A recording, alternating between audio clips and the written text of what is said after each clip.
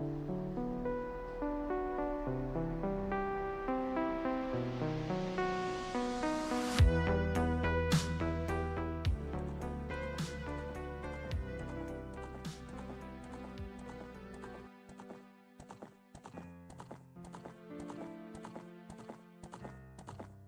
right, good morning.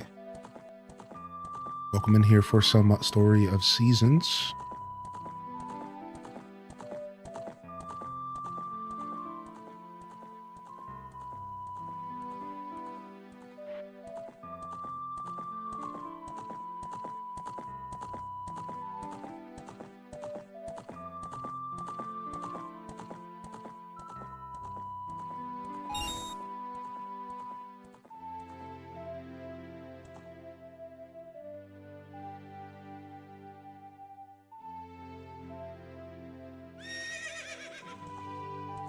All right. Now dive into some a Grand Bazaar.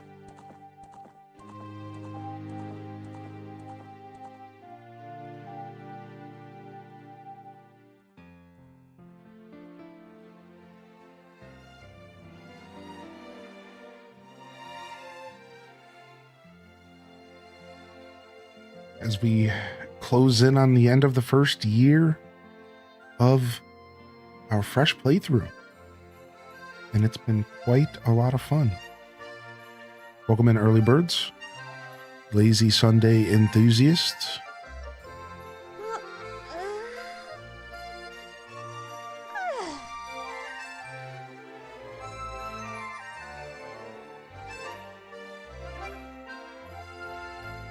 All right.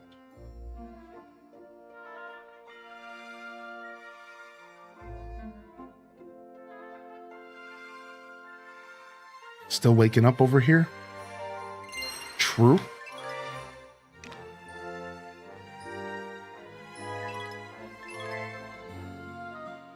All right, nice. On the last episode here yesterday, this weekend, we made it to rank 6 Bazaar, which is pretty awesome. It's a pretty big goal for those that aren't following the game too much. And then we managed to... There you go.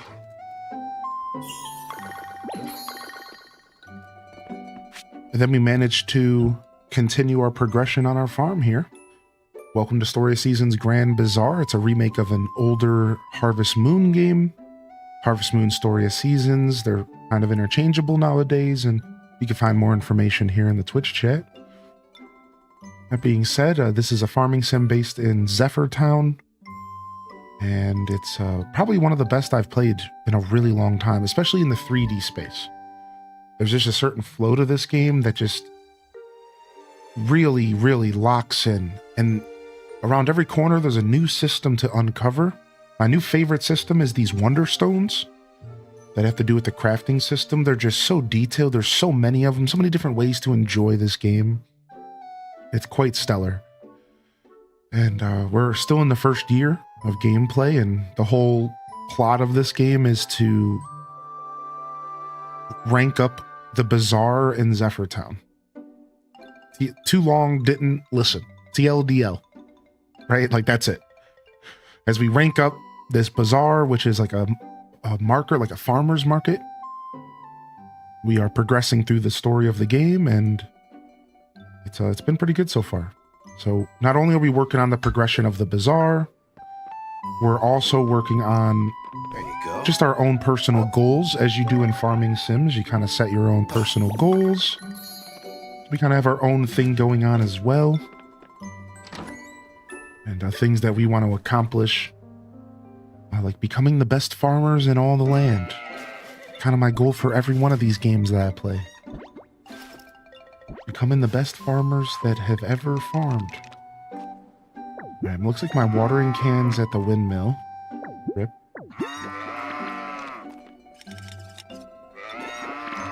We need to grab that this morning.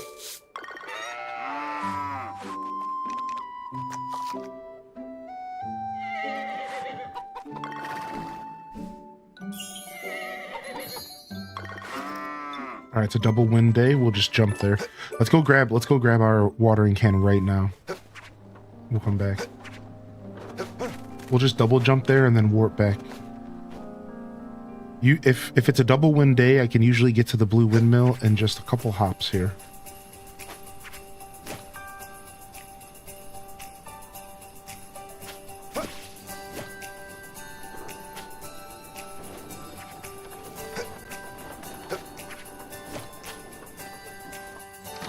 Dang, I really should have checked that request, but you know, whatever. Yes.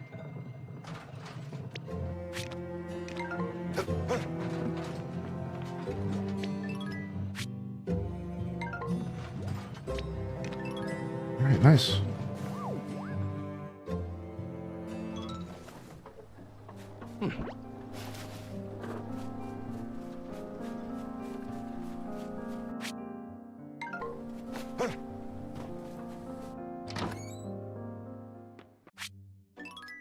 We'll save our game really quick. I just need to make a quick adjustment here to my capture card real quick. Give me just a second, and then we'll be right back. It'll take literally just a second.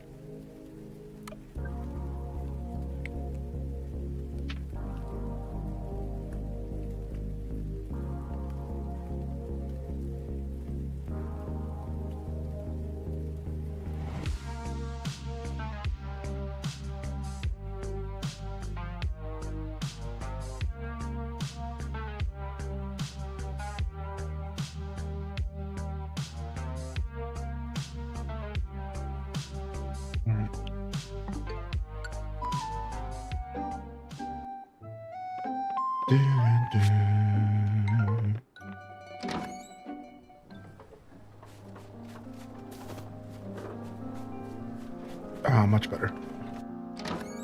Much better. All right, let's go water our crops so we can get our second watering in for the day. That's why I felt the need to run and go grab that. So let's see how many spaces we can water now. Technically, we have the plus. I don't think it's going to be worth it to do the plus.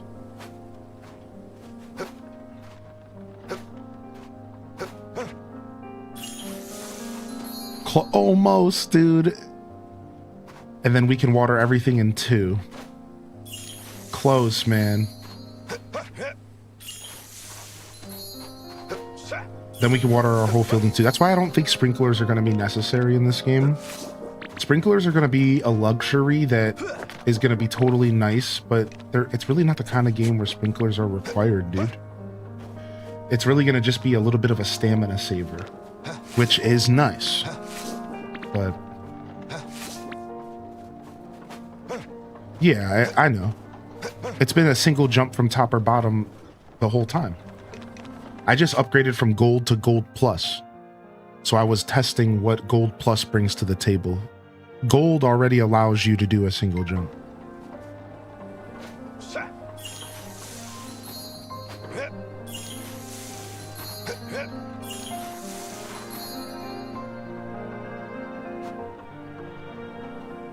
Okay.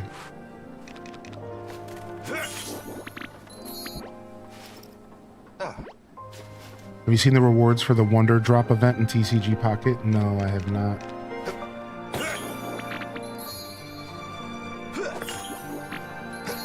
No, I have not. Now that you mention it, I think I did know there was an event coming on the 13th, right? Is that today? Yeah. Yesterday?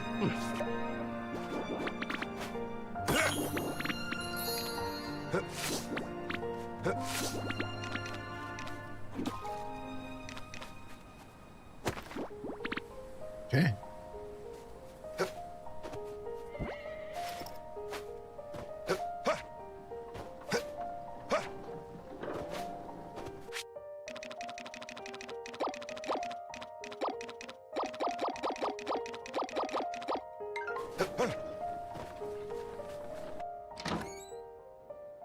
So we're assuming Orichalcum is... That's what I think, yeah. It's gotta be, right?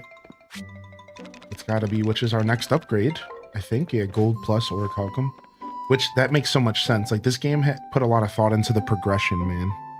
It makes so much sense. What a beautiful reward. You can water your field in 2 waters. Like, that's actually so nice, dude. Do we have food on this character? Sure. Oh, I think I have a horse derby tomorrow.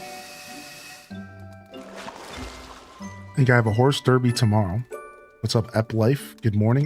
To everyone who's rolling in, welcome to the show. So currently we're working on getting our Blue Wonderstone quest, which requires us to get 4-star ores. And then in between growing crops and getting prepared for the next bazaar, we've bought a new cat and we're thinking about getting a new dog as well. So we're not ready. We have the new barn, but we're not ready to start adding animals to the barn yet. Working on upgrading our tools and leveling up some of the nature sprites outside of this little dandelion right here. Feeling dandelion? Because he's the one I have leveled up the most. Oh wait, do I have some stuff here? Ooh, ultimate lumber. Ooh, thanks, dude. So that's some of the stuff we've been working on here, our personal goals. Trying to get fish ranked up so I can do a quest. Honey, I'm just ranking up so that I can sell it. Now that I have honey up to 3 stars, I'm almost thinking I might just start selling it now.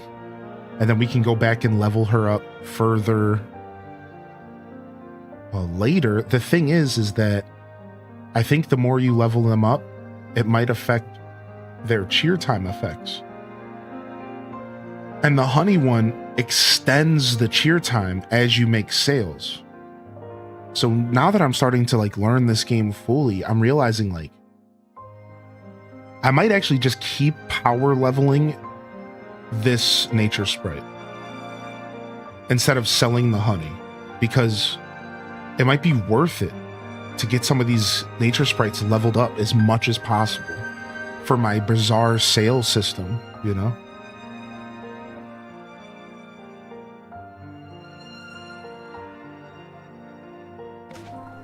So we'll find out.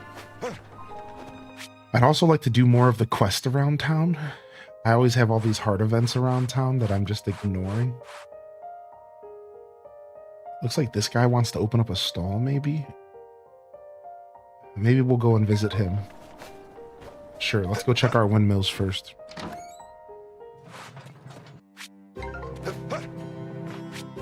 Okay, we have a bunch of lumber going, good. That's what I'll need. They might have just gave me my last gemstone needed for my quest in the mail, which is so dope. 1, 2, 3, 4, 5. Right?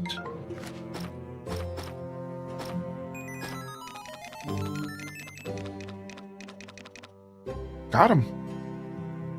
Nailed it. Nice. We can finally go do this Isaac quest. Dude, nice. The Blue Wonderstone incoming. Super sick. Yo, thanks for the follows. Also, thank you for the YouTube subscriptions this morning as well, which is the equivalent to following on Twitch. Thank you. Appreciate that. This game has been a bit of a hit for us on YouTube. We have been getting a lot of support over there. And I think we're going to break 2,800 soon. The time it took for us to get halfway through 2,700 was the same amount of time.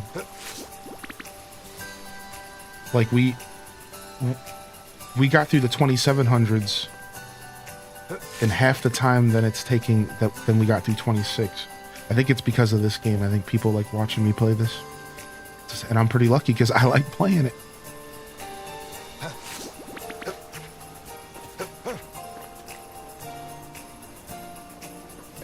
Hey, rat.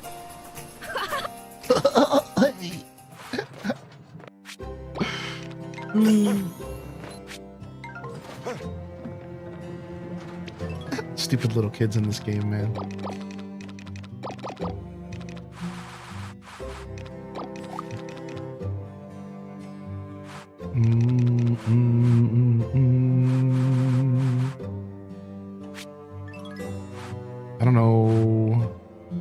process here. Don't. Oh, I do have one egg here that we can get going. I don't think we're going to be doing anything else for now. Just a bunch of fertilizer, sure. We're at the point now where we're just stacking so much fertilizer that we can probably start storing it and saving it for those rare situations where we need it.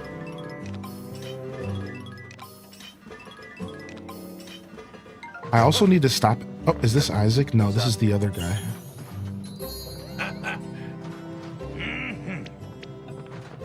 Wilbur. Get back on Dodo Airlines, punk. I want to go quickly stop at Miguel's shop because I want to buy some out-of-season seeds for fruit trees. And we could start growing the spring fruit trees now. And they'll be flowering and stuff by the time spring starts. Welcome, welcome. Well, let's see. What does he sell here? Does he sell any tree seeds? No, he doesn't. Oh, do you sell animal feed? Yes, you do sell pet food. I have some... I think I have some processing, but I need more.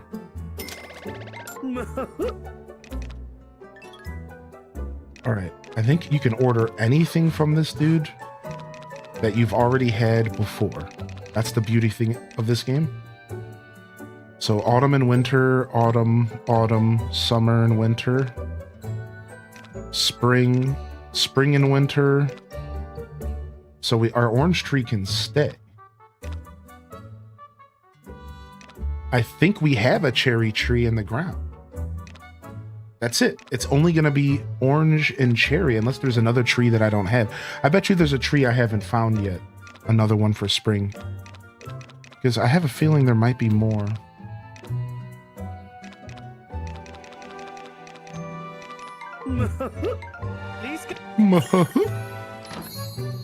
Because I think there's like avocado trees. I think there's like cacao trees. How are you? There's for sure more that I'm missing. That's Great. swell. Sup? How's it going? Eating How are enough, you dear? today? How are you? Good. How are you doing, dear? Hey. I stopped carrying around stuff to gift people ever since winter started, and I started putting all my flowers in the bee keeper, the apiary. Now I like don't at all feel the need to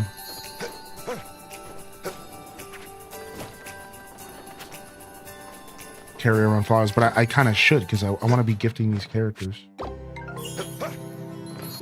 Yo, dude. Yes, sirree. Well, gosh. Well, gosh. I actually kind of like this guy's voice, but he's goofy, man. Let's go, dude. Well, how about that? I didn't dare ask anyone for help. Right too embarrassing. But not you. I knew you'd come through. I'm so glad we're friends. Oh, what a cutie. All right, let's make a seed bag of the 5-star orange that we have.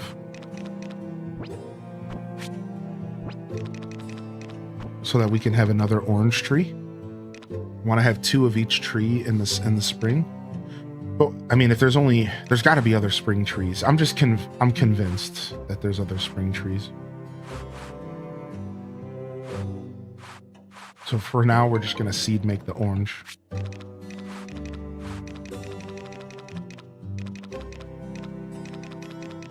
Oh, you don't do that here. You do this at the yellow windmill. This is yellow windmill. All right, we'll go back there. All right, we're going to go to the mountains anyways, so that works. Here it is. Process items faster. Ooh. Dude, I have a purple one as well. Dude, that's so sick. I think the Wonderstone system is so cool. I'm nerding out over this. I am absolutely geeking. I am geeking all over this, dude.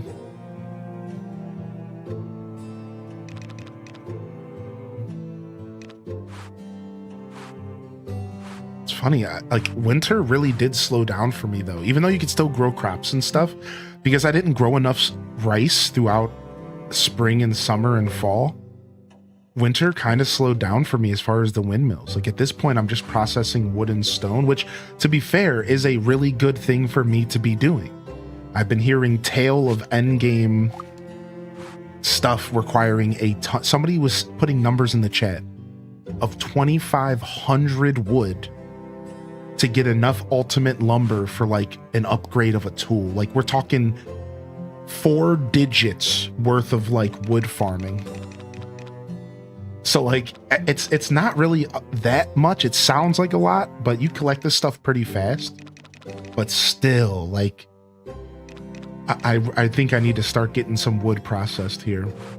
And the wood's the hardest thing to process because you have to deal with super long process times, and so up until this point in the game, you're not really doing a ton of that probably, like unless you had a lot of foresight, or if you weren't doing as much pickling and stuff as I am, you might not, like if you're like me, you probably don't have a ton of this stuff done. Yeah, you can buy wood, exactly. That's what some people were already suggesting, is you could just buy the wood and buy the stone. And you can even buy it with happy points from the happy point shop. So like you don't even have to spend cash on it. So there are actually, the game is just that good that there's actually solutions built into the game so that it's not so grindy. And that's just a testament to how good this freaking game is, dude. Yeah, they actually thought about that. And I think eventually happy points are going to become pretty extra. Even right now, like I have stuff to buy with happy points, but like I'm starting to run out of stuff to buy with the happy points. So like it does make sense. I can kind of already feel out the systems in place and like what they're doing. But my point is that I have 8 empty spaces here that I don't need right now. And like, I can't take out the Wonderstone until this stuff is done being made. So I can't just switch it on the fly and put in the blue one to make this go faster. So unfortunately, you have to think a little bit harder than I have been about how I approach the windmills. Because like right now, my approach towards the windmills is just shove stuff in there constantly. Always have stuff processing. But now it's like, I actually might want to slow down, pull back, right? Like if I didn't have these green brooches going, I would just go pull the lever right now. But I want to get these brooches done. They took 3 days, right? So it's like, I need to kind of just slow down, wait till everything clears out, and then I can get this stuff switched, man. Yeah, Wobbelina, that's okay, man. Everyone feels that way. The thing about these games is that they're called I call them choose your own adventure games. So like, you can play this game and you can really let it stress you out. And some people that just happens to us naturally. But then you can also play these games, take your time, and remind yourself constantly that there is no actual rush. Most of these games don't have hard endings. There's anything you can't do today, you can do tomorrow. Anything you can't do tomorrow, you can do next week. Anything you can't do next week, you can do next year. So I agree, like these games can be overwhelming, but like if you can kind of trick your brain into not stressing out, you'll quickly realize like, actually, you can just take your time in these games. Like they're designed to be long journeys, you know? But that's easier said than done, right? We don't all have the ability to just like flip a switch in your brain and not stress out. Like I get it, I really do. Even I sometimes start scrambling when I play these games. If you watch me enough, you'll see it. Just every once in a while, I'll have a day in game where I just start scrambling. And like I'm internally panicking on trying to do everything. It just happens. Like naturally when you have a clock in front of you, it just ignites the old scrambalooski. And it's hard to like avoid that, right? It looks like my roses are finally dying. Let's start gifting those.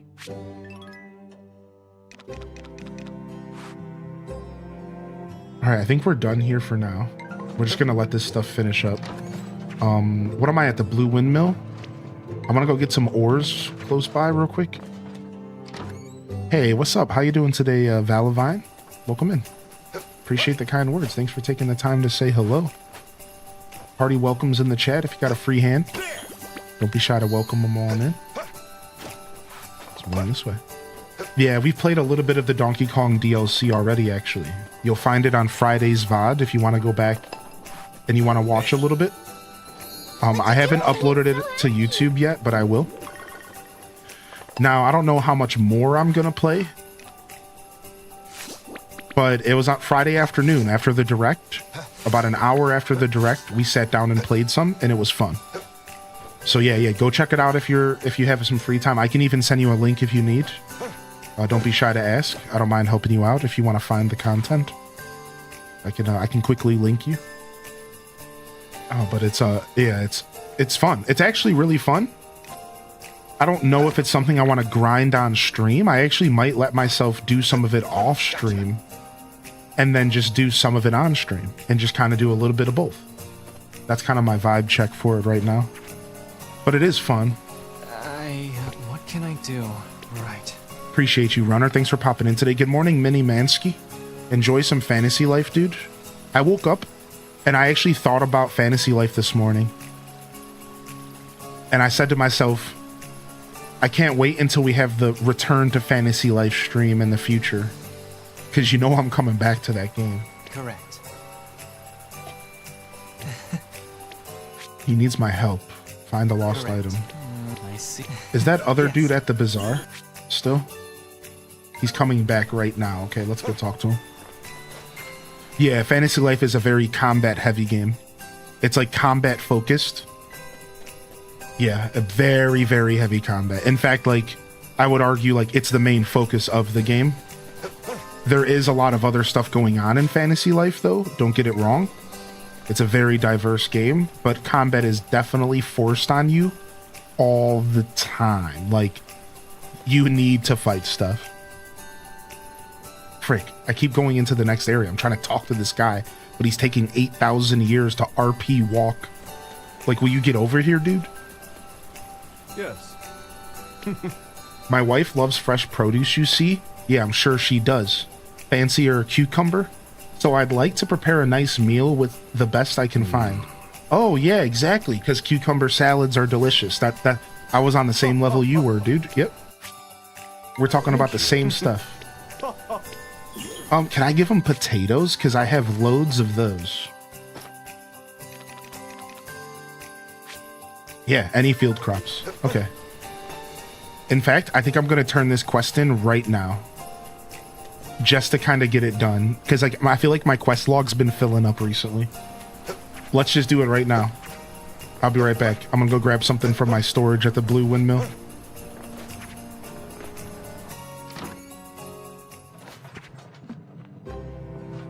That's why I saw your comment, Sammy Sut, and now you made me. I'm gonna go buy it. I'm buying the next Bazaar Day. I'm going and I'm buying the freaking red warp. You made me realize that I should just do it. Let's do 10 3.5 carats. Perfect. These are kind of lackluster. You can have the worst crops that I've grown all season. I probably shouldn't say that part out loud, but here, dude. Very good. Your thought.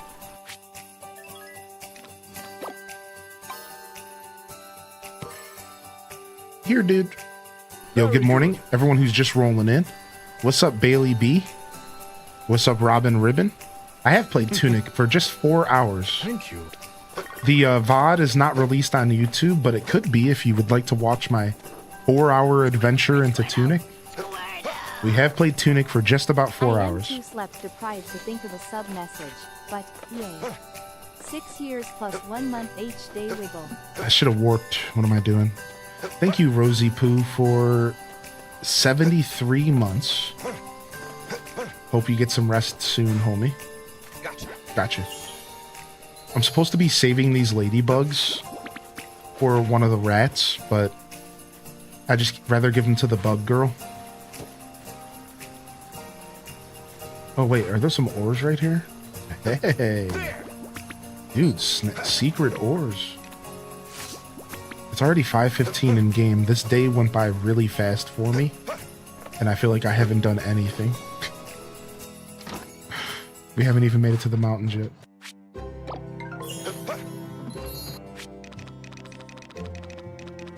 Yeah, look at all these different tree seeds. We're missing some trees for sure. Should be I keep playing Grand Bazaar. This game is that good. I don't blame you. This game really is that top notch, man.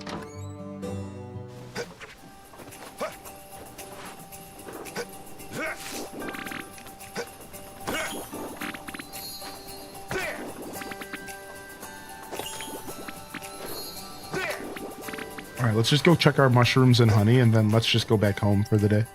I need a more chill day in game today. Can't keep up. Like, the difference is I'm not gonna scour the whole mountains for, like, loot. Like, I'm just gonna grab stuff on the way and then just be out of here. I need to go to my storage really quick to grab a mushroom for the little guy. What's up, Arata? I didn't know you still trained here, dude. Nice. I thought you were just a hotel boy now. Alright, let's go ahead and throw this honey towards... Let's go ahead and throw this honey towards, I'm gonna keep my royal honey, because the honey doesn't really go bad in the game at all. You'll notice the honey doesn't have a freshness counter, so just like real life, which is really cool. This game thought of everything. I do want to maybe keep some honey for cooking. I'm going to do that. I'm going to try to go ahead and keep some honey for cooking, because we're still kind of in our starting to enter our cooking era. Let me bring these mushroom seeds with me in hopes that my mushroom log is ready. What's the buzz?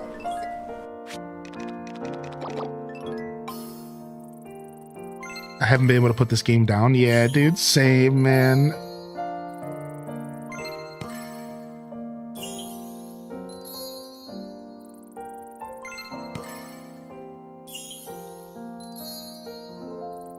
Wow, close to the next quality already. It's tempting to give her the last things of honey to see if it boosts up to the next quality. I'm so indecisive, huh? Let's see. What's the buzz? What's the buzz? Close. Thanks. Close, dude. It's so tempting to give her a royal honey. I don't think the royal honey's that rare, right? I'll give her one and see if it does it. What's the buzz? What's up, Pixie Rose? Hey, glad you're feeling better, dude. Got it. All right, 3.5 star, and let's go lock it in. Thanks so much. Nice. Now our next honey harvest will be even better. I think that's worth it. All right, let's go up to the mushrooms real quick. Mushrooms are not ready yet. Okay. State your condition. This is just little Dazabound. This is what Dazza was like as a kid. Thank you very much. State your condition. Look at his little Dazza. State your condition. Thank you very much. Anyways. I don't know how I feel about that. State your conditions. I only say that because you're data bound. For you. Thank you. Yeah. That's actually why I say that, because of data bound. Are you well? If that makes you feel better about it at all. Yes. Yeah, like that's the only reason I even said it, was because of data bound. Your alter ego. So it's not Dazabound as a kid, it's data bound as a kid, which is the alter ego alternative.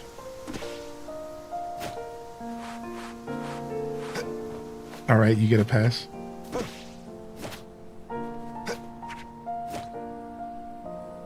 Got my second barn, my third chicken, which is a silky. A gold chicken was born from my second chicken, and I got myself a white alpaca. What? You got a gold chicken? Dude, why did I forget that you could do animal breeding in the game? Well, because I haven't got a new animal in a long time. That's why. Yeah, dude, I want to do some animal breeding soon. All right, we got to get home, dude. We have stuff to take care of. Oops. On the VOD, we'll watch it. Yeah. No problem, dude. Enjoy, and thanks for popping in. Let me know what you think of the DLC. I thought it was fun, but I think it's going to be more fun the more I play it, which is why I'm like, I think I might let myself play some of it off stream so that I can come and play it on stream, and it'll be even more interesting, I think. All right, let's speed this up.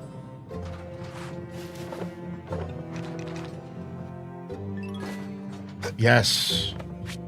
Yes, all this wood and stone, and we're just gonna start pumping wood and stone out of that.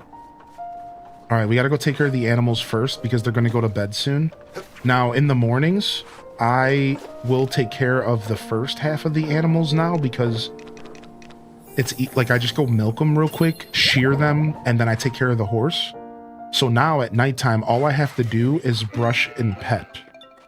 So, worst case scenario, I just don't brush and pet them if it gets too late. So I've kind of created my own system here. So this is only if I get up before 8 o'clock. If I get up before 8 and the animals are still in the barn, then I'll do this system. If I get up later than 8 and the animals are already outside, then it's imperative that I make it home and just take care of them all at nighttime, which takes roughly like an hour or so for 8 animals, like roughly an hour in game. There you go. There. There you go. All right, we'll stay up late tonight and we'll take our bath and then we'll water our crops.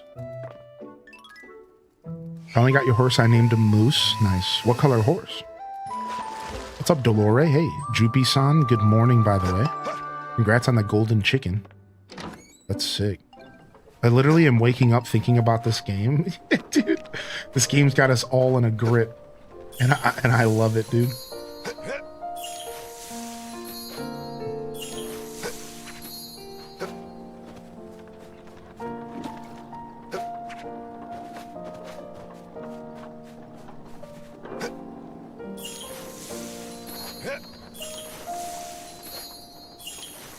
Alright, let's just go straight to bed.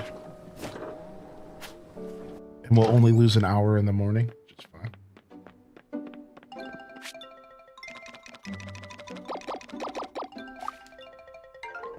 Alright, we gotta drop stuff off to the bug girl. I need more storage. Storage will get you. Yeah, I missed all of the DS. I missed so much of the DS and 3DS era. I was very picky about what games I played in that era because I didn't have a ton of money. I was pretty young. So like DS era for me was pretty limited in scope compared to like all of the bangers that were coming out. Like I played the Rune Factories.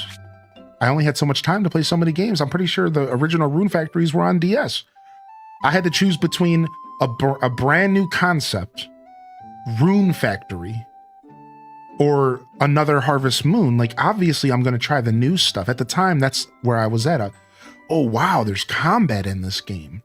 Ooh, it's going to be a little bit of Legend of Zelda. So, like, right, I never even heard of Grand Bazaar before this. Same here. Like, I didn't even know this game existed because I was playing Rune Factory in the DS era.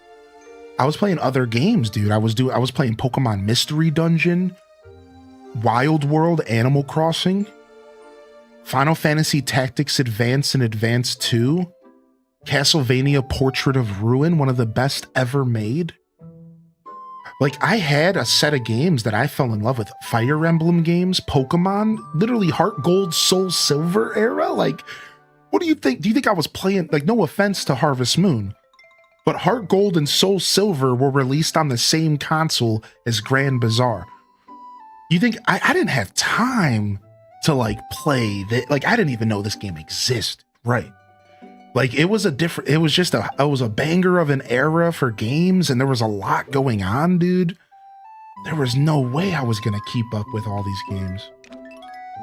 So I agree, like, I'm kind of sad that I missed out on some of the original releases of these classics. Like, I missed out on Animal Parade originally. I went back and played it though, thank goodness. I missed out on OG Grand Bazaar. Thankfully, they have a remake. And here's the thing, these remakes are so good that I don't even feel like I have to go play the original unless I'm just curious. Because these remakes are so true to the originals. How are you? I don't even feel like I have to go play the originals. Like, I could, because I like going back in time and I like checking out where stuff comes from. But, like, I don't really feel the need to. It's like, this game is good, man. I don't even know if the original is necessary. Sunny, snowy, sunny, sunny. Okay. All right. You got Mario Kart World? Oh, nice, dude. Yeah, we got to do a Mario Kart night here soon. I try to do them once a week or once every 2 weeks. I'm gonna keep playing Mario Kart World for a long time.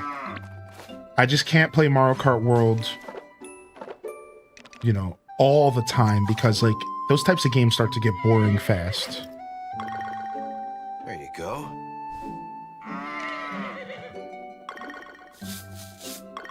But yeah, once a week or once every 2 weeks is my goal for Mario Kart World. I'm going to be playing that game for a long time. Now, we do have some other racing games coming out, so I do want to give, like, some of y'all a warning. Like, we might do a couple community game nights where I check out some of the Sonic racing game or Kirby Air Riders. So we are going to deviate and we are going to maybe branch out. But I can give you my word personally, I am not going to stop playing Mario Kart World. Period. And one reason is because I just like I like the game. The other reason is because I know my audience, and I don't like the idea of all of us scrambling to, like, purchase a new $40, $50 game just to play it once every couple weeks. Like, that doesn't really feel too good for me as a creator. I really try to think about y'all and your wallets. So while we're going to be checking out some of these new games, we're going to come back where I like to say come back home, because Mario Kart World is kind of our home as far as, like, our multiplayer right now. It's a great place to come back to. A lot of us own the game almost by default because of the bundle. And I'm going to come back. So, like, I just want to let y'all know, like, Mario Kart World's not going to go anywhere anytime soon. This emotional music behind my words made that sound way too serious. But I'm not going to go anywhere with those games, like so.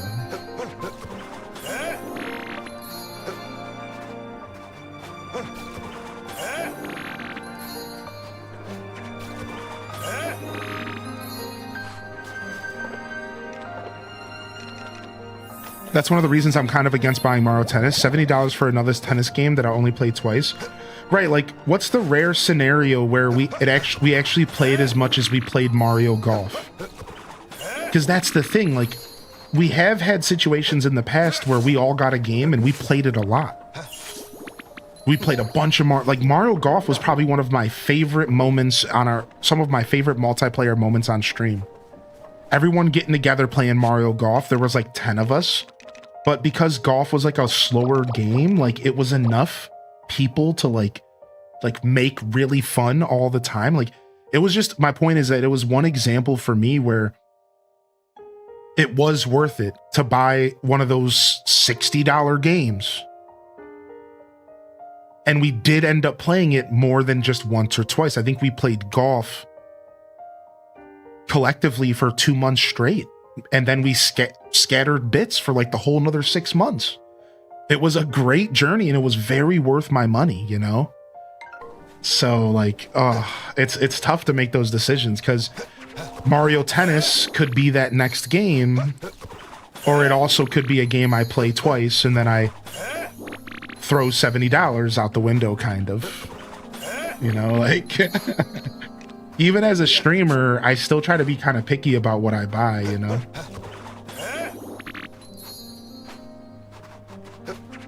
All right, a little bit of a late watering today because of a harvest. I didn't realize we had a harvest coming.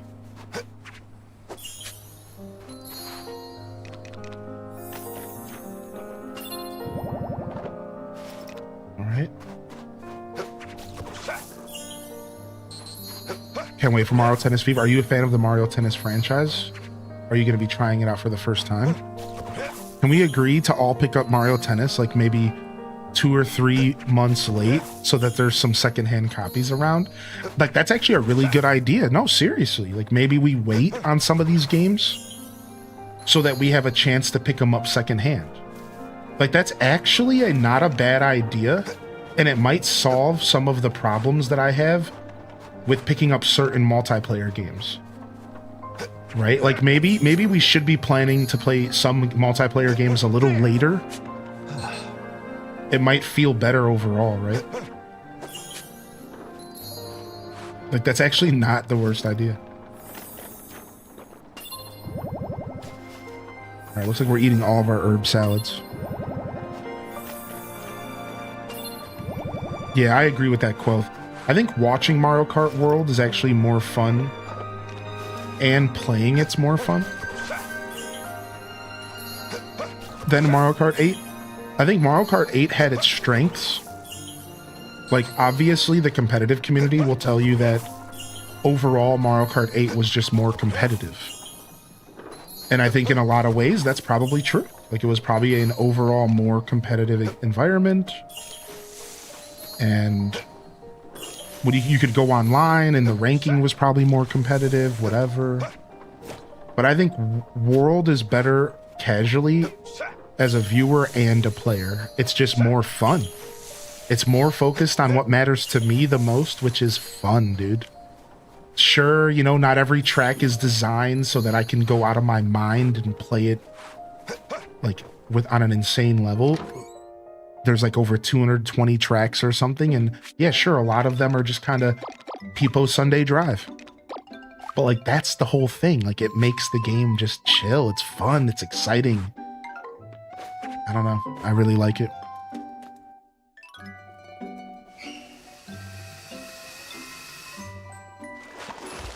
Like, Mario Kart World is like playing Smash Brothers 4s, and Mario Kart 8 Deluxe was like playing 1v1s. Is that fair? Like, that's the difference. Like, Mario Kart World is playing Smash Brothers 4s, and everyone's just having fun, and we're using items, and we're just going crazy, and every once in a while it breaks off into a like 1v1 on the side of the map, and you get to have a chance to really show your stuff. And then somebody interrupts it with an item, and then it goes back to being silly again. And then like Mario Kart 8 Deluxe was more just 1v1s. You know, maybe with just like the Dragoon turned on from Brawl, like that's it. Like, just a little bit of silliness.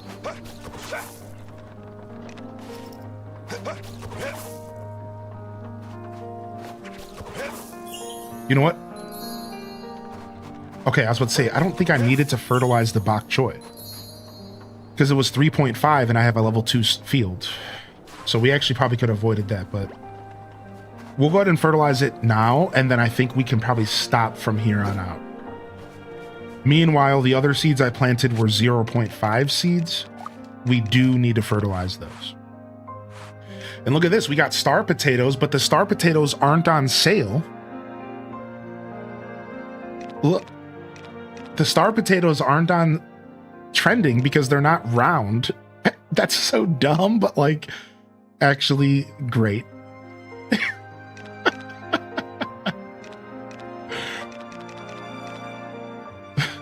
Dude, so many potatoes harvested. We're out of our mind with potatoes right now. All right, let's go.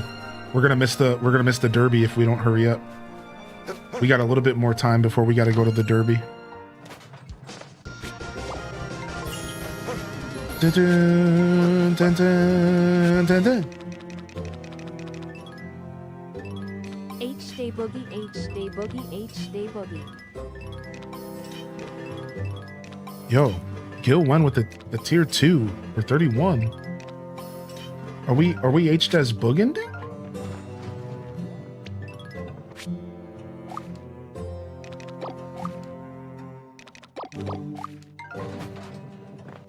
Look at that. With the blue windstone, it only takes 18 hours. With the blue wonderstone, it's only 18 hours for stone and lumber, level 10 each. Look at that. That's nice. Dude, 50% of the time cut off. Look at that. This is all going to be ready tomorrow at basically in the morning. Dude, the wonderstones really changed the whole game.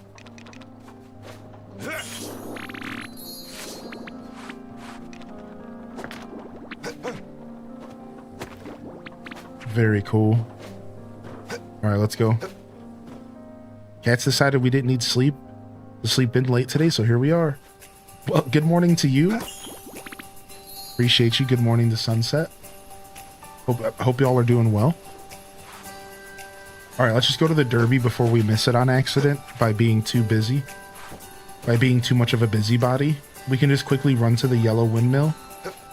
Drop off some fertilizer so I can clear my inventory up for cooking. Because I want to do a cooking session. And then...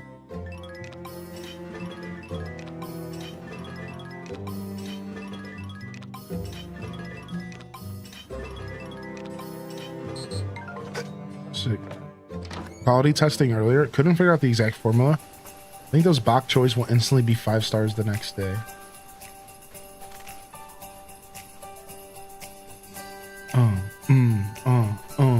Oh, everyone's here. I'm so happy. Okay? This is actually my first horse derby. Because I didn't participate in the spring derby. How are you today? Well, isn't that sweet? Good afternoon, folks in Europe. Good morning to everyone in the Americas. And good evening to those of you off in the Eastern Hemisphere. Hope you're all doing well. Yo, Gunblade coming in with the 76 months, dude. Thank you, man. Good morning, Gunblade. Good morning, Gil. Thanks again for the support coming out here today, dude. How you doing, Gunblade lad?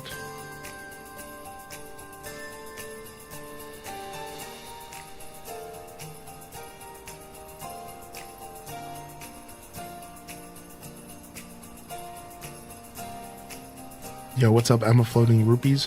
Pokemon fan, Cursed Touch. Sorry to hear about selling your collection, man. It happens, Cursed Touch, dude. I don't have any of my collections really either. Good to see you back in here, man. All right, entering the horse derby. We trained for this, but I also did just wake up, so let's see if my training actually matters, dude. Here we go. I trained for this, chat. Thank you, one and all, for joining us today. First and foremost, allow me to introduce our competitors. Entrant number 1. Lively Entrant Lou. Number 2. Bright Lisa. Entrant number 3. Gentle Michelle. And our final entrant. A guy in a cow costume. Now then, let's begin. All right, dude. Let's see if I can pull this off, man. We've done some training.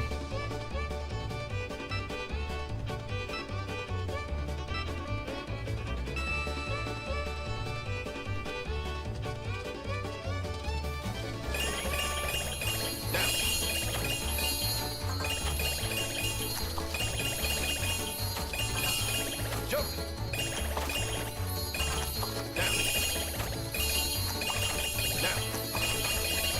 Nice. Not a single gate knockdown, dude.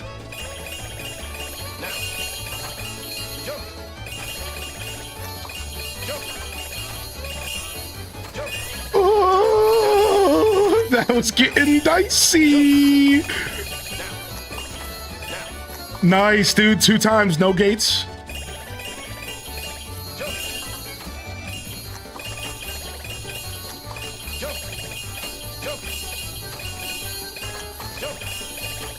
Oh, I jumped too early. Oh, no. Dang it, dude. Almost a flawless run, dude. Almost a flawless run. I messed up there. Your horse is so much faster than mine. I've been training, dude. I did 3 training sessions this winter. I guess it mattered. I don't even know what level training I am. Good job. But clearly it mattered. Dude, that was sick.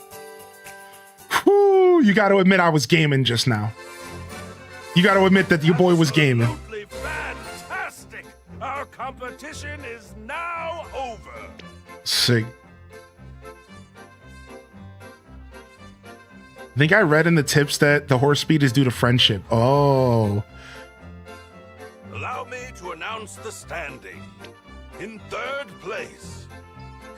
She got a score of 2260. Wow. Wait, this is some steam competition. What did I get? In 2nd place. 2690. Wow. Wait, I thought I only had 20 something. And finally. In 1st place. No, never mind. I was in the 3s, baby. 3620. Congratulations to you. Nice. Slayed him. Let's move So, right Sidey, along. you have to feed them before they eat their meal for the day. So the best way to feed them the horse treat is right when you wake up, because the horse will eat Congratulations, my friend. kind of anytime he wants. Stopped. But I've noticed that the horse mainly eats before bed. So you have some time, but sometimes my horse will eat like first thing in the morning. So you have to just get right up to him right when you wake up, walk straight up to the horse and hold the treat in your hand and feed him. You have to do it like right when you wake up, because otherwise the horse just like eats when it wants. It's weird. Sometimes my horse won't eat until 8 p.m. But sometimes it will eat at 8 a.m. Like, I don't know. Here is your.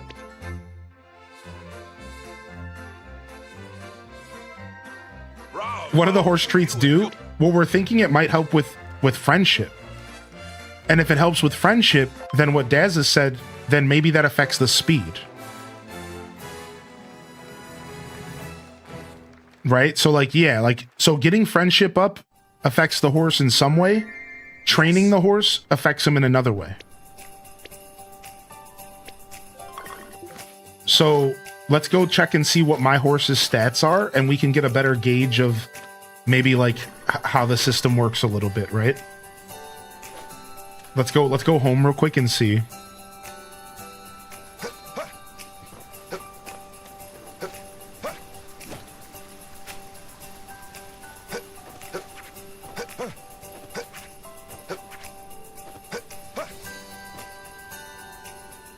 It's gonna be a late night for us because we had to water late. Dang, all we got was a trophy. I didn't even get a reward, dude. What kind of trash? All right. I want to get one of these. I want to uproot one of these trees. What is this? Blueberry tree? You gotta go. So you can uproot the trees and you actually pick them up and put them in your pocket. So for those that didn't know that, now you know. You actually can pick the trees up and put them in storage for the next season. This is unprecedented. This is the first... Oh, I don't even have to fertilize. This is already level 5, right? Yeah. So you can actually pick the trees up and rotate them, and you can only have the trees out when it's their season. So look at that. So now this bears fruit in autumn. I can just save this 5-star tree until autumn. Very, very intuitive game, man.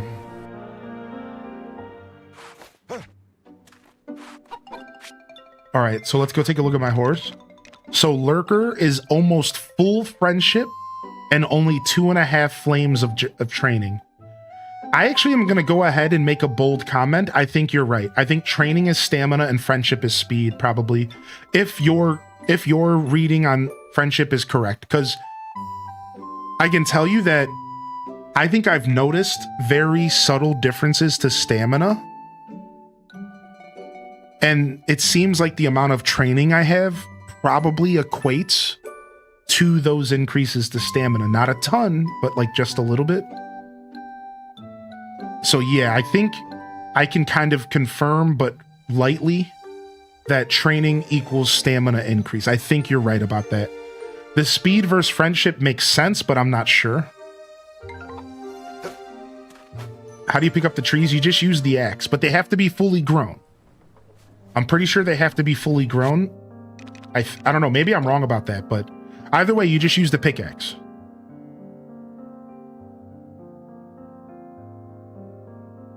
Yeah, just use the hatchet. That's what it's called in this game. Hatchet it up. Did we take our bath in game today? For stamina increase? Alright, let's just go do some cooking. Let's just chill out, take a slow day, and go do some cooking real quick.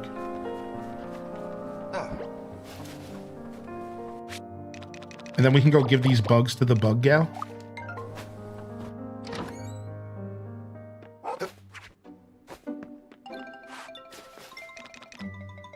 You want to train?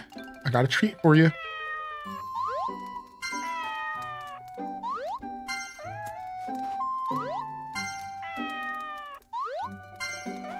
I'd rather be training my new cat, but my new cat's an independent and rarely is awake.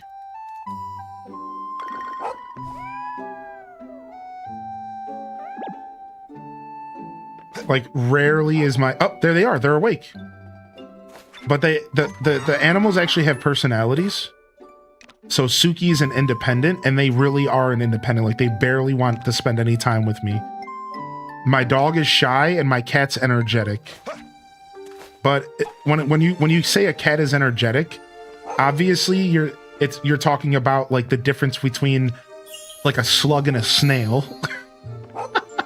Like, there's not that much energy there, all right?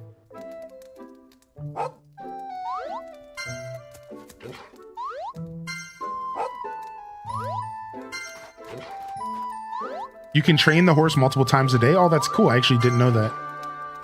Did you leave the horse? Yeah, because they just find their way home naturally, Tuffy. So it's just like one of those things you don't have to think about too hard. Oh, they went to go to sleep. See? There. They went to go to sleep instantly before I had a chance to even do anything with them. Like, will you stop, you little nerd? They're like, leave me alone. Don't touch me.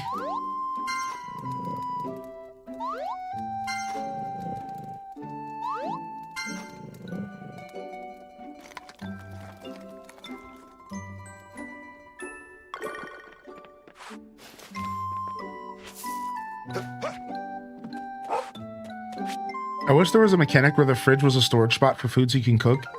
Yep. That's just one of those things where this game shows its age. Because for everything that this company did to make this game feel modern, we always have to remind ourselves that this game is a game from a past when. And for all the quality of life, there's always going to be a couple things that shows the game's age. And that's exactly what you just hit the nail on the head with. Like, yeah, this game shows its age every once in a while. And you get reminded that it's a remake of like a 2008 game. Yeah, no cooking from storage sucks, right? Like, that's a very modern gaming thing. And it's like, oh, it's just a little annoying. It's one of those things that would make such a big difference for quality of life, but doesn't make a big difference as far as the game's enjoyment. Like, we're still loving the game, but it would make a big difference for quality of life. Like, it would be pretty nice. Like, yeah, same here, Figgy. Good to see you, by the way. What's up, Solar Wolf, man? You got the last rank halfway through summer? Nice, dude, year 2. I think Poot worked that way? Yeah, I think you're right about that. Yeah. Yo.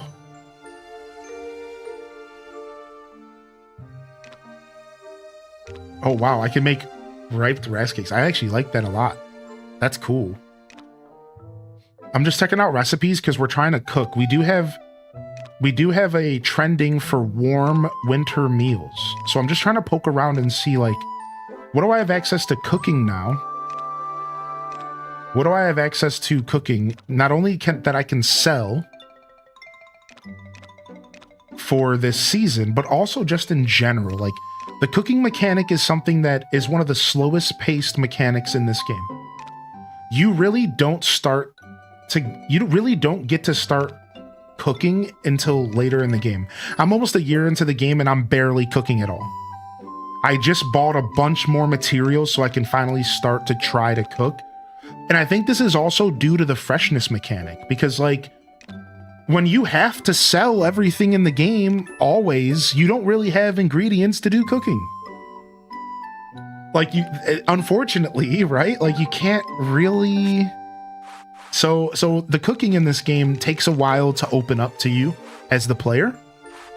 And this is by design. Like, this is not a bad thing. But, like, that is kind of by design, right? It's like, it seems like one of the last things you really get to take advantage of. And we've already noticed that the buffs in this game are so powerful that, again, I think it's by design, because I think if you were to able to dive into the cooking and start taking advantage of all these really good buffs early on, it might mess with the game's overall progression. Progression, for those that are not crazy nerdy, just means, like, the progression of the game and how it feels to go from day 1 to day 30 to day 60 in game. And sometimes that's a very delicate thing for a developer to, like, create.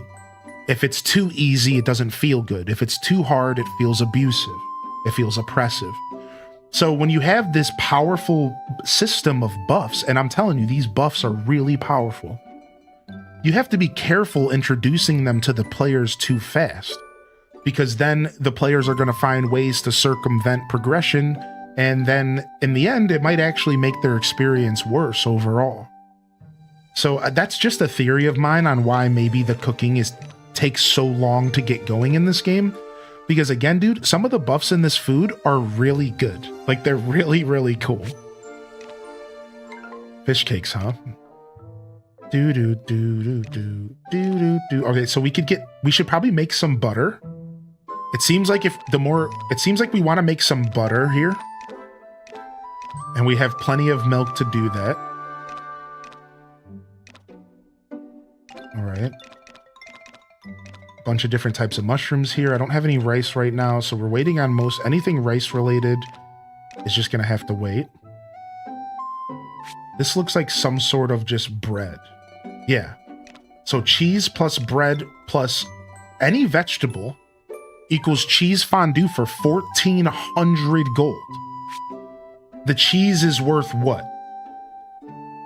400, 500? The bread's worth like 100, 120? Potatoes worth like 150. So you're making double your money with the cheese fondue here. I'm trying to do the stupid cook 100 meals mission. Walnut juice is a good option. Yeah, the walnut juice is good. I've been using that as well. What's up, Geoff? Or Jeff, excuse me. As a kid, I always pronounced that as Geoff as a kid, and I'm pretty sure I pissed off a bunch of Jeffs growing up. I don't know why, man. It just took me too long to accept that wasn't how you pronounced that. I'm sorry, man. I'm sorry, dude. Yo, welcome to the show, dude.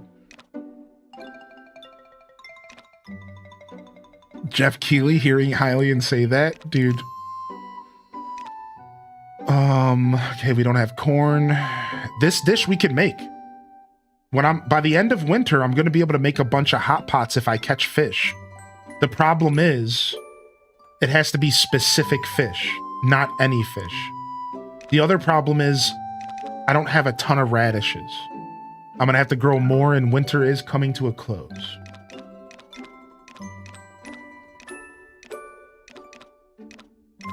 So for all of the new recipes I acquired during Hearth Day, the truth is I really didn't get anything to up my game at all. This was, in fact, the first season that I really got kind of beat up. Oh, wait a second. And then miso super merges.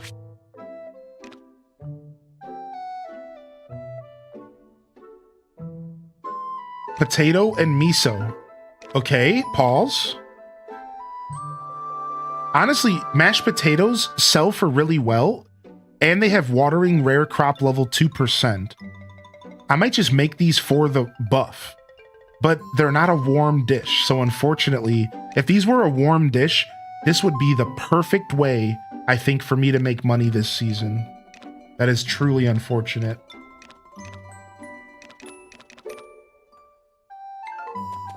All right, let's go check the prices of miso and potatoes.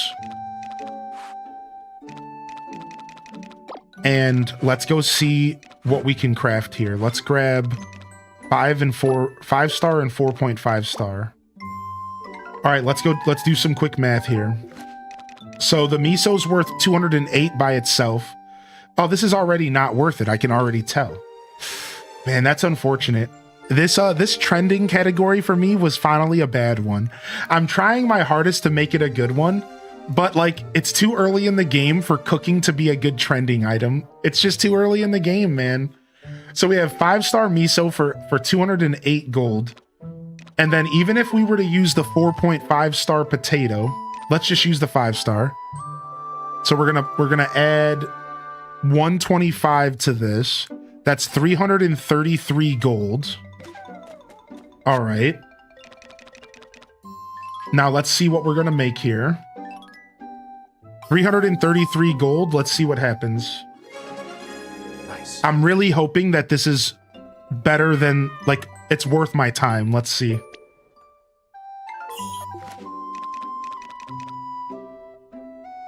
All right. 200 profits. Not bad. It's not terrible. It could be worse. That's not bad. That's a pretty decent profit. I'm going to go ahead and I'm going to blow all my miso on this, and we're going to sell this week. And I think I have enough soybeans to make more miso, and I could do more. Not bad. Not terrible.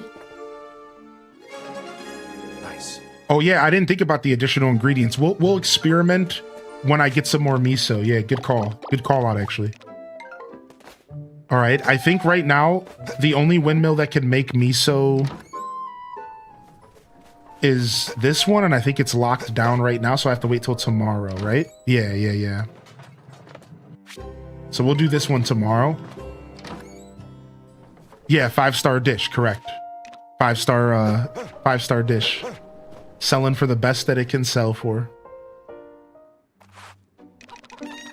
All right, time to get your brushes. How are you, little cute sheep? And here's a pet. How are you, little cute cow? And here's a pet.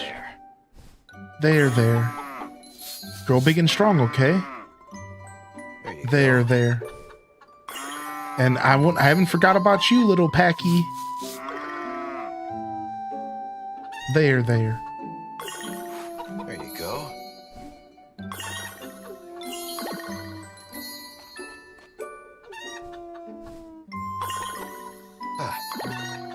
There.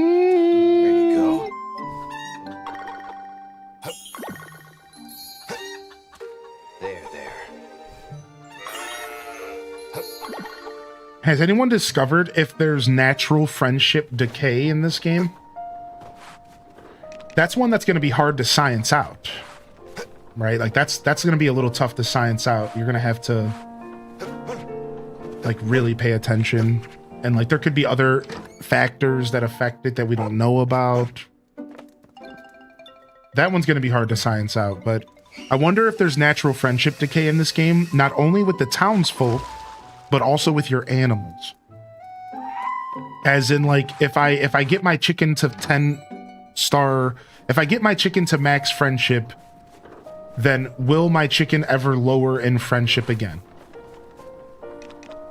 And then again, if I get a member of the town up to max friendship, will I have to maintain that, or will the member of the town stay at max friendship? These are the two questions that I'm very curious, because every one of these farming sims handles it differently. For example, in Friends of Mineral Town, sorry, in A Wonderful Life, there was only one character in the remake that had friendship decay. There's one character, and it was this plant that would create hybrids for you.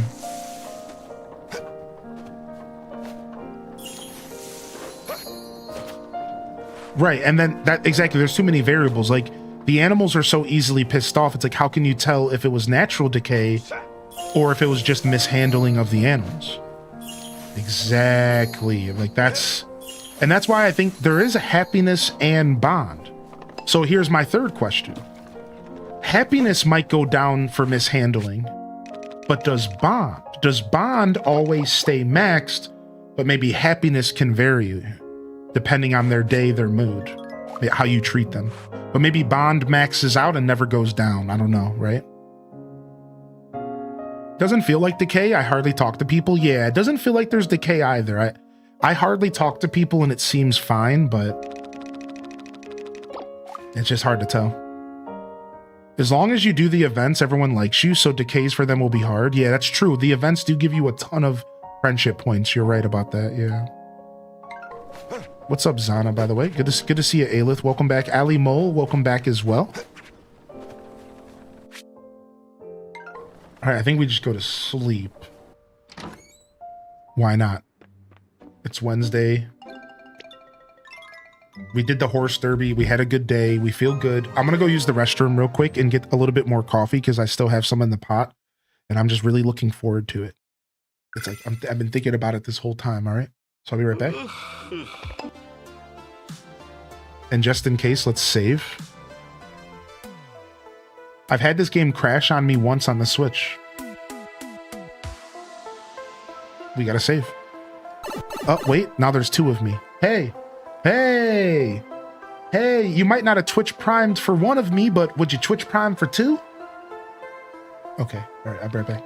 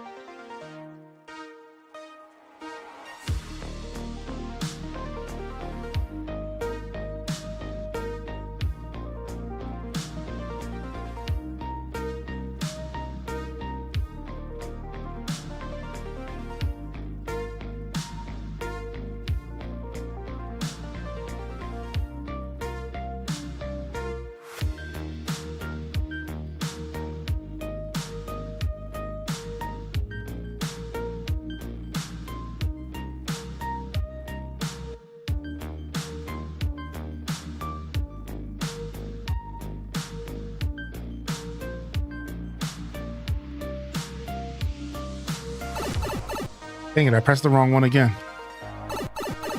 Freaking muscle memory out here. Ruining everything. This guy needs to get it together.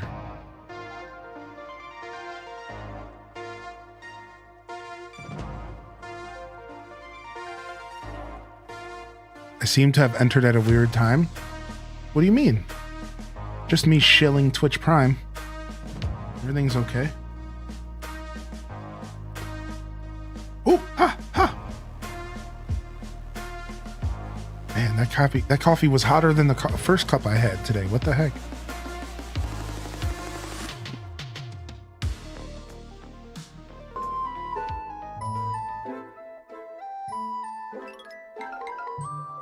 Let's go. How are you? Mineral stone types. Ever come across different colored stones up in the mountains? Different mineral stones have different ore inside. You may even find a gem inside if you're lucky. Oh. Here's the deets. Some stronger ores take a stronger hatchet to break them loose. Word is higher quality ore can be found at higher elevations, so keep climbing. Wow. Interesting little pro tip about the elevation.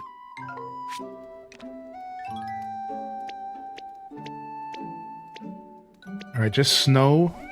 Nothing but snow and sun. No blizzies. We might get a blizzard at the end of the season, so we still have to stay vigilant. Alright, let's go.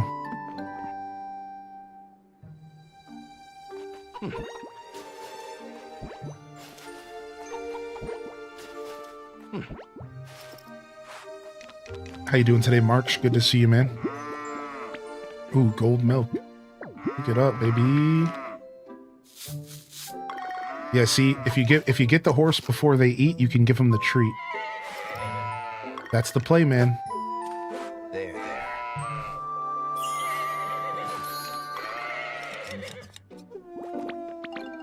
For some reason they call it a treat, but they don't. It should be called a meal. Because that's what it is. It's a full meal.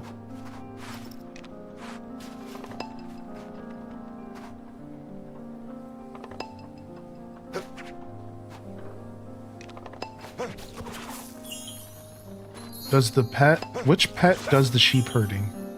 Large animals is dogs, small animals are cats. So I think dog is the answer to your question. I think so, yeah. Dogs do sheep, alpaca, cow, buffalo, whatever else there is. Cats seem to do chickens. And I think that's it. I mean, maybe there's some other small animal in the game. I'm not sure. Are there ducks? I don't think so. I think this game stops at chickens. Yeah, the silky. Yeah, the silky.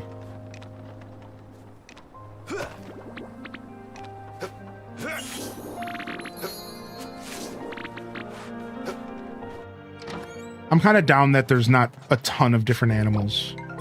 Sometimes that's nice in a farming sim. Sometimes it's nice when it's not like a ton of animals, like different types of animals, and just like keep it to the basics.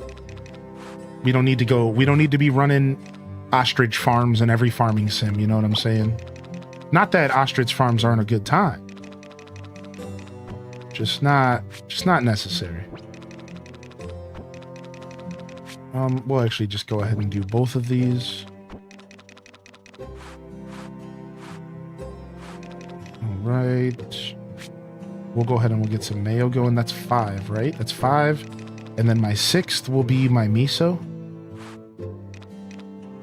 Where's the rest of those soybeans at? Oh, I have 20 soybeans. So we can do 10 miso.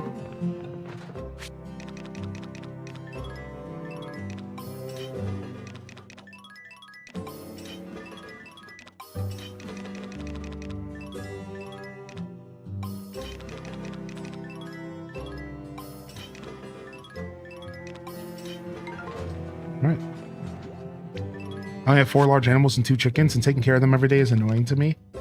I think generally they feel that way always in these games for me.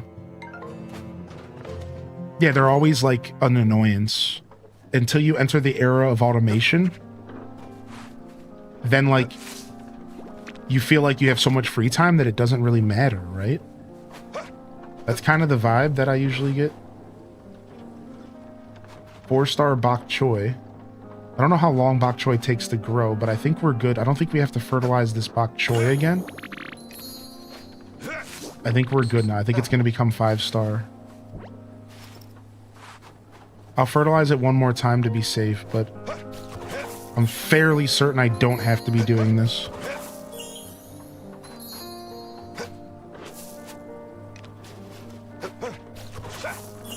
So burn out of this game. I need to watch someone play it to inspire me. Nice.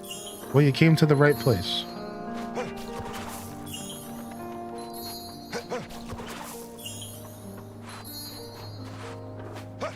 Oh, you're good. It's level 4. I planted... I think I planted at 3.5 stars. Yeah, I planted at 3.5. One day later, after one fertilization, it went up to 4. The only problem was I don't know how long bok choy grows, so just to be safe, I hit it with another batch of fertilizer.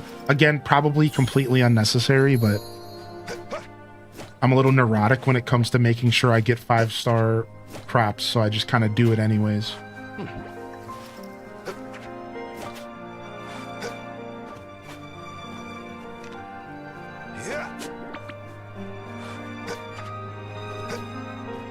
It's games like this that led devs to, like, Concerned Ape to create auto petters and auto feeders. Yeah, exactly. I don't mind. Because I came from an old school Harvest Moon kind of foundation, I kind of enjoy the having to manually take care of the animals every day, because it's like one of those things that kind of help you stay grounded. In these games, routine is really the grounding and the core of the game, right? So for me as a gamer, I look forward to that routine. And when you find little routines in your days, it feels good. But then those routines get broken up because you start to discover the ability to water things automatically. And then you start getting to the point where that routine starts to dissolve. And you, like, kind of can do anything you want. But having animals in the game, for me, keeps me grounded and still keeps a semblance, some like resemblance of a routine in my in-game days. So no matter what happens with my automation, with my field, and no matter how efficient my tools get, I always have to stop every night to pet my freaking animals. And, like, I enjoy that, you know? At some point, I usually stop because friendship usually doesn't decay. And your animals, you don't really care that much. Like, eventually I hit a point where I don't care anymore. And I just, like, take their eggs and milk them and move on. But until that time comes, I kind of look forward to it. It's nice. Oh yeah, there are sprinklers in this game. They're just a little hidden. They are just a little hidden. You ever get into flavored creamers? Sure, yeah. I've never used canned cafe foam, but I have gotten into flavored creamers, yeah.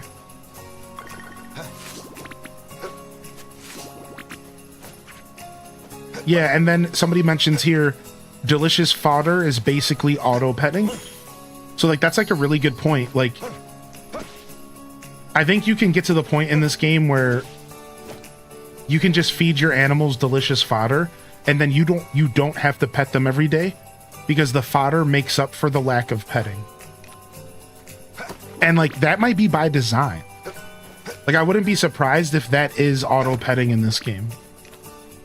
Yeah, minus 54 set. So, like, sometimes that's how these games work, man. They'll have little secret ways to like, make the automation. Like, right now, I'm building up delicious fodder. Yes. For that exact reason. Like, I have 54 pieces. Now, the problem is that the animals will eat it before it's fully grown. Or, like, right when it grows, before it has a chance to spread. So what you have to do is, if you want to plant delicious fodder, you have to plant enough so that it has time to spread, but the animals can also eat it. This is actually, like, tough. Yeah, so that's why right now I'm actually building up. At this very moment, I'm actually building up, and I'm going to, once spring hits, I'm going to plant like 100 delicious fodder so that it starts spreading naturally, and then I have just a field of delicious fodder.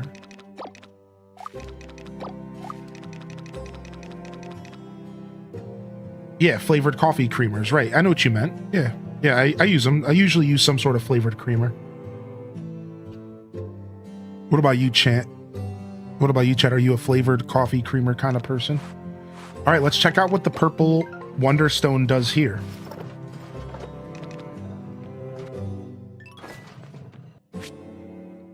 Okay, the Autumn Sunstone. So we found the other Sunstone. So autumn, winter, summer. Or I think it was autumn, spring, summer. I don't know. You can make bronze medals. So you can convert regular medals into the different medals for the raffle. And then you can make guardian fish bait. And you need fish bones for that. So... very interesting. What's the Sunstone do? We don't know yet. At least I don't. Maybe that's something we don't want to know. Maybe we'll keep that one hush. I'm not sure. But yeah, we don't know. I don't know. It might just be worth a ton. It says crafted once. It's a unique item. Yeah, I have no clue. Yeah.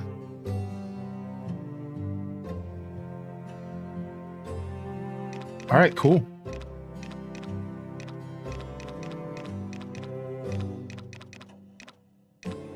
So this one's not as cool as the other ones. I think the best secret windmill with the purple stone is... I think the best is obviously the one with the legendary tools, right? Like, obviously that is the best. The legendary tools are just too cool, man. I think I'm going to go ahead and keep my green Wonderstone for now. And we're going to switch it to the red windmill, I think. Since I don't need all the extra spaces here at the blue windmill right now. And instead, let's go ahead and get some butter processed. Let's do 10. Let's do 10 butters. Oh, we can only do herb butter here. Regular butters at the red windmill. Oops.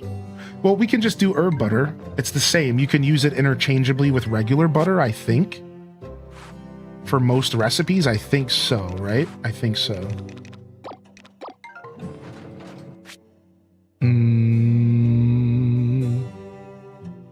Started to start a new perfection farm today on Stardew. Nice. I can tell you what the stones are for. No, like I said, I think that might just be something that we can figure out later. Yeah, we don't really need to know everything. Like, does it really matter if I know what the sunstone does right now? Really think about it. Pause for a second and think about it. No, at all. It doesn't matter.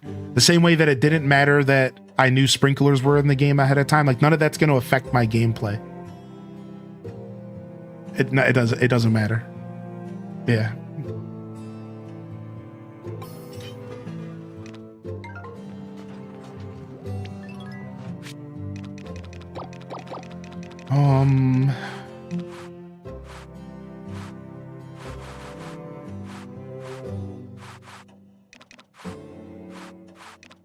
Let me grab another 10 milk for cheese.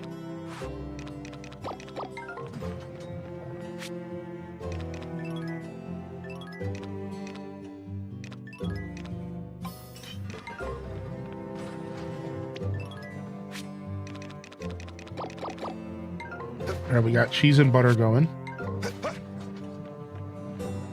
I think there's anything else I needed at this windmill. That's why I wanted to take the green stone out, because... Oh yeah, we could do potato seeds.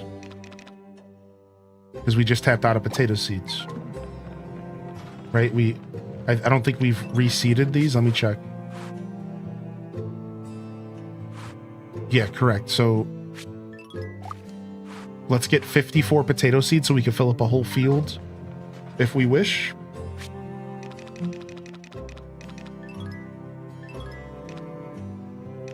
Oh, so we can only do... because I took out the green. I'm so used to the green Wonderstone. We have 2 in there. We could do 4 for now. Let's just go ahead and do all 4.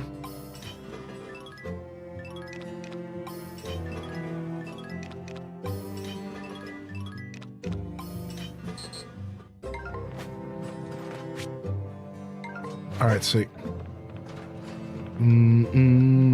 What's up, Burger Smalls? Good to see you today, dude.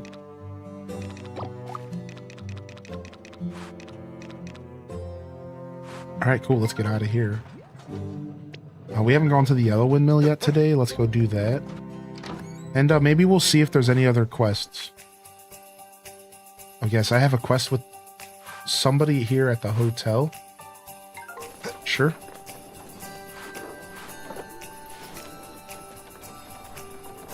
For you. I went from washing dishes to deep cleaning the kitchen. Yo, what's up, Tater Tot? Man, if I get in the mood to clean, I clean. If I get in the mood at all to do any kind of cleaning, I clean, dude. Okay, we got a quest here. Yo, thank you, Pixel Pop. Hey, how are you? Hey, Samir! Hey! You're from somewhere super far away, right? Well, yes. For real? Come on! Tell me about where you're from! Please! Pretty, please! What's it like there? Well, Come on! Just tell us! It's just that,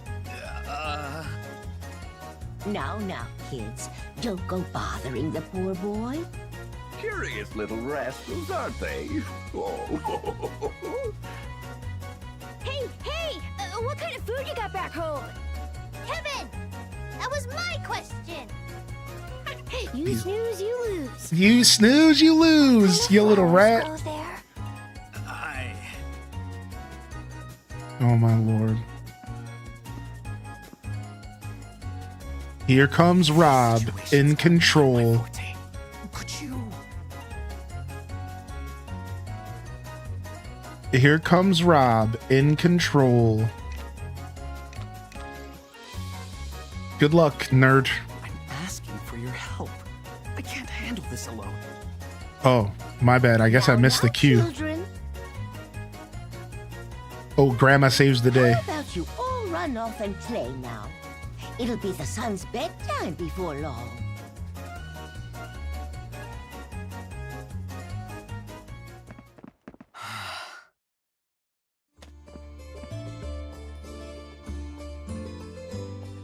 I like Samir's You're music. a popular one, aren't you, dearie?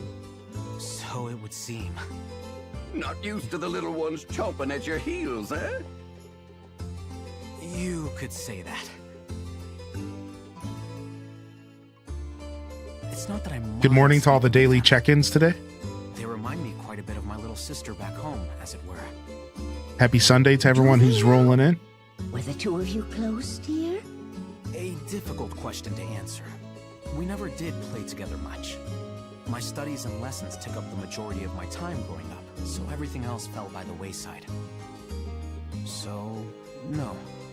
I wouldn't say we were particularly close. Even still, you must be wondering how she's doing back home.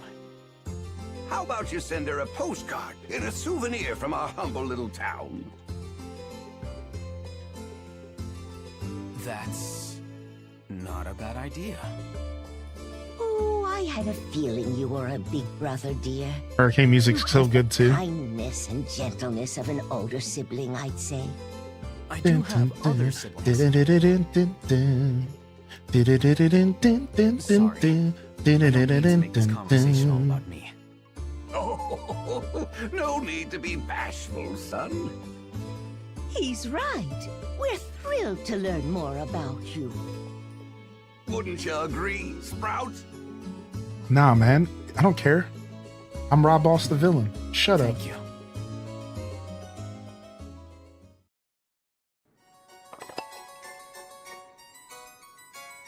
I actually like the music in here too. Yo, what up, wild chick? What up, wild chick? Hey.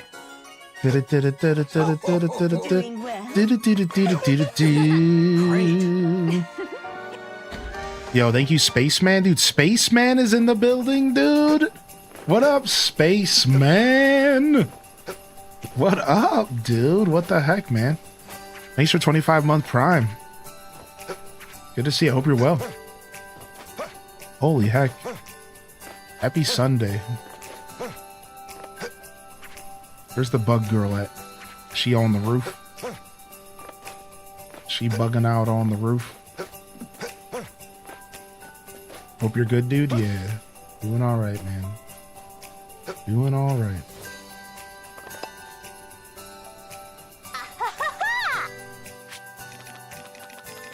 Bugs. Bugs.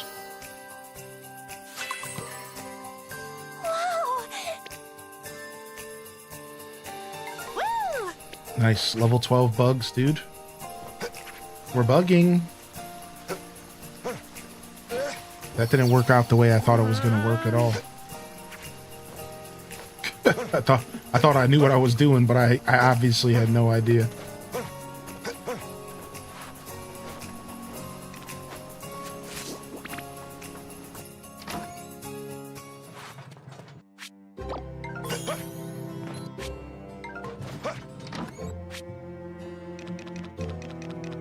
We're bugging. I think I got some golden milk in here, right? Pretty sure we got some gold milk. Yeah, just a little bit of some gold milk and some gold cheese. All right.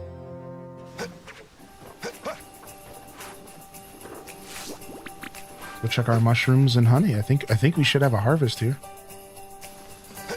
Pokemon Garden game, do you think there'll be shinies? Unfortunately, I don't think so.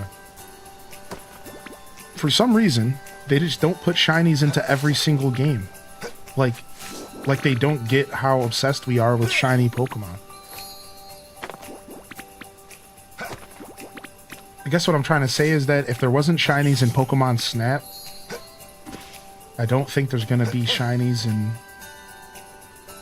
Pokemon Pokopia. Whatever it's called.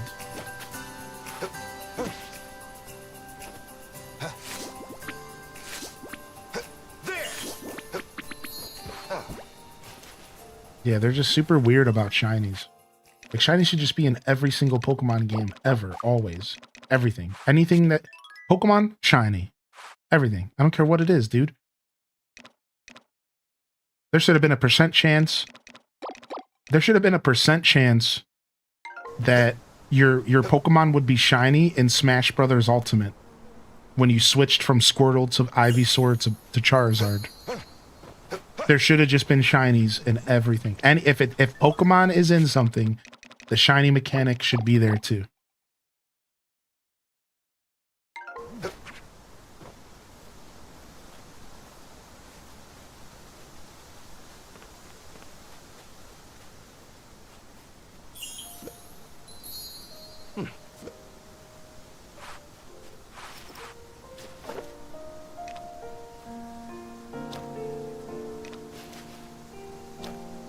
Nice, I got 12 mushrooms.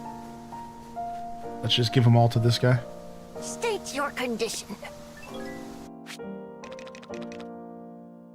And then we just save some for seeds, right? Like, we're gonna go ahead and just make a little seed making empire of mushrooms. Just a little mini one. What's up, Shamelessly Creative? Where does this Story of Seasons game rank for you compared to the others? What's up, K-Jun?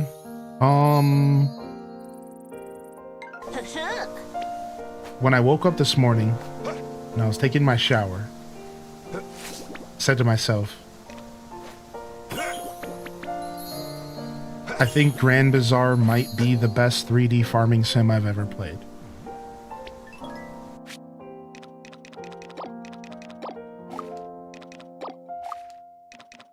I think this might be the best 3D farming sim I've ever played. So, I feel like that answers your question.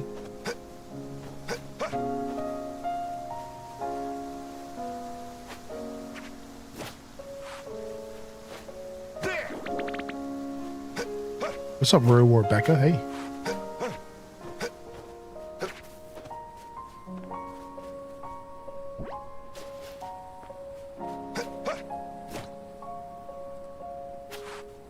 Wonder how many of each Pokemon can be in the place. Yeah, who knows, man. Pokopia didn't tell us enough to like to even know if the game's gonna have substance. Like, yeah, who knows, man. Ideally, the game actually has a wide variety of Pokemon, and you can rotate them out, and you can build ecosystems for them, and you can do all sorts of cool stuff. But the vibe that I got from Pokopia was that... So for those that don't know, let me go ahead and catch everyone up here. So they announced a new Pokemon game at the Direct on Friday. Exclamation point Direct. Stardew is not a 3D game. No. Stardew is a 2D game. Isometric. Top-down camera. No. So anyways, so they announced this new Pokemon game, all right? So would anybody here like me to show the trailer off for it? Or...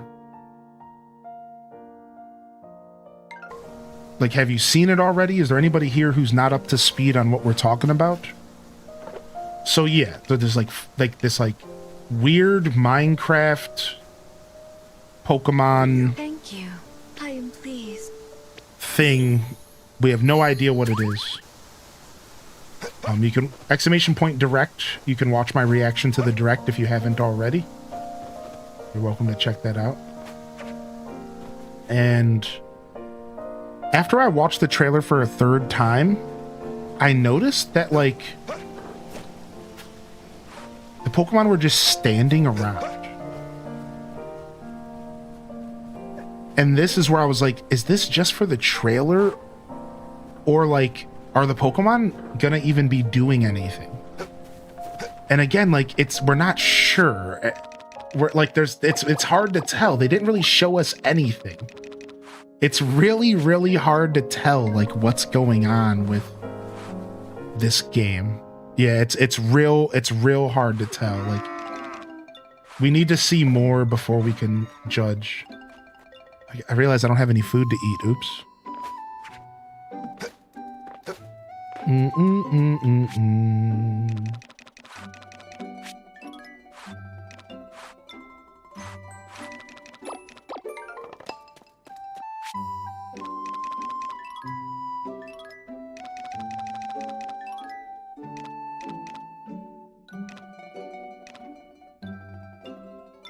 Sure, we'll just make 20 of these.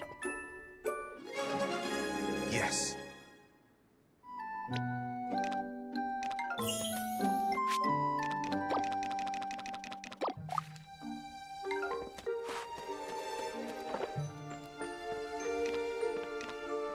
So the animals can be pet. They don't start going to sleep until 10. That's like a pro tip.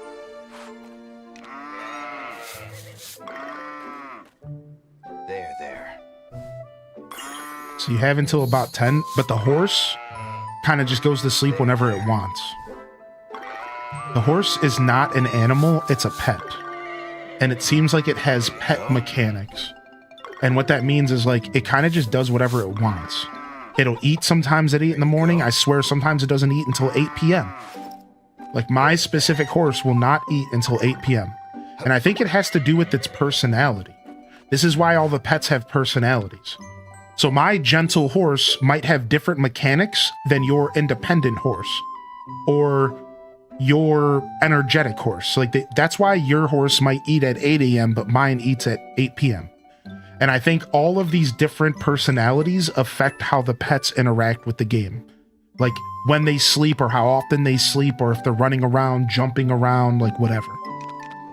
So anyways, my point is that outside of the horse, that even though the horse stays in the barn, it's technically not an animal, but more so a pet.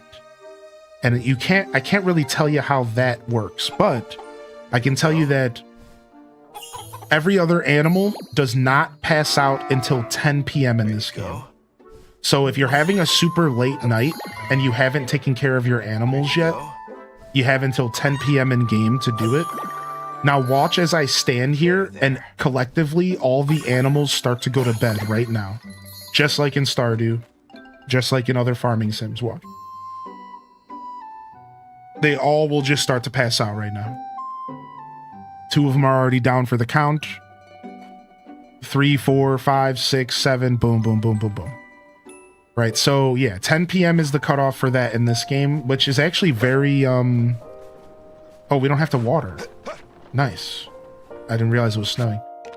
Which is really nice. Like, actually, that's a very generous amount of time for us to take care of our animals. It's actually pretty nice. It works pretty well.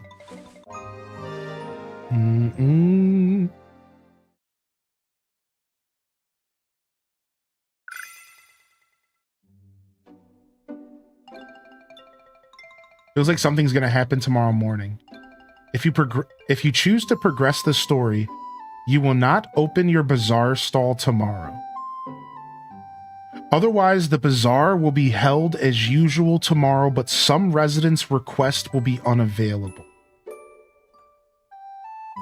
What?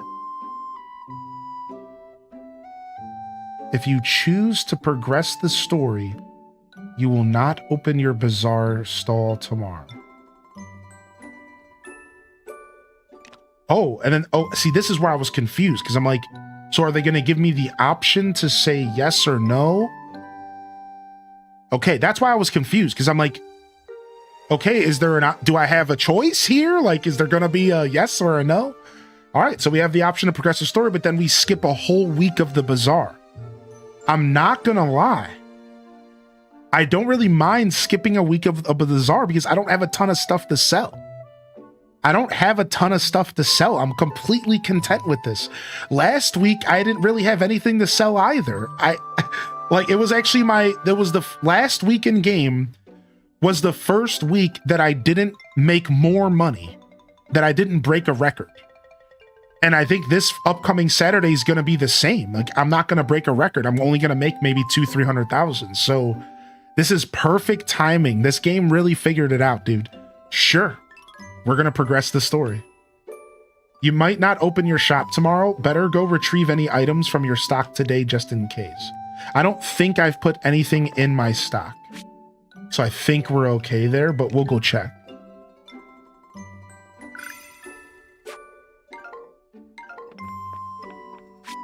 All right, sick.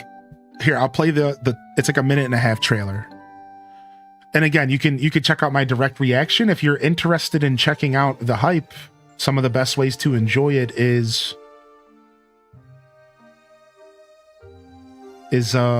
watching the direct reactions. Usually live is best, but Pokemon Pokapia. I'm gonna be honest, there's not much to see here though, because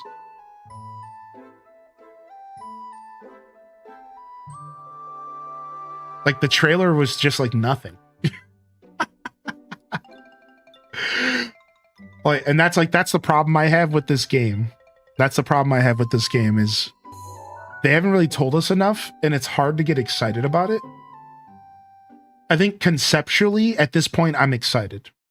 I think at this point I woke up yesterday, I watched the trailer again yesterday night, and I have hit a point of going, you know what? I'm going to check this game out probably no matter what. I am excited. But I watched the trailer again last night, and it made me realize that there's a chance like maybe the Pokemon are just like hanging out. Like kind of like Animal Crossing villagers, but like worse. Because at least Animal Crossing villagers have like personalities and stuff. Whereas like you might just be randomly talking to a Scyther. Like, so I don't know. I'll share my thoughts right after the trailer.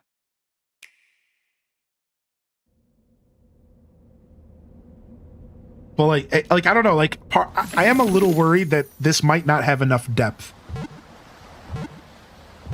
and it might just be fun for like 5 minutes. You know what I mean? Like, it might be fun for like just like a week.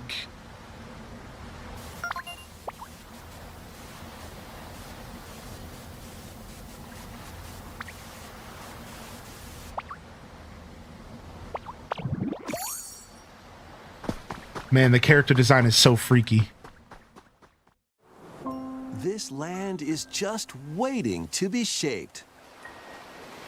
So first thought is like Minecraft. That looks like a human? Or Dragon Quest Builders. And what's that in the grass?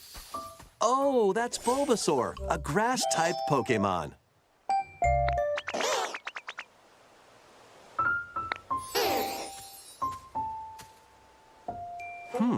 What's this? Looks like Ditto's got an idea.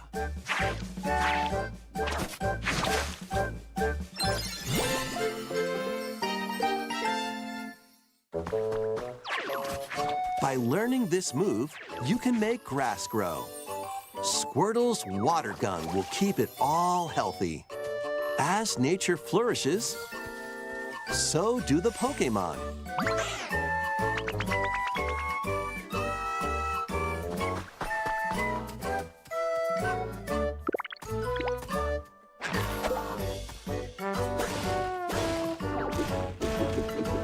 Collect rocks and wood to build with.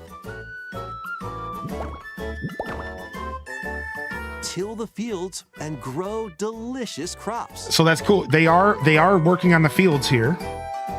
Build homes for the Pokémon you meet. There's so much to do here.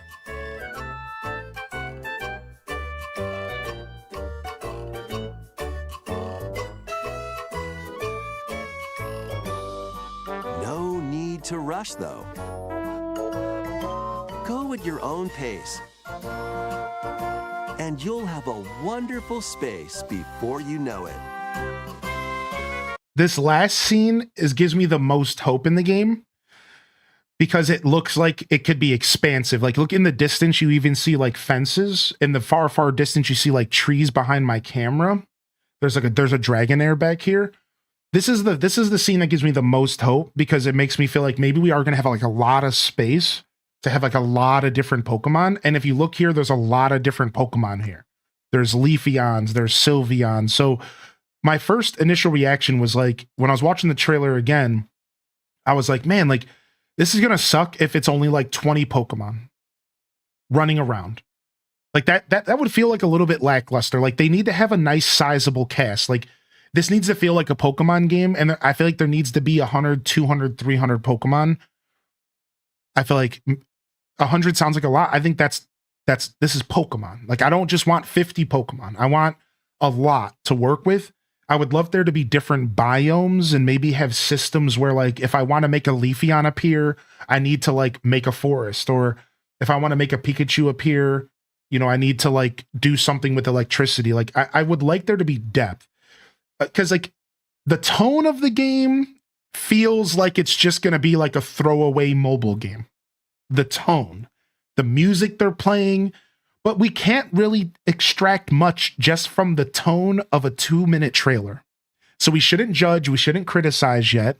We just need to wait. The game's not coming out till next year. I know that. I'm not one to jump the gun on anything.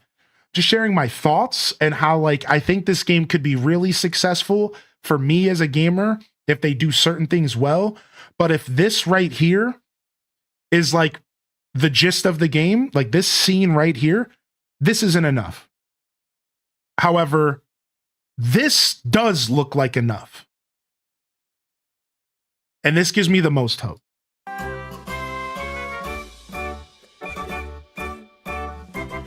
And then they flash the Poké Center.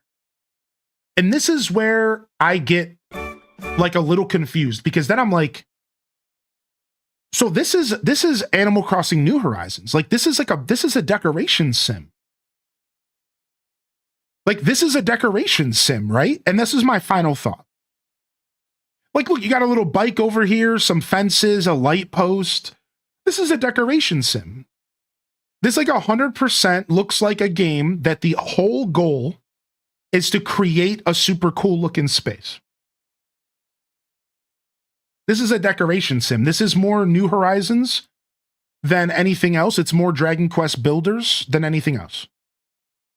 I don't think Minecraft is a super good comparison because there's Minecraft, even though it has like decoration elements, like I just think this game looks and it seems like it's going to feel like I'm playing Dragon Quest Builders or New Horizons. Like when it comes to the decoration, it feels like it's going to be a decoration sim style experience. And like look at the bed, like look at this, look at these little spaces that they created for the villagers right here. Like look. It's right here. Like, look at this. Little windmills, little fences, little signs, little benches, little bikes, right? And then watch this. And little houses, little palm trees, little barrels, little things to sit on, right? You know, and then look at the house. Wonderful. You're putting down a bed. You're creating a little house for them to sleep in. You hung some stuff on the walls, right? Like, look, like you set up some curtains. Like, this feels like this is going to be on the Dragon Quest Builders levels of decoration, because Dragon Quest Builders building stuff was mostly for decoration, and then like it was incorporated into the story. In New Horizons, it's mostly just decoration and there's no story. I think this is closer to New Horizons. This seems like it's going to be closer to New Horizons, less Dragon Quest Builders. Before you know it. There's probably not going to be a super rich story, but more so it's going to be focused on decorating, and you're going to be creating little experiences around the world. Now, when I say decoration sim, people are thinking like The Sims. Like, think less The Sims and more just think about a video game where the main goal is to decorate. When I say decoration sim, that's what I think.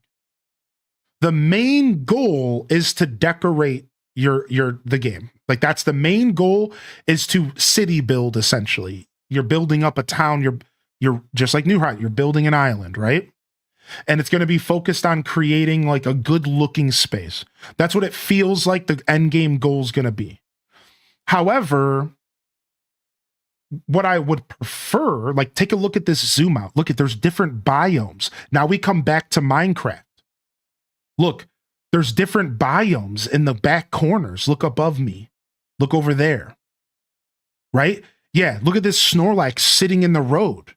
Maybe there's like progression that needs to happen. Right? What do I want? I want this game to be purposeful. I want it to be, the more you decorate, the access to more stuff you have. Maybe as you build, you get access to new Pokemon. Maybe you have to go and create a base in the mountains to get Geodude, and you have to put wild grass there. Maybe you have to go to the beach to get a Wiglet. I want it to be diverse. I would love if there's some depth, and if it was more than just make the world look pretty, but make the world look pretty because if you do, you'll wake up the Snorlax. Or if you do, you'll unlock a new zone. I hope that there's like real progression and that it feels like a real video game. I'm going to be so disappointed personally if I load this game up and it's just like, craft some stuff, put down some buildings, craft some more stuff, set up a fence, craft some more stuff, make a path. Like, I have enough decoration games in my life. I don't need this game's end game to be decorating. Like, it's just such a lazy game development, in my opinion. I think it's so lazy. If your whole game design is based off of giving people items to put a bed in their house, I think you are appealing to such a niche group of people who like really, really head empty games that allow them to express their creativity, which is really cool. Those games need to exist. That's special for them. But like, I don't need every game to be decorating. Like, please give me substance, give me depth. I'm done. I don't want to decorate anymore outside of like Animal Crossing. Like, that's why I quit playing Palia, because I don't feel the need to decorate. Like, I don't want to make new plots. I don't want to design houses. Like, that's just not who I am, dude. I don't really game for those reasons. It's a Pokemon game at the end, and the end game will likely be doing the Pokedex. That's what I'm saying. That's what I want. My hope is that this game is more of a Pokemon game than anything else. And we're like hunting Pokemon down. We're filling Pokedexes up. Oh, and by the way, you can decorate and you can create beautiful landscapes if you want. Do you see what I'm saying? I want it to have all sorts of other elements, but sure, the decoration can be a big part of the game. That's fine. But I don't want that to be the focus. I really hope it's not the focus. That's a better way to word how I feel. And that's my only concern. My only concern is that the decoration's going to be the focus.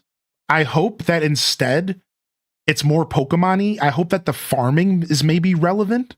Dude, could you imagine if the farming matters? If like the farming is like a really good way to interact with the game? Like if they made a Pokemon game where farming matters. Like, dude, no way. Because a lot of the problem is that these games put farming in it and the farming doesn't do anything. It's like, you can grow some potatoes. And it's like, that's not really what a farming sim is. Like a farming sim, you don't just grow potatoes. Like, I'm not expecting every game to be a farming sim, but like, my point is that if you're going to put farming mechanics in a game, and there's no reason for them to be there, it doesn't always feel good. That's all. Like, Animal Crossing is the best example. Like, Animal Crossing's farming is the most deadweight mechanic I've ever seen in Animal Crossing. And it actually pisses me off a little bit. And you know I'm the biggest Animal Crossing fan you might know. But the cooking mechanic and the crop mechanic in ACNH is literally the most deadweight thing ever. It does nothing. It is useless.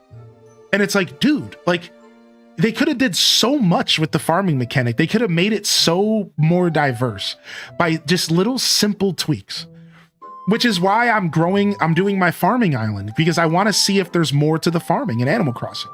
Maybe it's a really good way to make money and nobody's been using it that way.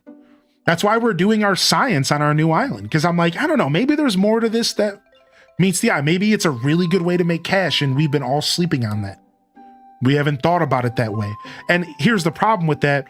It's because nobody needs good ways to make cash because everybody just plays the turnip market. And they made the turnip market just a little too easy in New Horizons. So New Horizons, like even if the crops are good money, who's going to take the time to grow crops for money when you could just go buy some turnips and go to somebody's island and sell them? You know what I'm like? So it is kind of like, unfortunately, New Horizons just wasn't really designed for like the cooking mechanic to matter the way that it's currently implemented. And they would have to kind of design the game a little differently or just add like cooking quest. That's literally all New Horizons needed, man. Some quest. Yo, will you cook me this specific dish? I would appreciate it. I have a guest coming over. Like, oh man, what a missed opportunity, dude. Yeah, like that. It's just all it needed, man. It just feels so dead weight.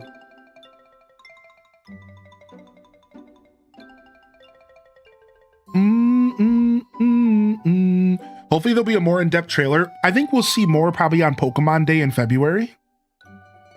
Right? Probably. Is that a fair guess? I'm excited, man. So now that you've seen the trailer and you got my thoughts, what are your thoughts on this Pokemon farming game? Are you excited? Are you mixed?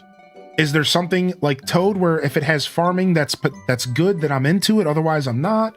What do you think, man, now that you've seen the trailer maybe for the first time? Spring 2026. They're going for that AC time slot, dude. Makes me want to Switch 2. Is it going to be a Switch 1 game or no? It probably could be a Switch 1 game. You said 65 Pokemon spotted in the trailer? Yo, what's up, Mugford, by the way?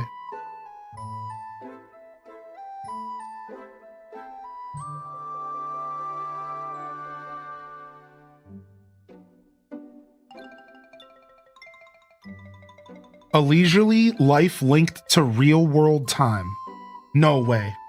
Listen, if they add real world time mechanics to this game and they really make it so adjacent to Animal Crossing, I will freak out.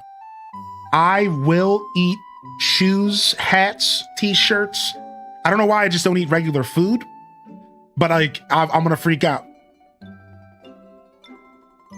Time in game is linked to the real world. Enjoy a leisurely life while sensing the changing weather and the personalities of various Pokemon that live there.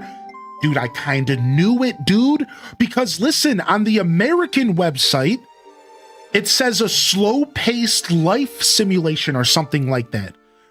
And when I read the sentence, I was like, that sounds like Animal Crossing. Like the way that I was on their website and I read a sentence that described the game from Pokemon Company. And the way that they worded, I don't remember the exact sentence. I sat back and I said to myself, maybe this is more AC than I thought. Like right out the gate, it reminds you of Animal Crossing, of course. But like after reading that, I kept thinking to myself, like, no, are they maybe going all in on that vibe? Like, is it not just us picking up on airs of something, but more so that is the focus of the game? Yeah, that was the sentence right there. Look, savor the slow life with a relaxing life simulation game. That right there, I said to myself, that sounds so much like Animal Crossing. Does that not sound like Animal Crossing? Like, if you just joined the chat today and you didn't know what we were talking about, and you heard me say, man, I really love that new game that's about savoring the slow life with the relaxing life simulation, you would maybe go, wait, are we talking about Animal Crossing? Like, you would think that. Like, I'm telling you, dude, like, we're gonna wait and see, man. The only problem is that spring feels like it's so far away. That's my only beef. Spring feels way too far away, dude.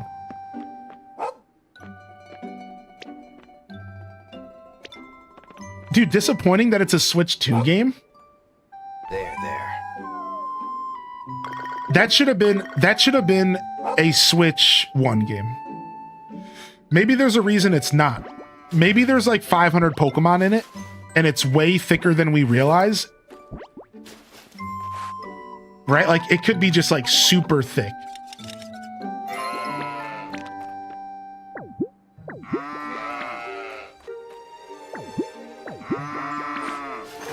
All right, back to Story of Seasons.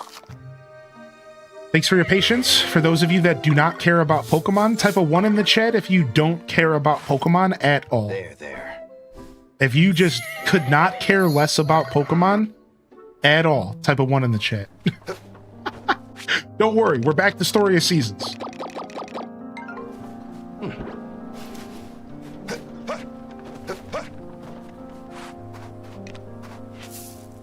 Oh, I don't need to do that. It's a 5-star seed.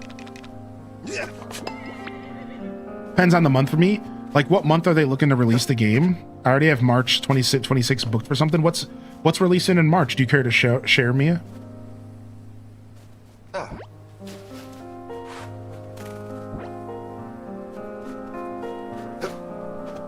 I haven't played Tiny Bookshop myself, but I've watched enough of it that I could probably talk about it a little bit. If you have a question, you're welcome to ask.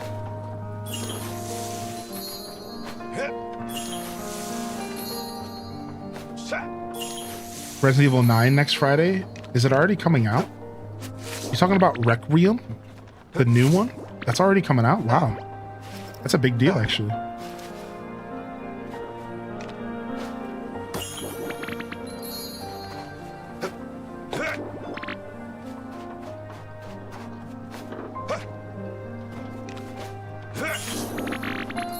Oh, next February. Oh, okay. I misread your message. That makes more sense. Gotcha. I feel like I was about to say, I'm like, there's no way that game's coming out anytime soon, right? Like,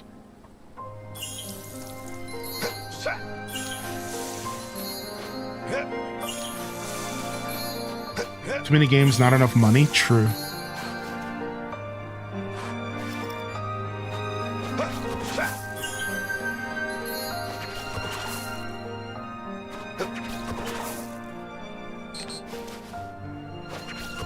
It's quite casual. Squid's the thing. Yeah. Tiny Bookshop seems like it does a really good job at exactly what it intends to do, which, what else can you ask for out of a video game than for it to do what it intends to do really well? I said the same thing about Lord of the Rings. Right, that's all you want. Tiny Bookshop does a really good job providing you a nice and calm and interesting experience where you go around selling books, and then eventually you even start to sell books per person. Like, you start to give people recommendations, and you have to like find the right book for a specific person. And so the game has like just some very like surface level depth. Like, it doesn't go so far into the weeds that you're playing Grand Bazaar with 15 different systems and wonder stones and windmill crafting and tool upgrades. It's not like that, but from what I've seen, it has just enough substance to be interesting, but not so much that it's not overwhelming, and that you can relax a little bit and you can kind of just chill. So that's what I've heard about Tiny Bookshop. It's a very laid-back game.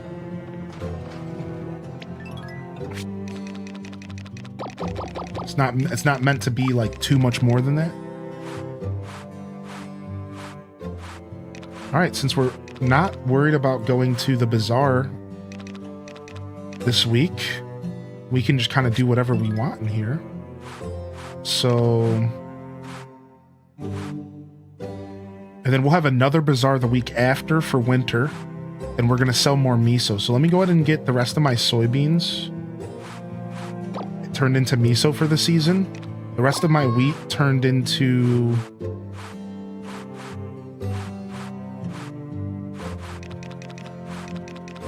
nothing yet.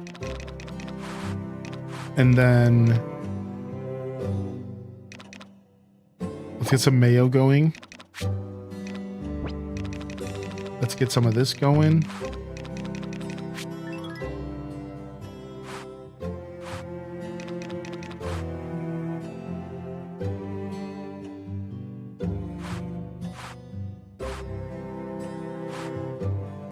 And then maybe some wood.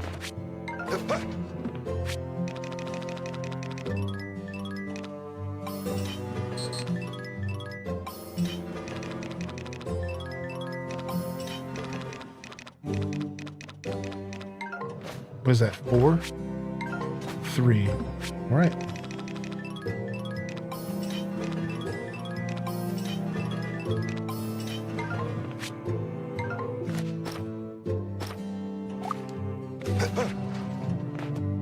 All right, next windmill. Got him. You know what I miss? Calling the library and listening to books over the phone. What? That was a thing you could do?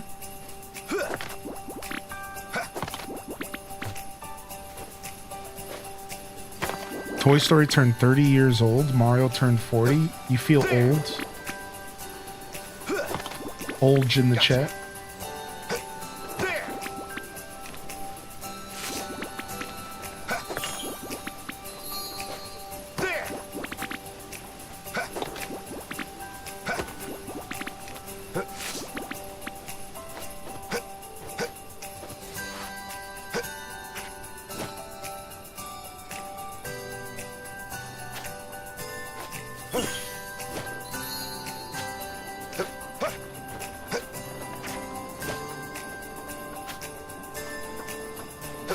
What are you guys doing here?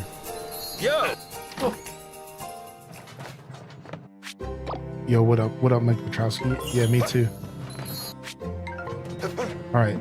2 more potato seeds. That'll be 6 total, and that's it. That's all we need from potatoes. 6 times 9. Easy peasy. That fills up a whole field.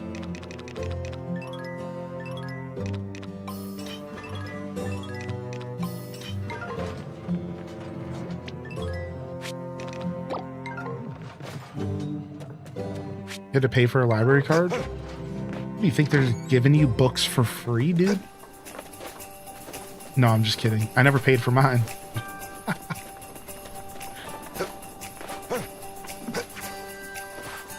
What kind of world do you live in? No, I never had to pay for a library card.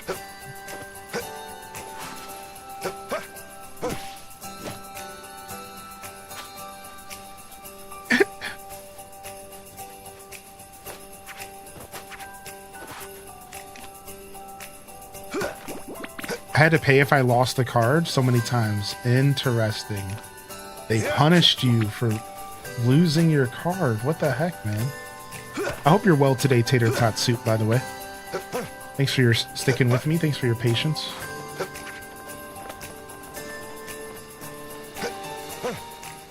GG's. Yo. What up, Tweediculous? Doing well.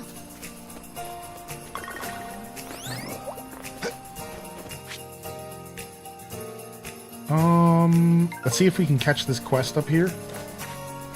Yo. Excellent. Oh, that's going up. Okay. See if we can catch this quest up here real quick, and then we'll head back home to the Yellow Windmill.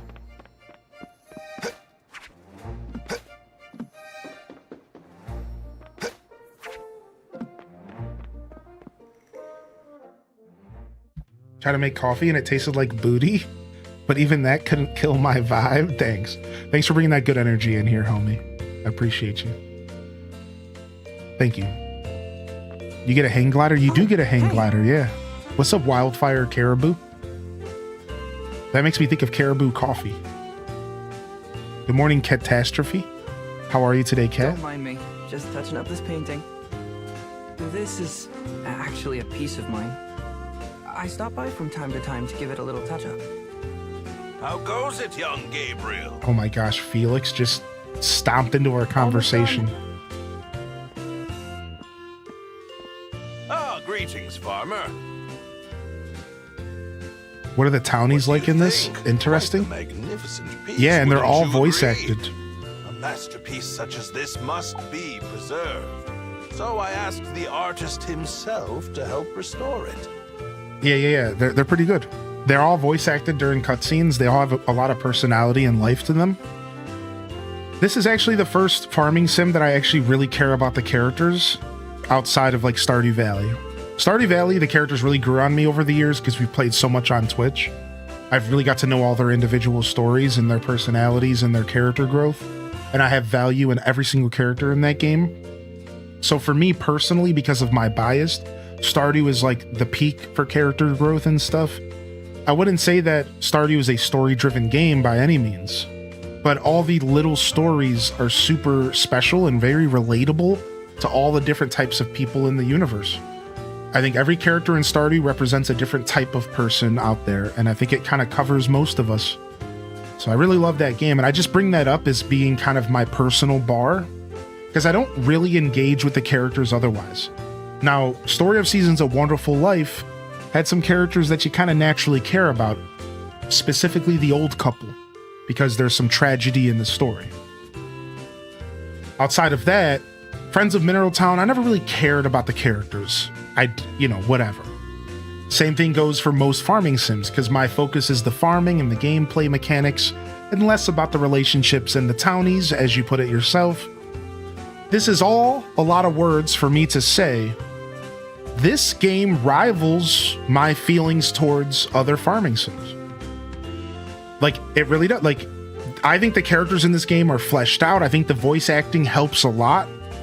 I think they're interesting. And I'm starting to learn more and more about each of them and their own little strife and their own little problems. And while I'm not too far in the game, so I can't tell you, like, how in-depth the characters really get. It all seems pretty surface level right now, except for the couple characters that I'm actually paying attention to. Like, we're starting to see a little bit more of June's universe. We're starting to see more Samir and Arada. So I think this game has a lot of potential at having even more rich dialogue and interactions. And so far, it's doing a pretty good job making me care about the characters. And again, that's not easy for me, because I usually just don't care about them at all. So yeah, I'd say they're pretty good. Getting ready for work today on a Sunday, dude. Well, if you What? say so. Thanks. I mean, every word, my boy. Why, as such a big fan of your work, I should be thanking you. I'm quite looking forward to your next piece as well. If I may ask, how is it going? It's, so, I know I want the piece to really capture the heart of this town, but I don't know. Every time I try to get started, nothing I come up with feels right. Oh, we got a perfectionist artist. Indeed. Sadly, I myself have no expertise when it comes to the arts. Ah, perhaps our friend here might have some thoughts on the matter. Any words of wisdom for our artist? Well, I guess sometimes you need to step off and just like do a lot of art and see if it inspires you to do more art. That's my real advice to this situation. Is like sometimes you just have to do more art to then do more art and try to just get your creativity flowing. But creative blocks can suck.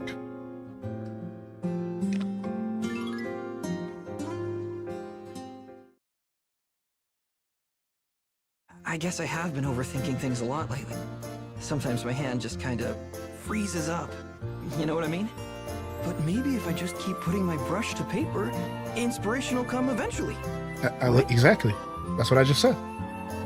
Indeed. Nothing ventured, nothing gained. I have full confidence in you, my boy. Take all the time you need until the piece is just as you envisioned it. I'll do that. Thanks, sir. And thank you, too. Feels like I got some energy back thanks to your advice. I'll work hard on this piece and make sure to lift your spirits like you lifted mine. Cool. Yeah, I like the request system in this game. I like the request system in this game for sure. Yeah, it helps. It helps keep me engaging with the characters a little bit more. It reminds me of the bulletin board request, but it's more personal. Because unlike the bulletin board request, where you have to kind of actively go click on the bulletin board, get the quest, then go to the person, turn it in.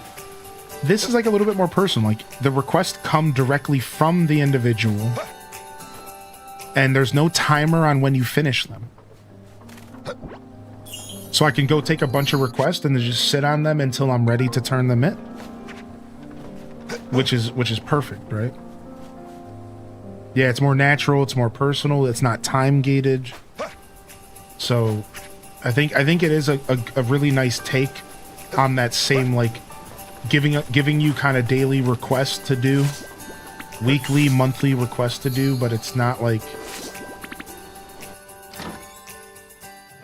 too much. And then here's the cool part as well. The requests kind of have purpose, because a lot of times the requests are because of the heart. So you have to do a request in order to go to the next level of heart with them.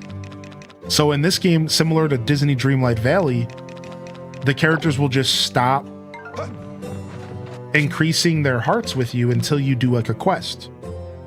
Like you won't be able to go any further into relationship with them until you do like a request with them.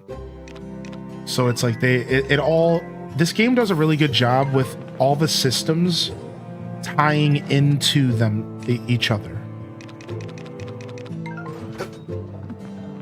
It's cool. Like everything kind of is intertwined with each other. It is easy to outpace some of the request rewards though, unfortunately. That's the only thing I'm noticing, is that I've naturally outpaced the request rewards. And like a lot of the rewards I'm getting are kind of trash because I haven't been doing requests often enough. So that's another thing for the video that I will probably never make. You know, 10 things I wish I knew when I started Grand Bazaar. And that's just another thing for that list. Like, I wish I would have actually made the time to pay attention to the request when I was receiving them, because then the items I would have got from them would have been worth my time. Whereas now it's like, I have some requests sitting in my request bin that are like giving me like 1-star yellow pansies. And I'm like, I don't need this trash. I have a 5-star bag sitting in my inventory waiting to be planted. So I'm just going to sell it off. You know what I mean? Like, so like, yeah, like I guess I could have did a better job pacing myself and actually doing these requests as they came in instead of just letting them sit here for full seasons, not paying attention to them. But it's fine. It's not a big deal.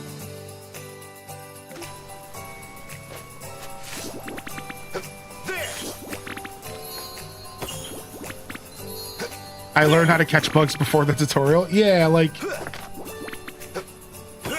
that's like maybe something worth slightly criticizing, but I don't really care. Sometimes the satisfaction of doing a request is just to let yourself continue with the heart system, and the item that you get isn't always the focus. Like it doesn't matter that much, right? It's like whatever. I'll just sell it off at the next bazaar or something.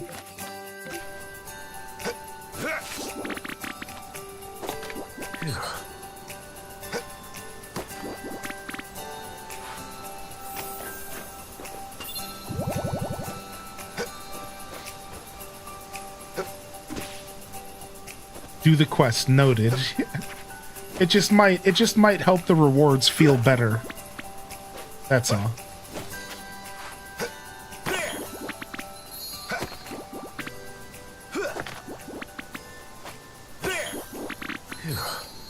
Do the tools auto switch? No.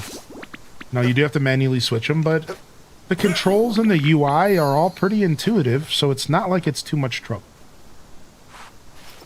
Yeah, the controls and the UI are all pretty intuitive, so it's not too tedious or anything.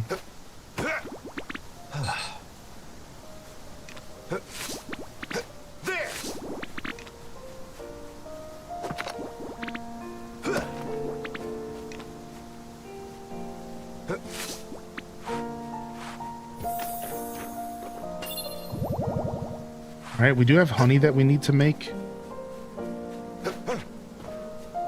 Once we're done with the seeds at the blue windmill. Boing hop. Fantasy Life is the first game where the tools auto switch for you. Oops, can't break that. Dude, Fantasy Life is so good. Even after all of these games have come out this year, Fantasy Life is still my game of the year. Right now, nothing has toppled Fantasy Life for me yet this year. Even this game, and I love this game. I love this game. Fantasy Life is still my game of the year. It's just too good, man. It's just too freaking good.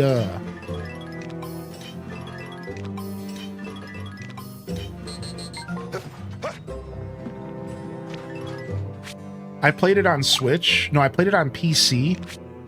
And then I got it for my Switch 2. Wait.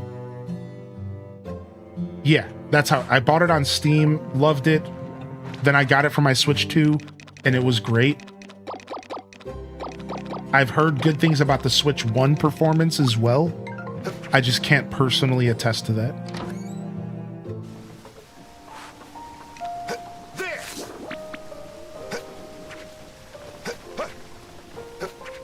How do you level up gems? By giving forgeables to the nature sprite that is based off of forgeables. So, little dandelion here on your farm.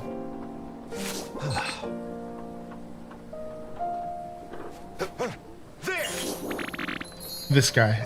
Level this guy up, and your gems will be a higher level. This guy. Feeling dandelion? Yeah, you can give them anything. You can give them gems. Also, start paying attention to the bonus items. They seem like they change every week. this seems like it makes a pretty big difference in how you level them up. So don't sleep on that. Just a little side advice. Thanks. Thanks, bud. Just a little bit of side advice there.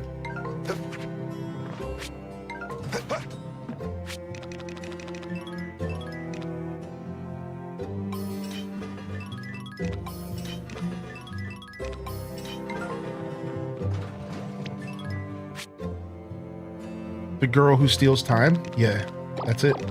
The full playthrough almost is on YouTube. Exclamation point YouTube if you want to check it out. Almost the full playthrough. Not all of it, but close. I still have a couple episodes to post. Yeah, it's a good game. It's not for everybody. I'd say that Fantasy Life could be a polarizing game in some ways. I think it's a bit of a different experience, and it might not be for everyone, but the things that really drew me to the game was the amount of depth. It felt like I was playing an MMO. It was an MMORPG single player game with multiplayer experiences included. And it truly felt like I was playing an MMORPG the whole time. Like, it was so good. Like, you have all of these different classes that you level up, and the classes all are intertwined with each other. So you could be a carpenter and make staves and bows, but then you would need to become a tailor to make the thread for the bows, and then you need to become a blacksmith to make the needle to make the thread for the bows from the carpenter, and then you also need to become a tailor to make the gear, to make better blacksmithing tools, to make better weapons for your archer class, and then you can become a cook so you can eat food to give you buffs, and those buffs help you cook better, make better items, and those items are better for dungeon crawling, and dungeon crawling makes it to where your combat classes level up and you could farm better gear. Like, everything in the game was just so well designed. Like, it's insane, dude. My new high in the bazaar is 530. That's nice, man. Congratulations. I think mine's 370. Let's go check.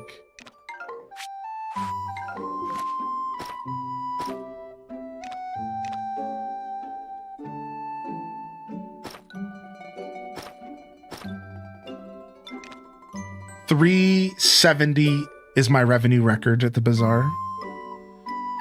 Not bad. Not bad.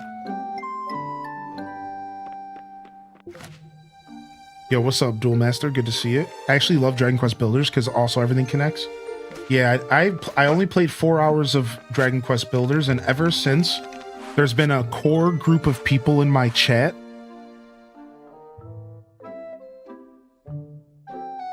that have really wanted me to go back and play the whole game, and I just have not yet done it. But there's been like a core group of people who are like, dude, you need to go back and play this game. Just tell them you're playing Pokepia instead. Dragon Quest Builders mentioned.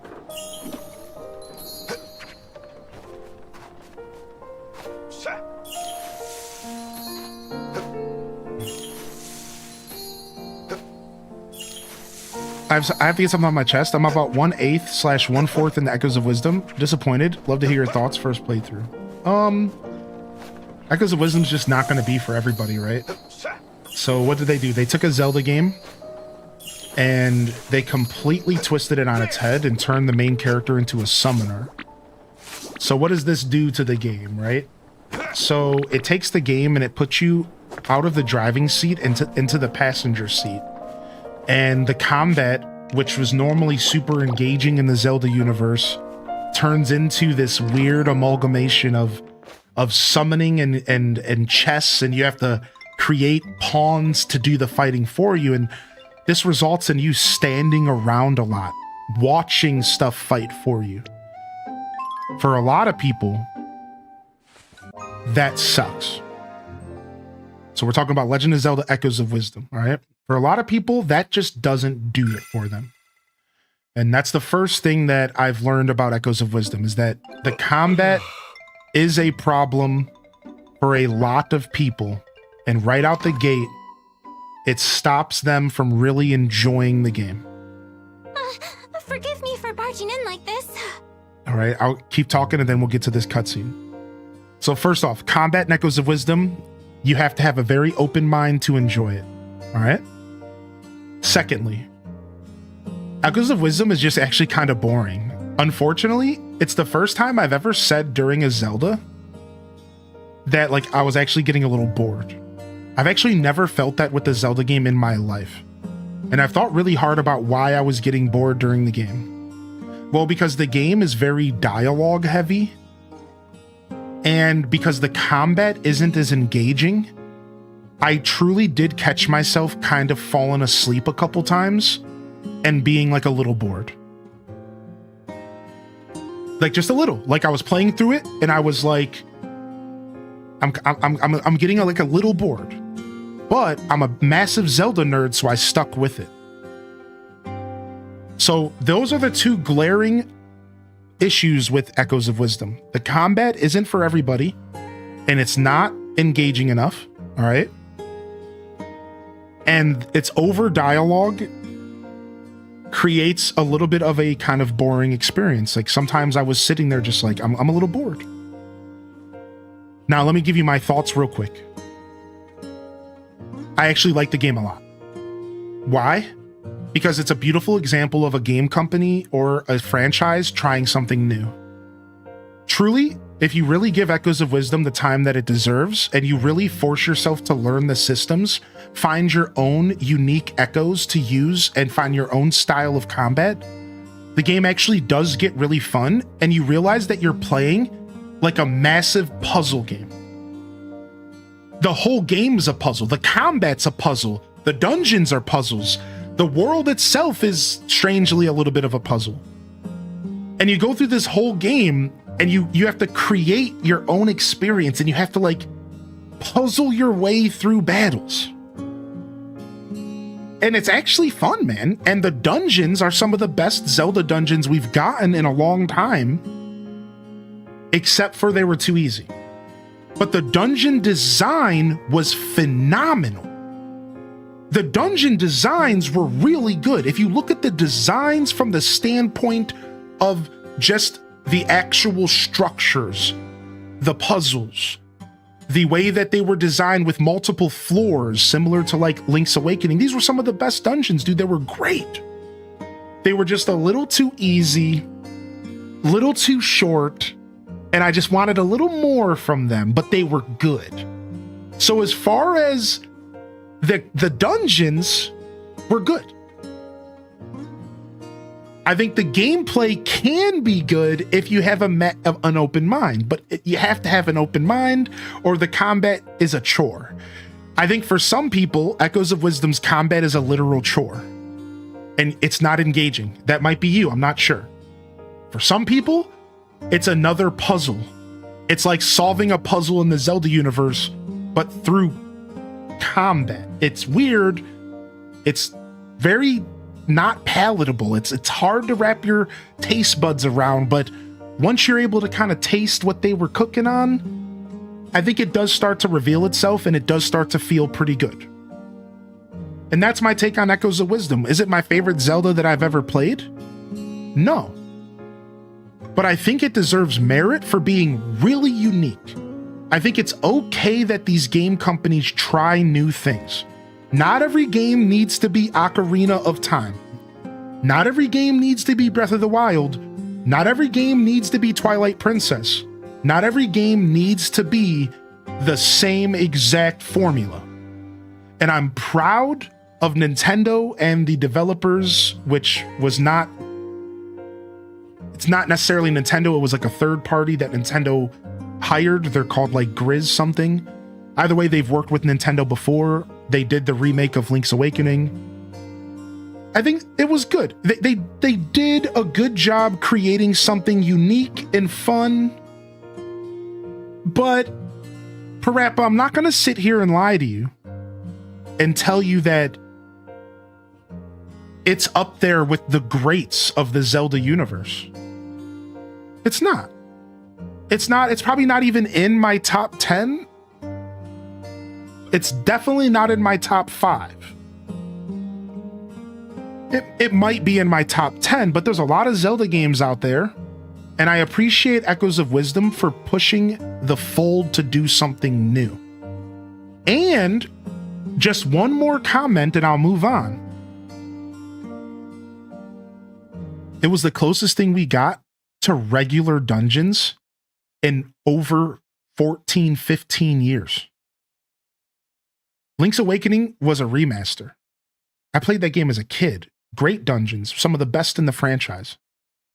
But Breath of the Wild and Tears of the Kingdom have not given me the feeling of dungeon crawling the way that Echoes of Wisdom did in a decade. The closest thing was the Lightning Temple in Tears of the Kingdom and the Fire Temple in Tears of the Kingdom. Otherwise, I haven't really felt like I was dungeon crawling in a Zelda game in over a decade. And if there's one thing to give Echoes of Wisdom credit, if I just had to give it one 5-star rating for a specific system, the dungeons were worth playing the whole game. Because they were designed really intuitively. They were just sadly a little bit too short and a little bit too easy. And that sucks, but they were fun, dude, and fun should matter more than anything. Echoes of Wisdom gave me hope that the next 3D Zelda game is gonna be closer to those styles of dungeons and less Breath of the Wild Tears of the Kingdom dungeons. Echoes of Wisdom gave me hope that maybe they do get that there's a middle ground between open air Zelda and traditional Link's Awakening. Echoes of Wisdom felt like Breath of the Wild and Link's Awakening had a baby, right? They took Breath of the Wild, they took Link's Awakening, they merged them, and then randomly just threw in a completely different combat system that didn't really make sense. And the combat system really does kind of inundate the game. It's weird. It takes a lot to wrap your head around. It's not even fun sometimes. It's kind of tedious. But they really blended those worlds. They really tried to find the middle ground between traditional and modern Zelda. I need to tinkle really quick. I'll be right back.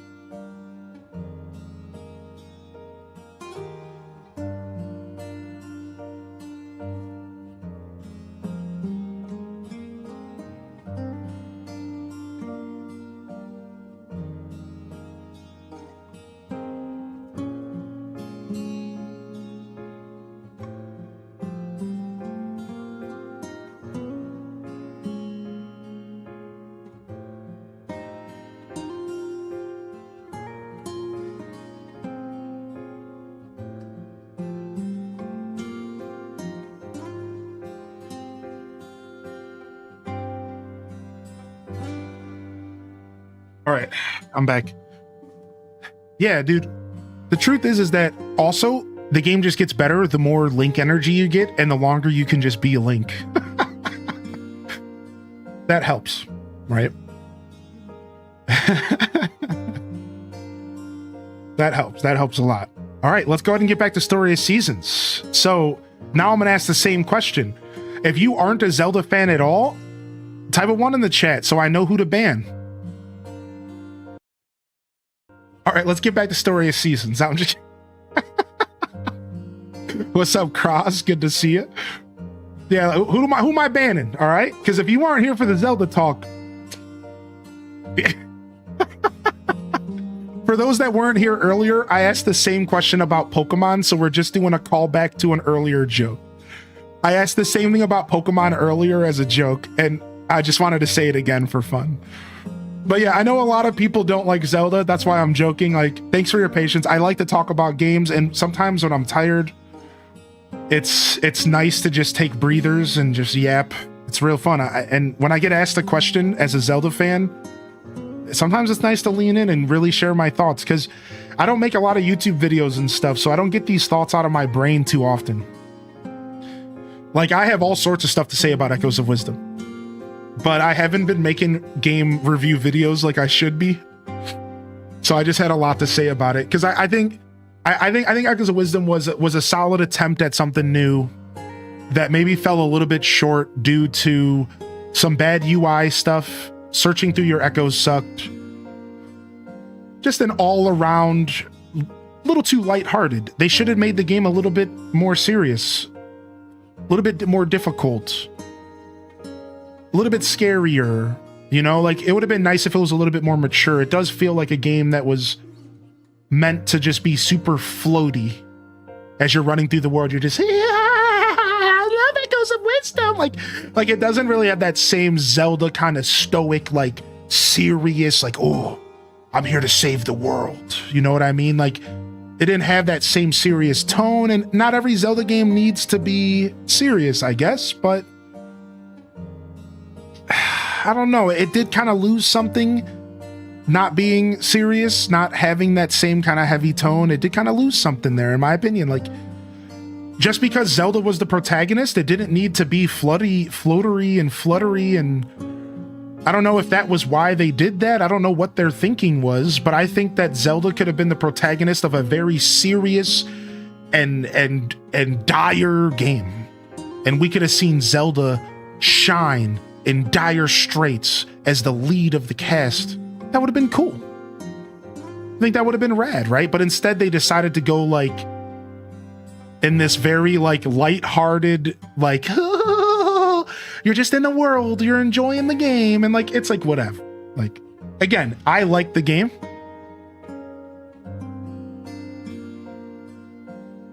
But I get that it's not for everyone. Floatery, yeah, I made up a word. Listen, Bob Ross taught me that I can make up any word I want.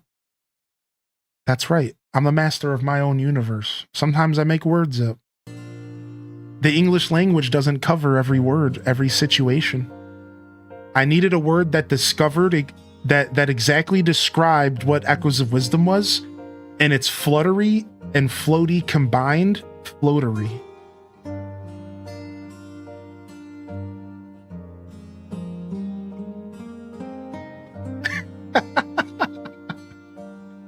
I'm not justifying, all right?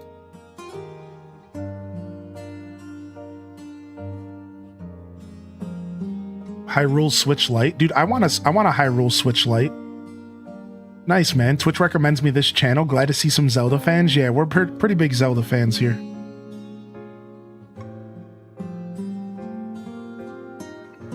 I'm gonna make that word big. Floatery. I just was watching some stuff about science. What was the word that this guy created?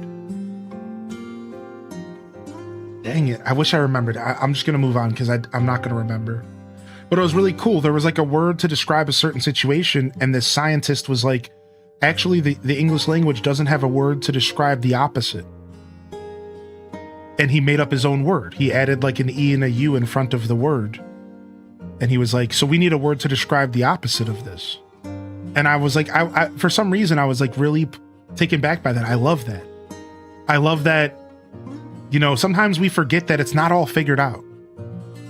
That English might have been around for eons or whatever, but there's not a word that describes everything. I feel like sometimes we look at English as this end-all be-all. It has a solution to everything in the universe. No, it doesn't.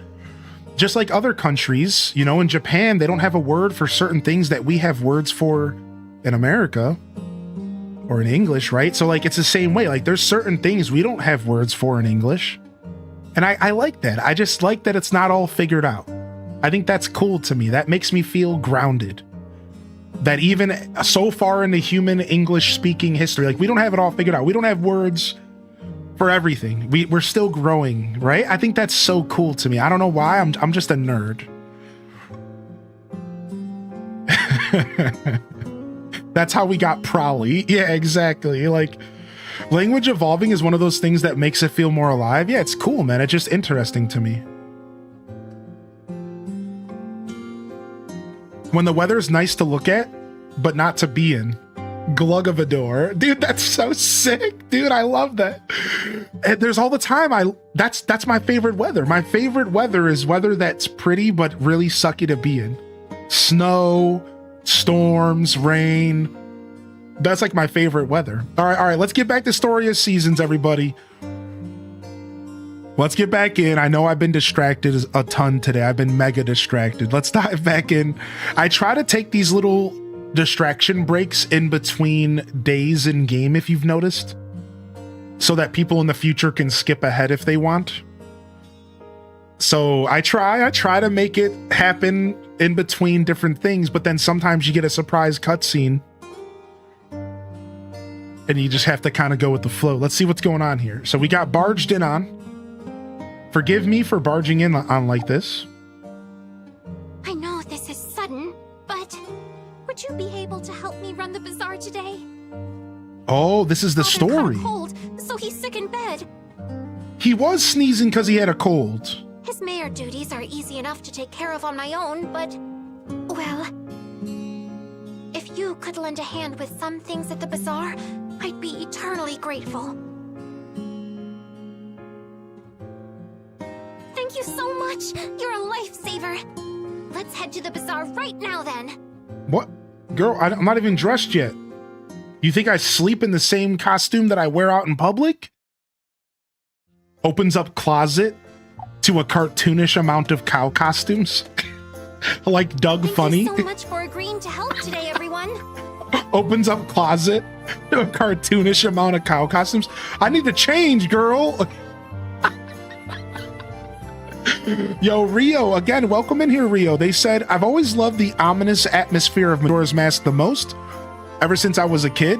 I agree. I agree, man. I like the darker tone Zeldas as well. Same. Nisa says, I have a question for the game. Since you've been playing for a bit, my hubby just bought it for me, and I got the trend for a sweet crop. What would a sweet crop be? So here's a pro tip. It'll actually say the word trending next to anything that is a trending item.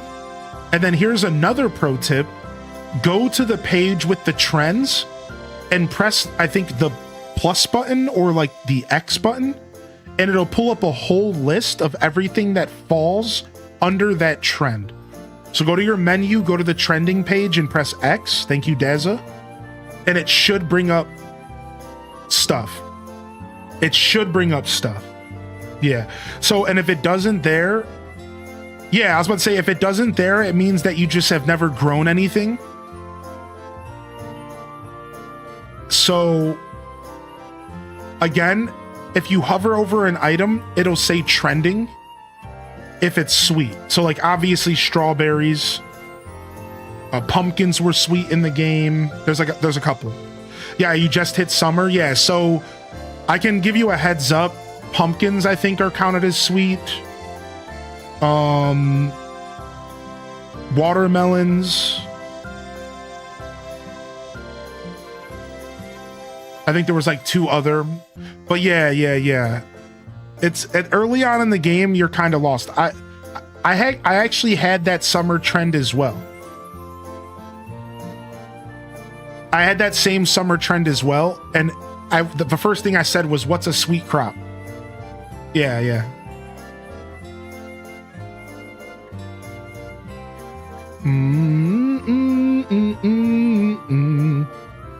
All right, let's see what this is. It's no big deal. Besides, you do the same for us. Being sick sucks.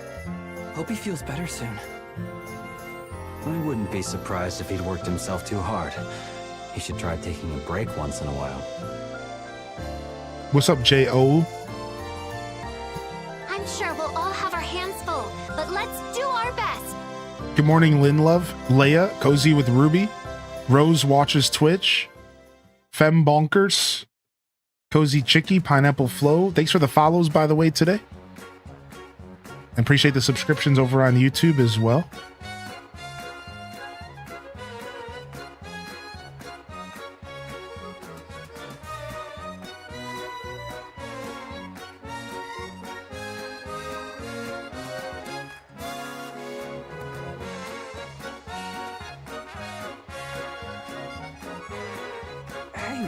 Those folks over there look like they could use help.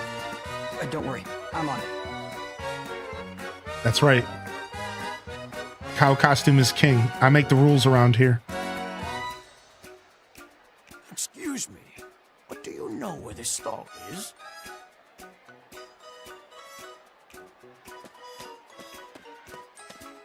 Seems someone lost track of their kid.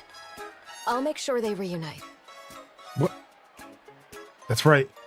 Make sure you tell me everything you're doing before you do it, instead of just doing it and then telling me afterwards that you did it. I have a quick question.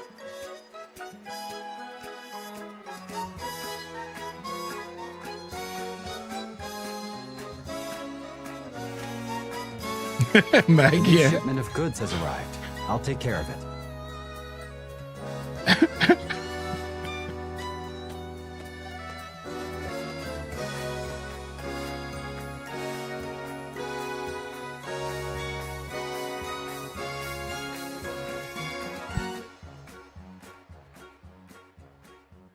They're making you feel involved. You all did a splendid job today. What would they do without you? Does the mayor have to run around like this all the time? I'm beat. I didn't move an inch. I'm impressed that he does everything himself, without help. I think we gained a better understanding of how much he takes on. It wouldn't hurt for us to help out more. I've never seen Lloyd smile. Again, everyone. Please, have these. They'll help you regain some energy. Oh, sick. We got some loot? Wait a second. Did I just lose a whole day of watering crops and stuff? Wait a second. Sorry, one more thing. I'd like to let my father know how things went. I'd love it if you came too. Let me know when you're ready to go. We'll start cleaning things up in the meantime.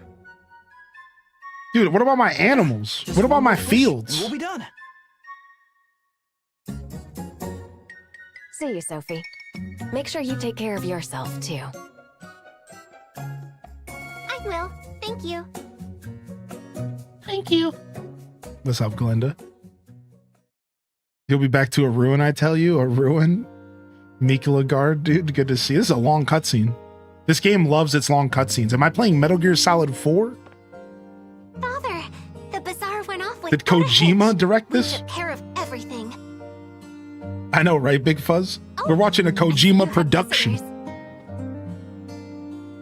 I was dropping off some get well gifts from Stuart and Sonia.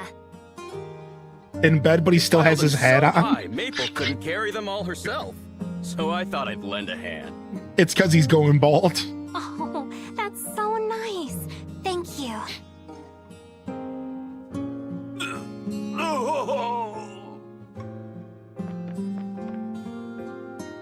Oh no, Father. Where does it hurt? Oh, Mama juggled both her mayoral duties and her farm work at the same time, and without breaking a sweat. It hurts on my elbow. I'll put a bandage on it. And yet I can't even handle being the mayor. I'm worthless. The most horrible Dude, son. will you calm down, dude? Oh my god. Oh, Father. It shouldn't be necessary for those who lead to be perfect at everything. Their most important job is guiding people down the right path. If those around you are happy to lend their support, then I think you're doing a fine job. Truly? You've given it a lot of thought, huh? No, it's simply my opinion. Don't read too much into it. Okay, Samir. I never thought of it that way. You're amazing, Samir. Look at you being all scholarly and stuff. Yes. My husband's like this when I get sick, so am I. Sam's right, though. I'm a big baby, man. I don't know much about the previous mayor, outside of what I've heard. But the one we've got now is great at getting people to band together. Yeah, not just anyone can do that. Who else but our mayor can get us fired up like, hurrah! Okay, calm down, Maple. You need to not do that ever again. Thank you. Thank you so much. Homie's got like a stomach bug. See, Father? Homie's got a tummy ache. And he's like dead. Oh, never again. Mare, you need to read this quickly. What? Where did you come from, Freya? Harold told me to give this to you as fast as I could. It's a Tums. It's a letter from your mother. I mean, a letter. What?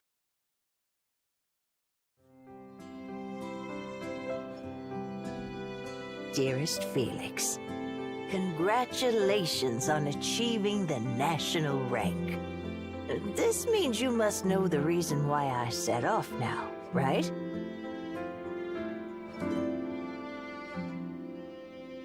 The place I chose to settle in after my journey has a bazaar. I'm currently helping them out. Mom looks buff. Well, it'd be more correct to say that I'm running it. I couldn't resist butting in. No surprise, really. And now I've somehow been roped into mentoring the young folk here. My plan originally had been to retire, but it seems the world had other things in store. Anyway, this bazaar has really started to shape up with a not-so-small nudge from me. Okay, stay humble, lady. And now that I'm back in the bazaar business, word has trickled in about my old haunt. Sounds like you found yourself a fantastic farmer and a great team. But my time there is done. I've moved on. Zephyr Town's bazaar is all yours. And you know what that means. We're now rivals. What? I've no doubt you'll give me a run for my money, too.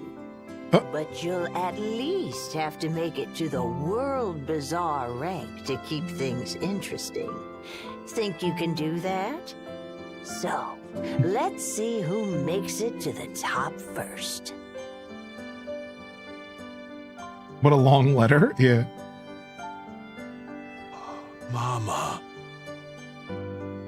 Father?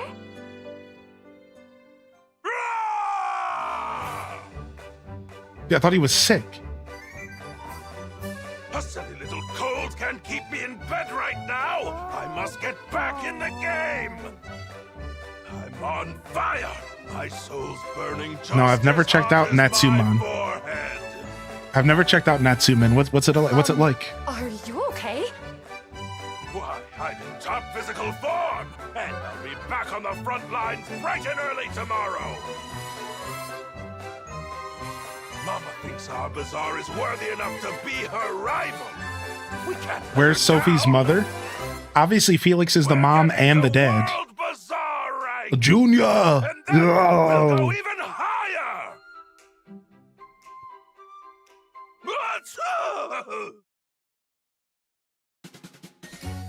Please at least let yourself rest up this evening.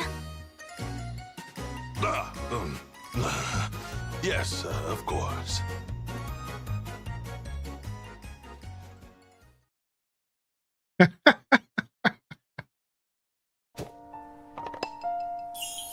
$8 p.m., dude? Homie, I got stuff to take care of. I'm trying to run the farm, dude. Y'all are killing me. Holy heck. I only get one watering today, but at least it's something. Somehow it's always sunny during Bazaar Day in this game. Has anybody noticed that little caveat in the story of the game? It's just like a little something that's overlooked that nobody talks about, really. It's like somehow never not nice weather on Saturday. Like, like I think they would have been fine to just make it rain sometimes. Like nobody would have been mad. Like sometimes the farmers market's in the rain. I think that happens in real life all the time.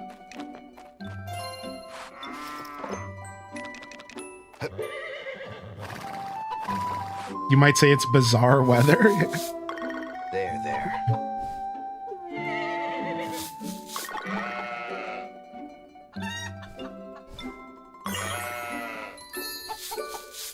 Maybe it's a story later that the rain is trying to ruin the bazaar and you have to weatherproof it? There. Science needed. Will sprinklers count as watering like rain or two? Good question. Do sprinklers only count as one watering, or do they water both times during the day? That I would assume they would keep the ground wet like all day. So like the ground would go dry and then it would run again. Like that's my assumption.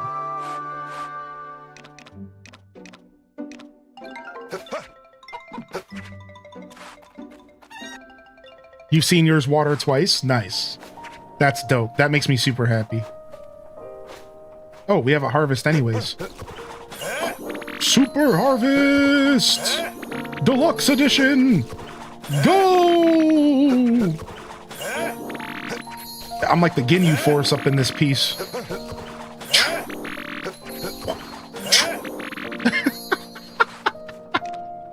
I love this game so much.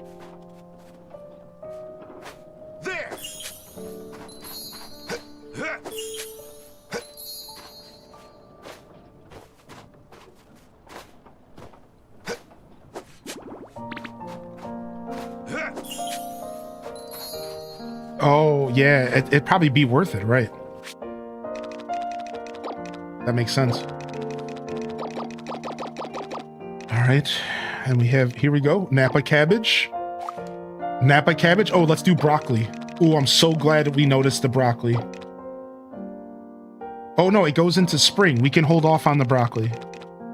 We want to, yeah, because that we're gonna plant the broccoli closer to spring because it goes into spring. All right, perfect. What about over here? Do we have a harvest? Nope.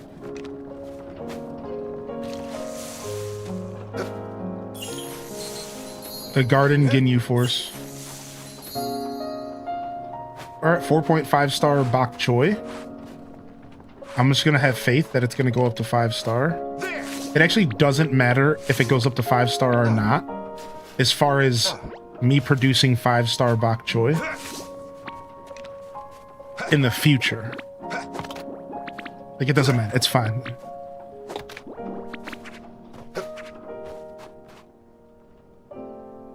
Yeah, orange tree, 5 star. We're good there. I just got to start paying attention to how long these crops take to grow, so I have a better understanding of the fertilizer system. That's the only reason I'm even confused, because I just don't know how long it takes to grow. I forget. What's up, Kodhimi? Yo, thanks for 21, man. Thanks for the support. I appreciate that. And hopefully y'all are taking advantage of the September discounts. You can get yourself a discount for a first-time subscription, or a discount on 3 months or 6 months. If you plant a 5-star tree, then fertilize it until it's grown, you chop it down to get a better star seedling. Correct. That's right, McBritches. So, like, for example, if you plant a 0.5 star tree and you fertilize it, it's going to cap out. Now, this cap depends on the level of your field, because you can level up the fields and have higher quality soil. But in most scenarios, it's going to cap out at 3.5 stars. So then you're going to want to take some of that fruit, turn it into seeds, replant it so that now your new tree starts at 3.5, fertilize it up, you'll get 5 stars. From there, you're good. Unless you try to go into 6 and 7 star, which does exist in the game. 6 and 7 star is a thing, just it's only unlocked via entering the crops into competitions and stuff. All right.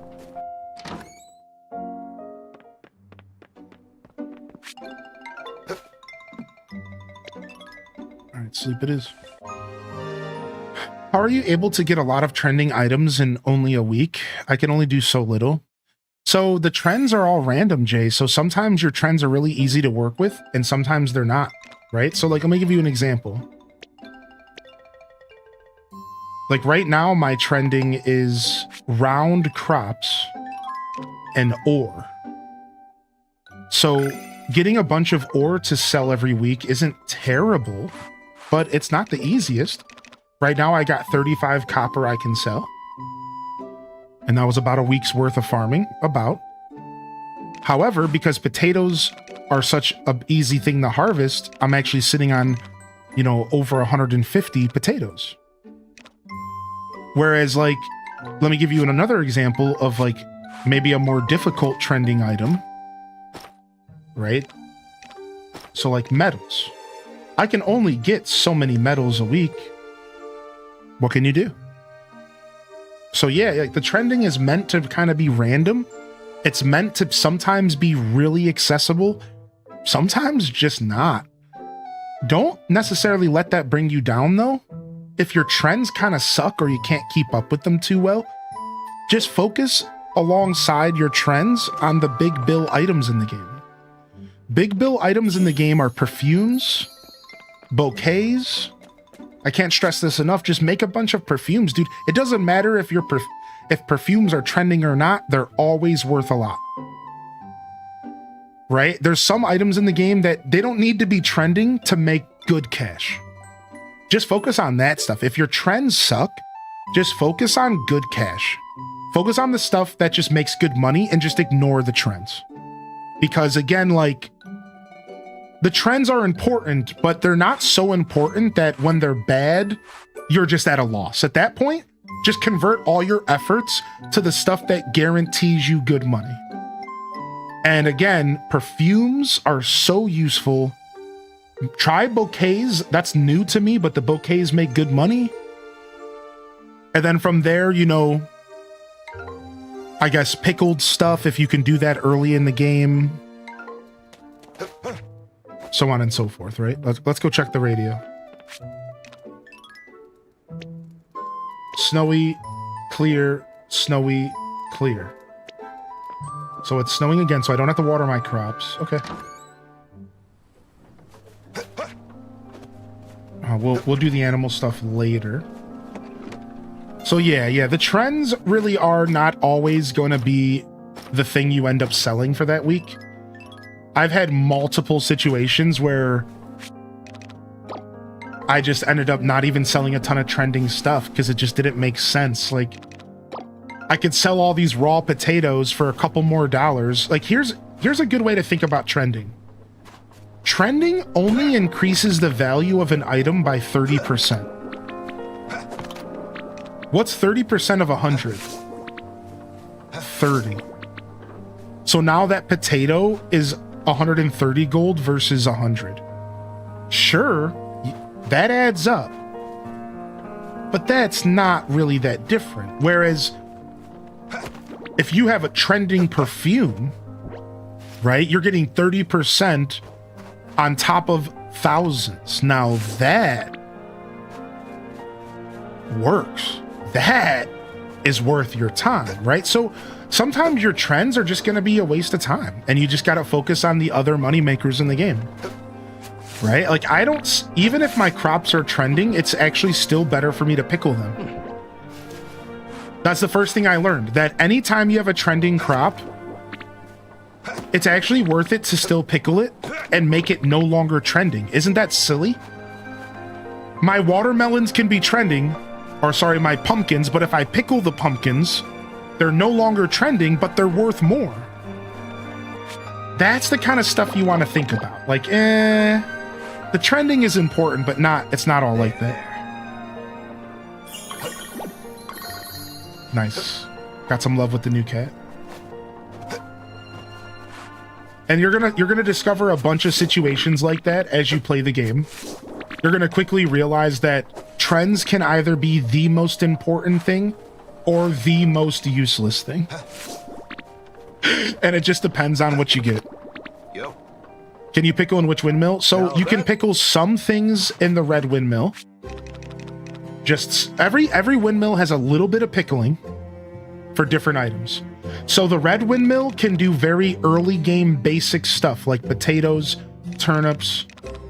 The blue windmill can pickle almost everything, and the yellow windmill can pickle a couple of other things.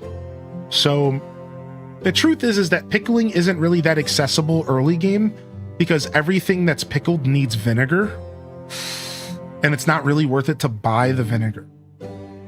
So I wouldn't even really focus on that. Honestly, if you're still in spring or even summer year one, you're probably just selling your crops raw until you get a little bit more acclimated to like the game systems.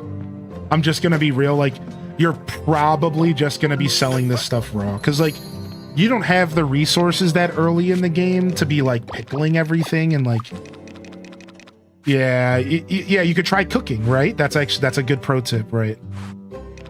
But early game, it's kind of tough to keep up with the pickling, and it really can be.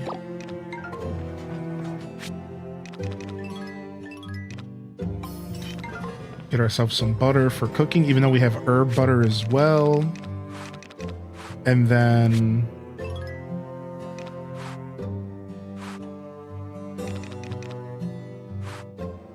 but all that being said, remember that there's no really wrong way to play this game. Please do not forget that. There isn't really a wrong way to play this game. It really just comes down to what's best for you as a player. If you just want to focus on animals and just only sell animal products, do it.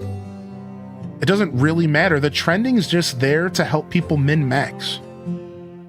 But if you really think about it, again, the difference between a trending potato is 30 gold. I'm going to sell those potatoes no matter what.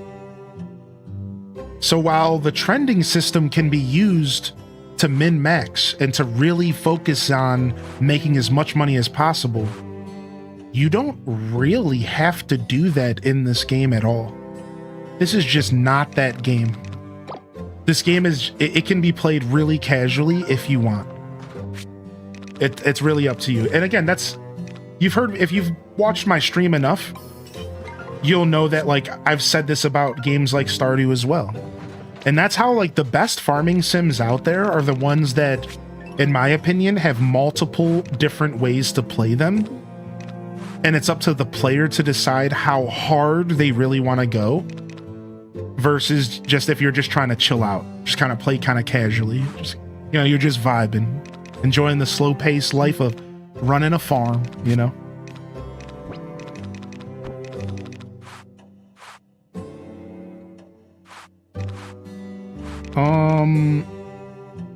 Let's see if we can make some jewelry, right? We have a bunch of silver and copper. And I think we need to grab...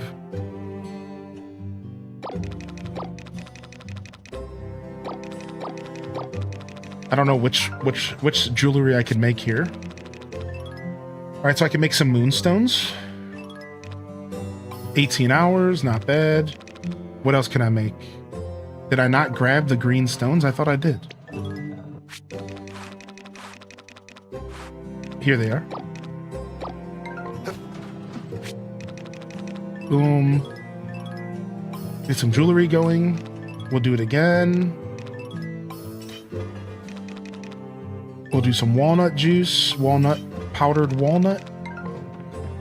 All right, nice. Get this red windmill cooking, you know? Always be processing. ABP. Always be processing. All right, so I did miss a couple messages that I wanted to interact with. First was a description of what this Natsuman game is. Let me go back and read that really quick, and then I'll catch up on this other message. Thank you again, Kodhimi. The full name of the game is Natsuman 20th Century Summer Kid. You play as a kid in rural Japan catching bugs, fishing, and helping people from a small town and more. It actually sounds good. That's funny. I've never heard of it. Here, I'm going to look it up really quick. I just kind of want to see what the game looks like. Maybe it is something I've seen before. If I take a look at it. No, I've never seen this game before. I wonder how old it is.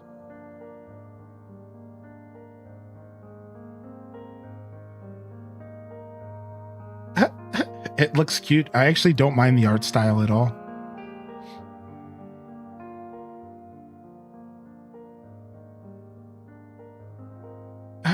It's cute. It looks like it came out in 2024. A circus troupe comes to Yomogi Town, a rural town in Japan situated between the mountains and the ocean. As the son of the circus ringmaster, enjoy a special summer filled with wholesome adventures. It almost sounds like it has an ending. Which, like, I'm not gonna lie, I always kind of look forward to farming sims or sorry, like simulation style games that have hard endings, because there's not a ton of those out there, and sometimes it's nice to play a game on stream that actually ends, that I don't just have to cut off at some point, right? Like, 'cause that's how it usually is. I just have to eventually say, okay, we're done, or we hit a certain goal or something. Yeah, cool. How do you feel about day one DLC? So, you know, no one likes it. It sucks. It's not really that big of a deal in some ways, but in other ways, it's a big deal. So, for example, the Pokemon DLC. So, like, when they announce a DLC, but it's for the future, I don't think it's as big of a deal. Still a big deal, but like, basically they're just saying, look, here's content that we're going to work on over the next couple months. And do you want to pay for it ahead of time? And it's like, all right. So no, obviously it's like icky. But if you think about it from the most optimist perspective possible, in a lot of ways, it might be content that they don't even have made yet, but they know that they can charge their audience ahead of time, because that's just how the world works now. Like, they're literally charging people to play a game 3 days early. Like, they're gonna pull as much money out of you as they can. So now, that being said, you can, and a lot of people choose to do this, no judging, you can look at this very ugly, and you can say, well, is this an example of them withholding content? Are they designing games and then taking content that they made out to then sell it for more money after? It's hard to ignore that feeling. It's hard to not feel like that is what's going on. And that's totally a fair, valid feeling that I've felt throughout my whole life with DLC a lot of times. And sometimes it's like, dude, like, this should have been in the game. I think Donkey Kong is actually a more of an example of that than Pokemon is. I think Pokemon ZA, while still not really being a cool situation, I think Donkey Kong having DLC only a month after its release, and it felt like that could have just been in the game. Like, I'm gonna be real, I've played it. I spent the $20, and I will just be 100% honest, it did kind of feel like the Donkey Kong DLC should have just been in the game on release. I'm not gonna lie. So that the Donkey Kong stuff does feel bad in my opinion. The Pokemon stuff feels less bad because, again, it's future content that they're just charging you ahead of time for. So do you see the nuanced difference there? Is this fair? You're welcome to call me a bozo if you want. You have permission here for this moment. But do I make sense? I think there is a subtle difference, and I think it's worth talking about the nuanced difference before I say my final point. I think there is a difference between these two styles of DLC. You can call them both day one if you want or whatever, but I think sometimes it's obviously withheld content, and I think sometimes it's just future content that might not even be made yet. And we don't know that. You don't know that. We don't know. And they're just charging you ahead of time because they know they can do that, because that's just how the gaming industry works, right? But now, to share my final point, no matter what, it feels really bad. No matter what, it feels really bad. Yeah, it sucks. What else do you want me to say, man? Yeah, dude. All the Pokemon, I said this yesterday, we had this talk yesterday, all that they had to do was wait 3 months after the release of the game to release the DLC. And it would have felt so much less bad, right? I think a lot of people would agree with that. If they just waited 3 months after the game came out and said, here's DLC, everyone would have been like, oh, okay, whatever. But what they did and the way that they went about it, it's just, it feels icky. Yeah, it sucks, man. Yeah. But your feelings don't always portray reality. And I think while it's still worth getting up in arms about, and if you really do feel like it's a rough thing, then maybe it's time to think about where you spend your money. And if you do want to make it a bigger deal for yourself, there's a conversation to be had. But I think at the end of the day, I've seen worse from the gaming industry, I'll tell you that much. And it's unfortunate that they're so blind to the community and they're so tone deaf that they would release DLC before the game comes out in this current gaming climate. Like, the current gaming climate is so toxic. Gamers are not putting up with anything nowadays. So why would you do that? Why would you do that to yourself? Why would you create this potential narrative? Like, why would you do this? It's so dumb. It's so tone deaf. It's absolutely absurd. And it just goes to show you that these companies really don't keep their ear to the ground, do they? They really don't. It's pretty nuts, right? I don't know, man. Very tone deaf move regardless. So. And what's up, Beatles? I actually used the Fallout example yesterday during the conversation. Yep. I went on a little spiel about how I felt interacting with DLC for the first time in my life and how that set the pace for me to kind of hate DLC for most of my gaming journey. But we discussed yesterday, and it's worth noting now, that not all DLC is bad, and we shouldn't treat all DLC as bad.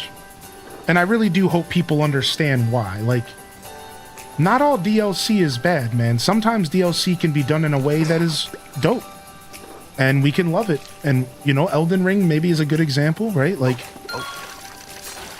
didn't feel like it was held back content. It took a year or something to come out, and it was good.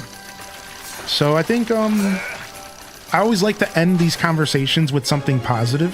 Yes. And remind people it's not about it being super, DLC isn't always bad.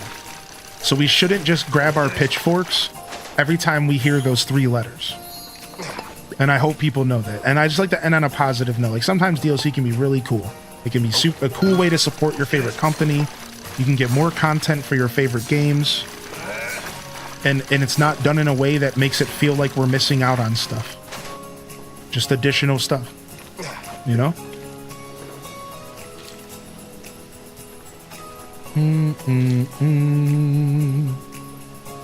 Yo, Spotify. I saw people talking about that as well.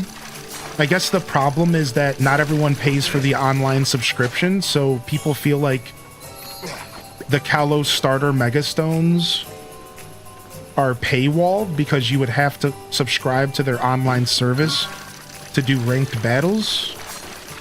Is that the conversation that's happening? I briefly read that on Twitter, but I haven't been doing social media a lot recently. I think that's the complaint, is that you would have to have the Nintendo Online subscription in order to do ranked battles online. So then technically it's paywalled content. I don't know. Yeah, that does suck. Yeah, I agree. There ain't no defending that. You're right. Thank goodness Nintendo's online service is only $3.99. But that doesn't really justify that. Yeah, I get it.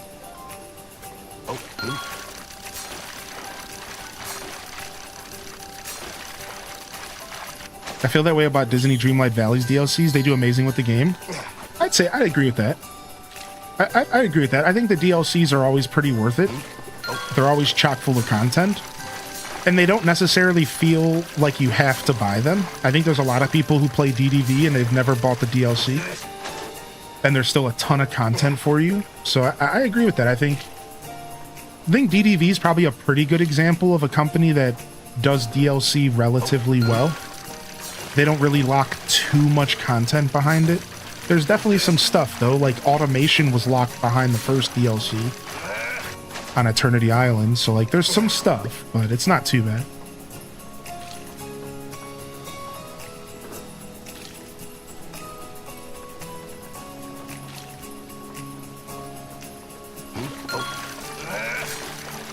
I don't think you're addressing my other point, is that transferring your Pokemon to ZA, they're stuck there.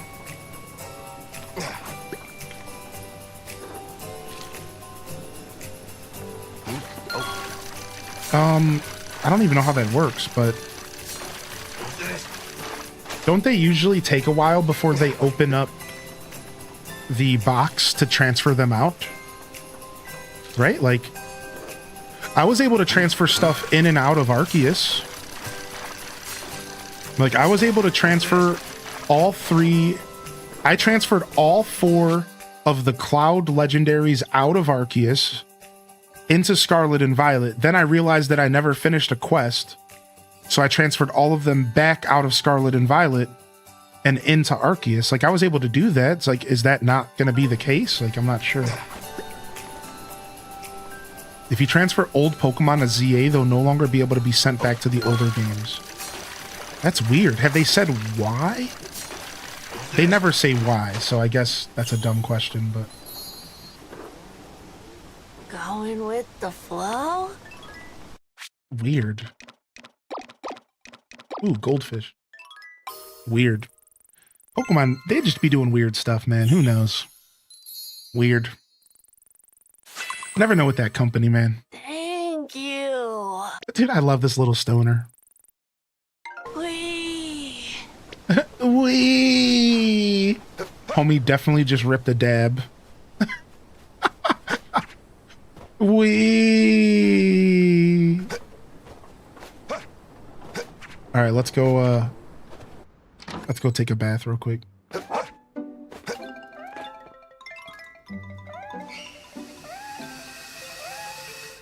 I want whatever he's smoking.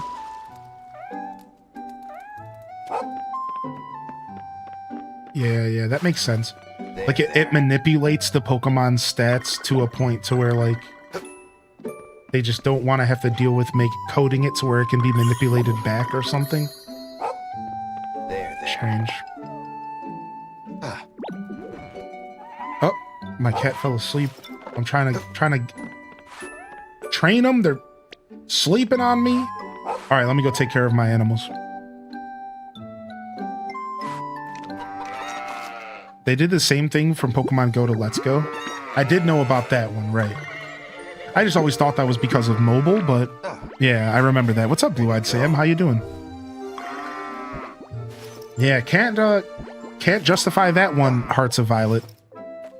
Yeah, can't justify trading your not being able to trade your Pokemon back. That kind of sucks for sure. Weird decisions. There you go. Weird decisions that are hard to understand without communication, but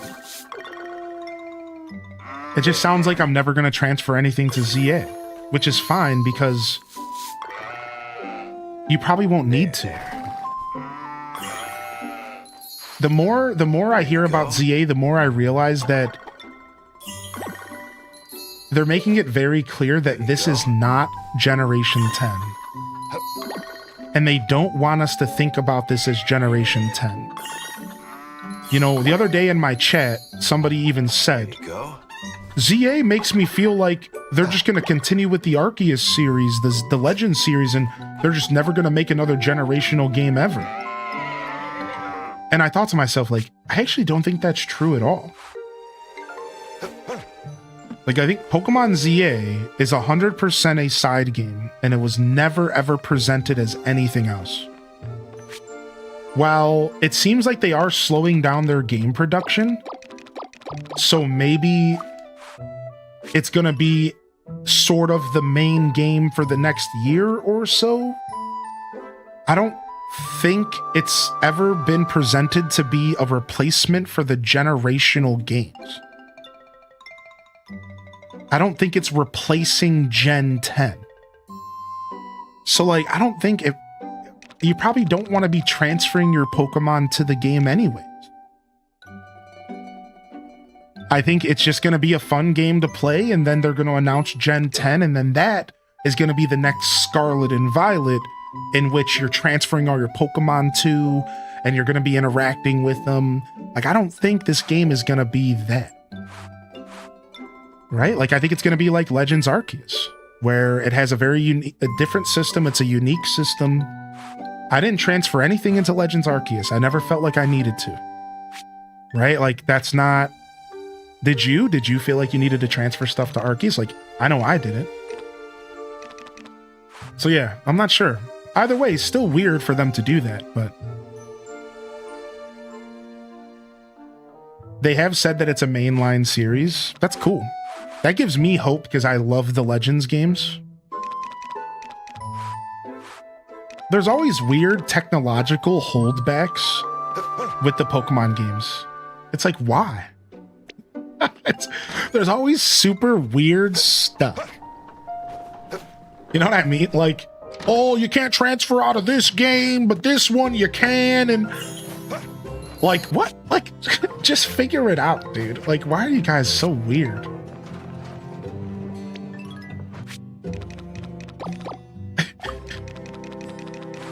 Just like, what is happening, dude? Nice, we're starting to get our first 5-star eggs, look. Which means that they could be 6-star because they're starting to win competitions, right? So we're not done yet. We got to get them up to 6-star next. Delicious fodder is going to help that in spring. Lickety splickety.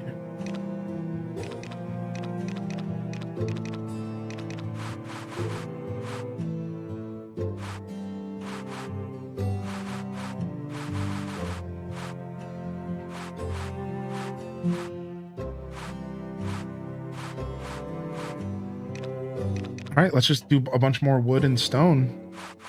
I'm running low on wood.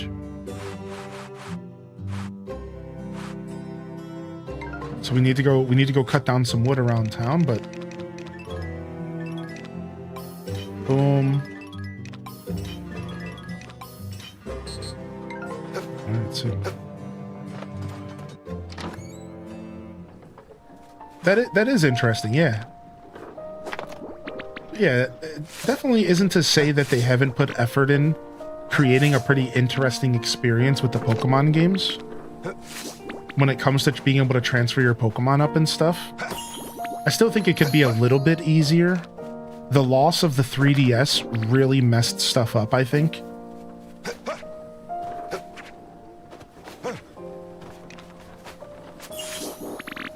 Because it's like a little bit more complicated now that the 3DS stuff is like kind of dead, right? It's like a little bit more complicated, I think.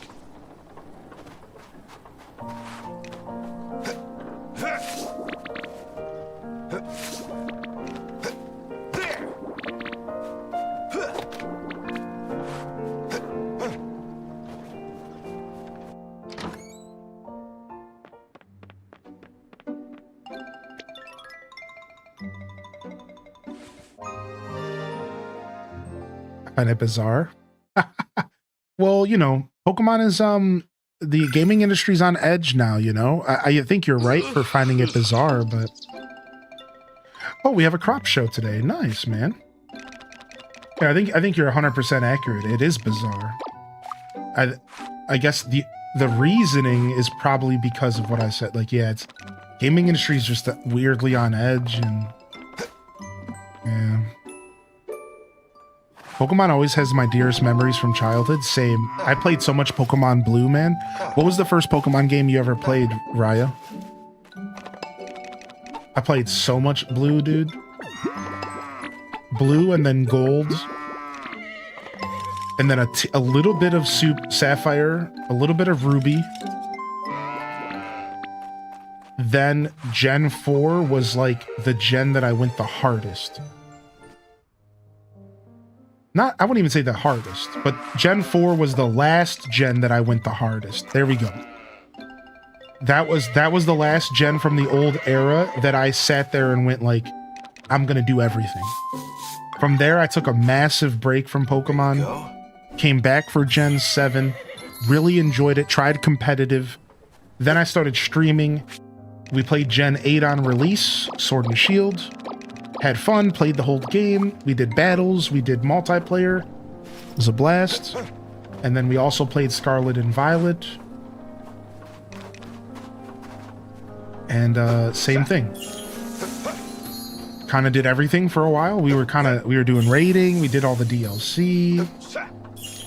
You know, I still to this day regret that I bought the Sword and Shield DLC, but I never did the second half. I never did the winter stuff. I'd like to go back and do it one day, but I don't even know if I care anymore. Oh yeah, no problem. No problem, Tater Tot. Napa cabbage.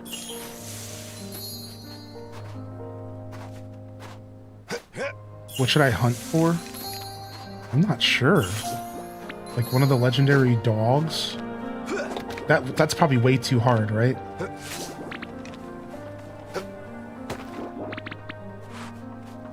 Dude, Minish Cap is so good. Oh. Game Boy Advance SP, Zelda Minish Cap Edition, and Pokemon Sapphire for Christmas. Yeah, I know. I had a feeling you already hunted for Ho-Oh. Why not go for, like, one of the Gen 1 legendary birds, but in Gen 2? Because you can do that, right? Yeah, I think so.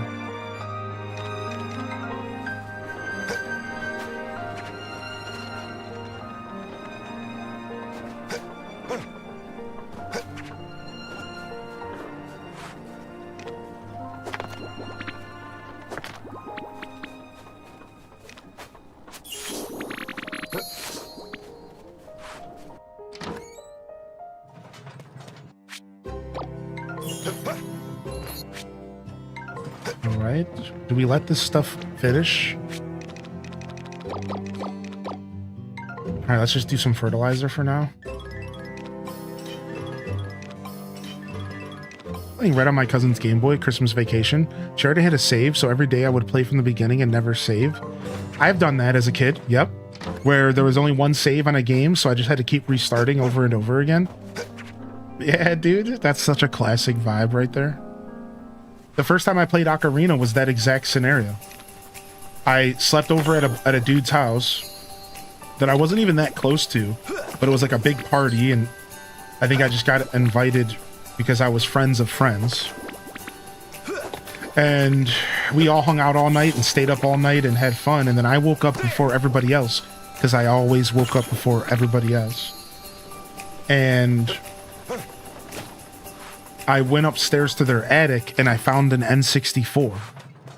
Ocarina of Time plugged in. And I just turned it on and there was already 3 save files. So I just had to pick one up and load it up. Just in the middle of the game. Like, I think they were still kids. It was still child Link. And I just played it for like 2 hours, and then everyone else woke up and came upstairs, and then we started doing other stuff, and it's like my first time ever playing Ocarina of Time was just, I just loaded up some random dude's save. Started running around the world like I had no idea what was going on. Didn't ask for permission, nothing. I just went in.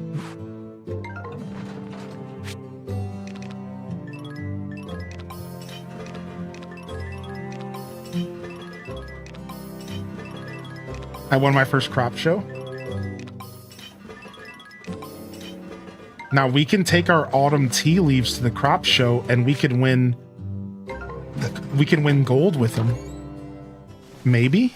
Can we win a gold crop show with only 5.5 star tea leaves, we might not win. Dang, we might have to start a fresh crop this time. I think it might be time for us to start a fresh crop. Because I don't know if we're going to win with what I have left.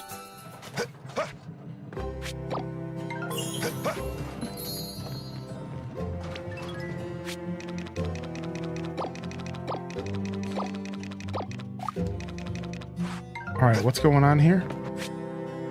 Just the green... Yeah, we have to get all those green onions going. Let's do that. Yeah, there's no tea in winter. I have tea left in my inventory, 6 star. I'm gonna go for it. I'm gonna go for gold tea, and we're gonna get our first name brand tea in the game. I think I'm gonna go for the tea again. 6 star should win me gold, I think. Unless they're expecting it to be 7 star. Which I haven't had a chance to do that yet because you can't grow tea in winter. Only seasonal crops for the show? Wait, for real? You can't... I can't show up with tea? Is that confirmed? Dang, that sucks. So I'm gonna do fruit then. Because oranges are spring and winter, we're gonna go for 5 star fruit then. If I can't bring my tea with me, I'm bringing 5 star fruit. We're gonna make rainbow tangies. We're gonna sell rainbow tangies.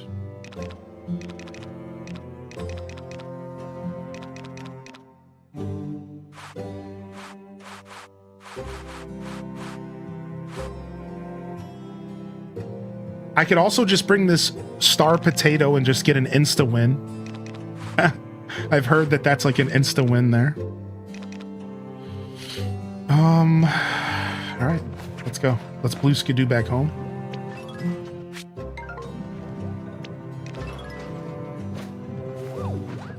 Beard's looking fantastic as always. Thanks, Just Okay Dan. We're having a Just Okay beard day for sure.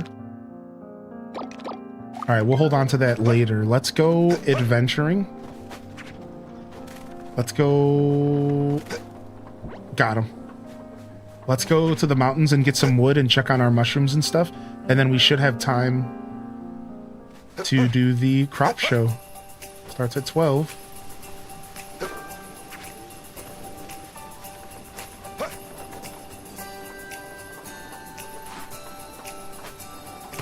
Potato has 3 seasons. Ooh, that was originally why I chose tea, because it had 3 seasons.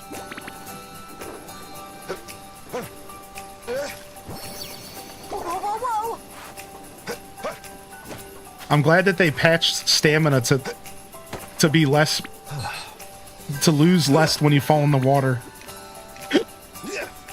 because your boy needed that.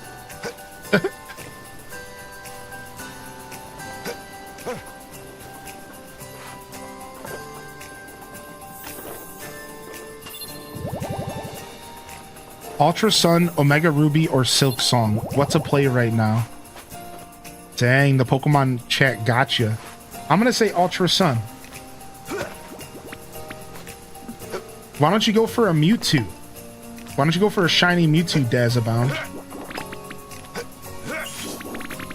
Is that even a thing you can get in Gen 1? No. You can't do that, can you? I don't know. I don't know how that works.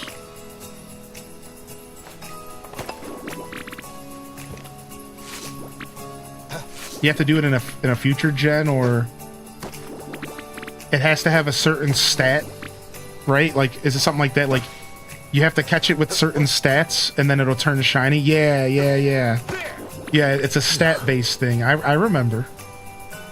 I'm remembering how this works.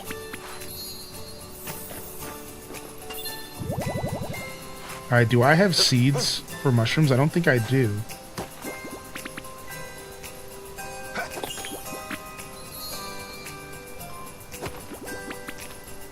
Okay, the show started. I need to pick up the pace here.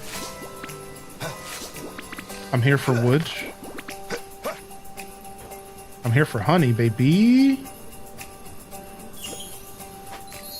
Alright, let's be quick.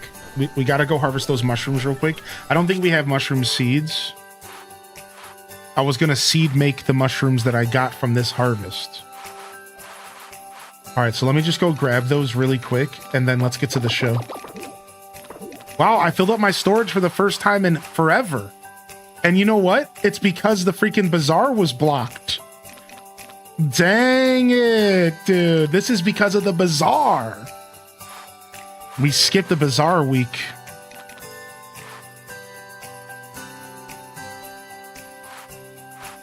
My storage game has been very delicate. My storage game has been very delicate up until now. I couldn't have a week off. Like, I needed to be selling stuff.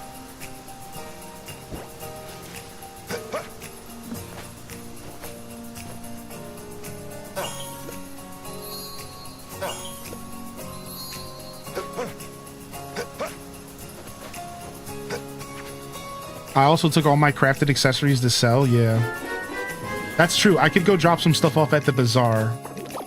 Let's go do that. That's fine. Good morning, Hylian and chat.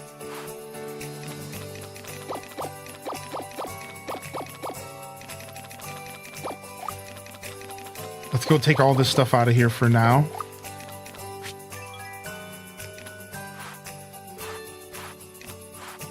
And then let me grab the tea leaf, because we're just going to test ourselves, even though I totally believe the chat. I have no reason not to. And in case that doesn't work, we're going to go ahead and grab our orange. Honestly, I could do potato as well. Potato is really not a bad call. It's kind of just whatever you want to do. That's the thing about this game. It's like, you just kind of play it however you want. What do you want to become a brand known for? Do you want to be known for potatoes? Do you want to be known for oranges? Do you want to be known for all of them? I'm sure somebody's goal in this game is going to be to become a brand for every crop. Can you do that? I don't even know.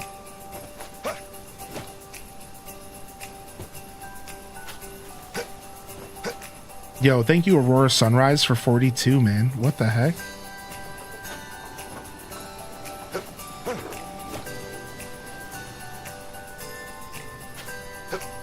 We should have until 4, so we should be good on time. We should be good on time to do this. If not, I'm going to be real sad, but I'm going to risk it anyways. I don't care. Actually, it would be faster for me to warp home because of the airflow.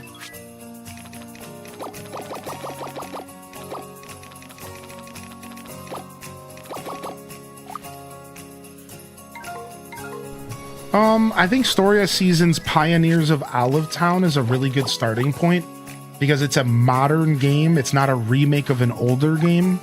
So I think it's a little bit more approachable and a little bit more palatable for a modern gamer who maybe doesn't have experience with the older games that are being remade, because even though they're remade, they're still old.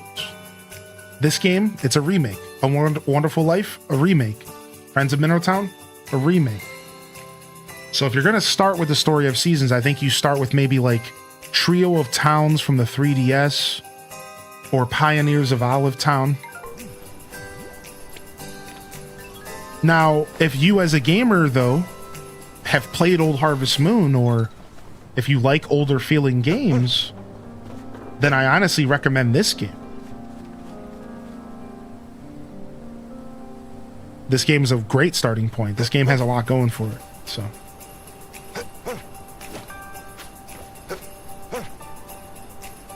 Stop. How's it going? That's sweet. Great. Stop. Yes. Very good. Hey, how's it going? Hi. How are you today? How are you? Let me get this request real quick. I do. Dang, she wants to open up a stall, but she needs a ton of stuff. 20 3-star mushrooms, 20 3-star honey, and then 5 3-star fish. And it looks like it's going to be specific fish. I can't tell yet. Let me go look at the quest.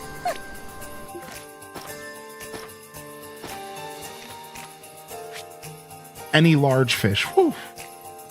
That's a big quest right there. All right, let's go. Yo, I grew this autumn tea leaf for the competition. Precisely. No, yeah, he only wants winter crops. You scumbag. Whatever. All right. Give me bronze for oranges. Give me bronze for oranges, dude. I'll take it. Give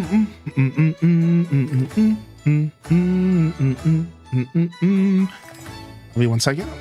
Give me 1 sec here. Ahem! Welcome, everyone! Today is the day of our seasonal crops show! Nice. First and foremost, allow me to introduce our competitors! Entrant number 1. Entrant number 2. Entrant number 3. And our final entrant. With that, I will turn it over to our judge for this competition. Matsuba, if you would be so kind. Greetings, everyone. I'm Matsuba, vegetable sommelier. I'll be inspecting your crops today quite Vegetable sommelier. Doesn't that word mean like expert? Let's move right along to the judging. Like I've heard of a wine sommelier before from Iron Chef. Let's see. Oh, we may just have ourselves a winner here. I need to see a more impressive Steward. crop. Look at my big orange, dude. That orange is as big as Tangy's head. What the heck?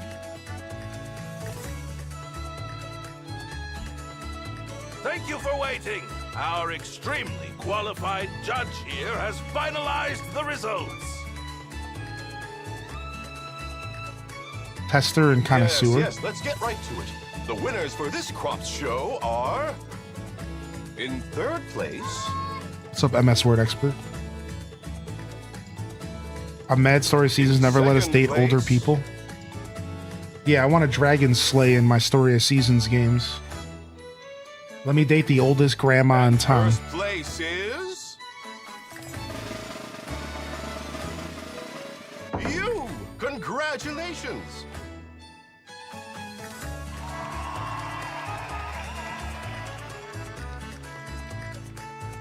Let's move right into the awards ceremony, shall we? Nice. All right. We'll have to wait till next season to get our tea leaves to our own brand. May your future... Nice. All right, we're up to 6-star oranges. So that means... Bravo! As expected from our very... Here is your... So here's the thing. I have an orange in the ground growing right now. In theory, I could start fertilizing it right now and it would go up to 6 stars because it's a 5-star orange tree. Right? Like in theory. Remarkable harvest, to be sure. I eagerly... But for now... All right, let's get out of here. No, it hasn't matured yet. I just planted it because I was getting ready for spring. So I think we're good. I think that was like actually good timing. And then we just have to gut the other tree. That's the only thing is we have to gut the other tree because I do have a 5-star one that I need to get rid of.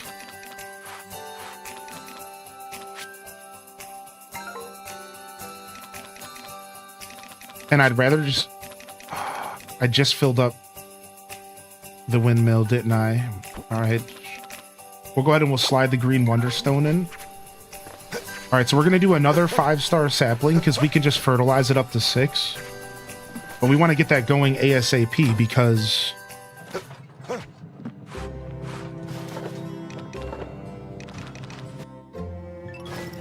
We want to get this going ASAP because we want oranges to be producing in spring. Dang it, wrong one. Wrong windmill. I keep forgetting it's yellow. That's fine, but I didn't need to put my green stone in here. All right, let's go ahead and take advantage of the green stone being in here. Gotta remember that. Yellow is fruit trees. All All right.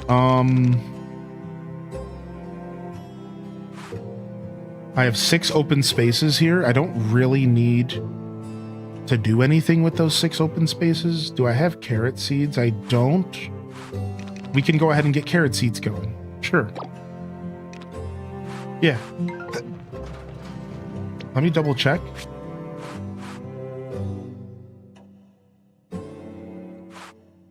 Yeah, okay.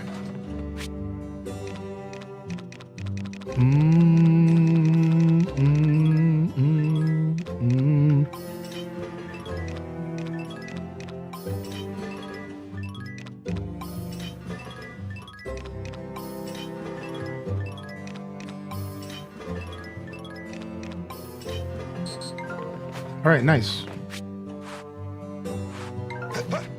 Beautiful. Drop this off. All right, let's go to the yellow windmill. Let's get a tree. And then we can get another orange tree growing so that it's mature by the time spring starts, so that we can have oranges producing as soon as spring is live. Well, it doesn't really matter because it's winter as well.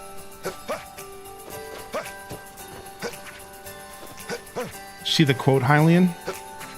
Yeah, I did. Yeah, I did see it. Yeah. I kind of had a rough idea of what it was. Like I said, the context from Iron Chef. I was watching Iron Chef and they had a wine sommelier, if you will, cook against one of the Iron Chefs. And that's when I first heard the word, actually, at least that I remember. You can just store the tree once it's producing 6. You don't have to grow another one. Yes, I do, actually, because it can't continue putting something to 6 stars if it's already fully mature. And I want to have 2 fully grown orange trees before spring starts. But thank you. Yes, I do. What's up, cool legendary hero? Good to see you, man. Yo, welcome to the broadcast, buddy, and thanks for the kind words.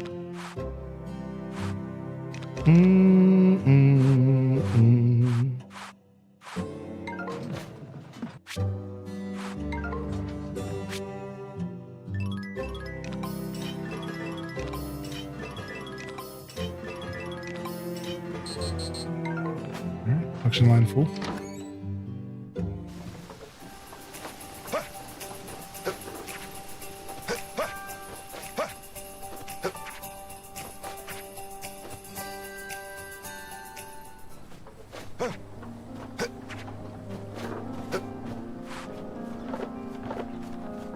See, so this one's not fully mature yet.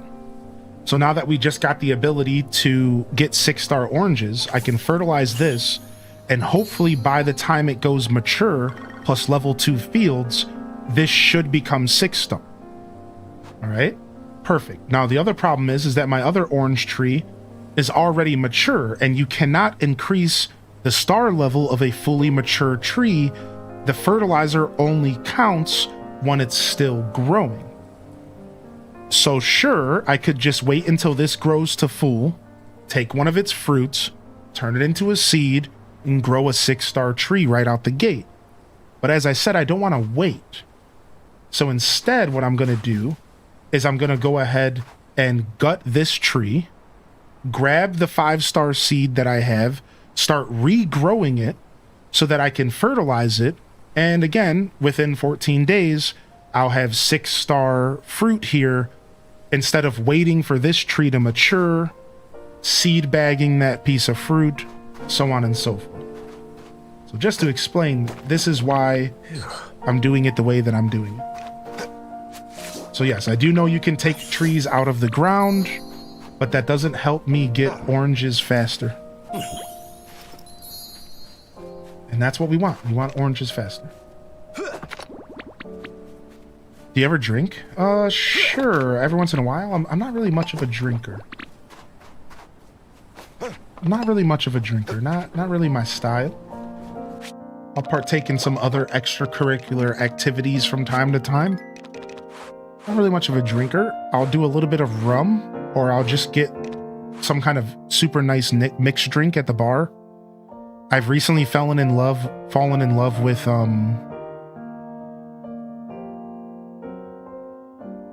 mules. I had my first ever mule, and so I'm a big fan of ginger and ginger ale and ginger beer.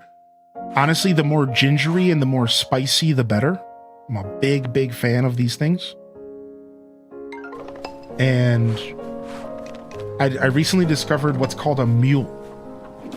And I guess traditionally a mule is just like ginger, beer, some sort of liquor, and like lime juice or something. But I've had all sorts. I had like a peanut butter and jelly mule once. I've had all sorts. I had like a lemon mule once. I really love mules. They're really good. Yeah, that's right, Selena. So wait, they can only be fertilized as they grow, not fully grown trees? Correct. That's right, exactly. So when a tree is at mature, you can no longer increase its star ratings. That exactly. So no matter what you do, you're not going to increase the quality of the crop out of a mature tree. So you have to take the fruit, turn it into a seed, cut down the tree, and regrow it. There you go. I've been wasting fertilizer? Yeah, that's unfortunate. Yeah. There you go. So the fruit still has to follow the same progression that crops do. And that's that you're going to have to seed make. Because there is a cap, right? Like, I can't confirm this, but everything has like a cap of how much it can progress in your field. So far, the cap that I've hit is 4 stars. I think the best that I've ever done is I planted a 0.5 star bag of seeds. There you go. And I fertilized it with 4-star fertilizer every day until it fully grew. And it was a 4-star crop. So I think the cap can be circumvented by higher level quality fertilizer. But either way, a lot of your crops have a cap. And they're not going to go any higher if you're growing them from base level seed, which is 0.5 star. But I think if you get 5-star fertilizer, then this conversation becomes moot. And as long as you fertilize every day, it's probably going to become a 5-star crop. Like, I'm not sure, but we've also been told that it could be how long the crop takes to grow that affects this as well. For example, if a crop takes 10 days to grow and can be fertilized 10 days in a row, it might not cap out as soon.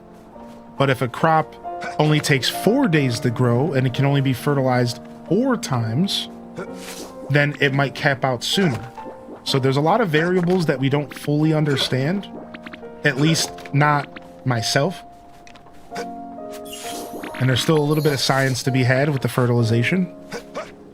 But I think the general rule of thumb that you need to consider is that if you're growing from 0.5 star seeds, you are likely going to hit some sort of cap.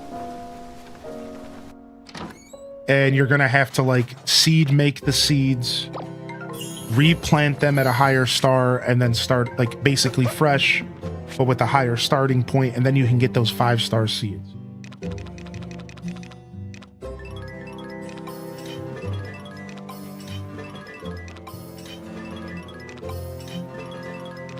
Been a VOD frog lately? Yeah, dude. Thanks for enjoying the VODs, man. Appreciate you.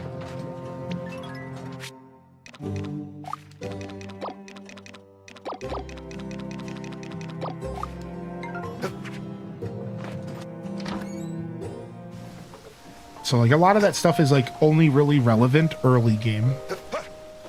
I think as you start to get into like summer, winter, and the end of the first year, I think a lot of our science doesn't really matter anymore.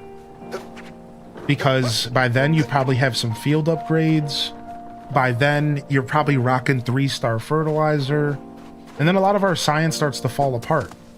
Because like it doesn't really matter anymore. At least not in the terms of min-maxing. I don't think it does. All right, so now I'm going to be able to start from scratch here on this tree. And we'll get 6-star here and potentially 6-star here by the end of the season. So I'm actually almost tempted to uproot these trees as well and just go full on oranges. It's almost like a why not kind of situation because I just got 6-star oranges. Now, can you sell a fully mature tree and make some extra cash off of it? Wow. 2,000 bucks? Wait, can I change all of my farming to selling mature trees? Dude, could there be a play style where you only sell mature trees?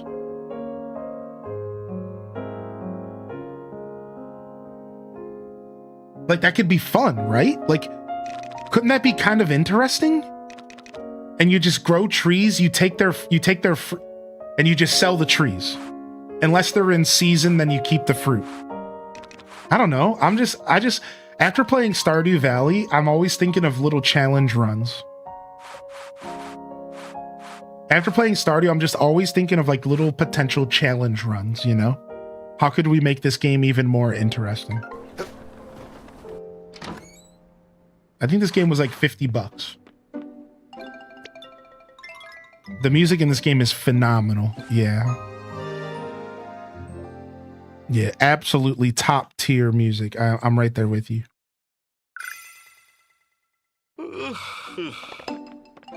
I'm absolutely right there with you on that.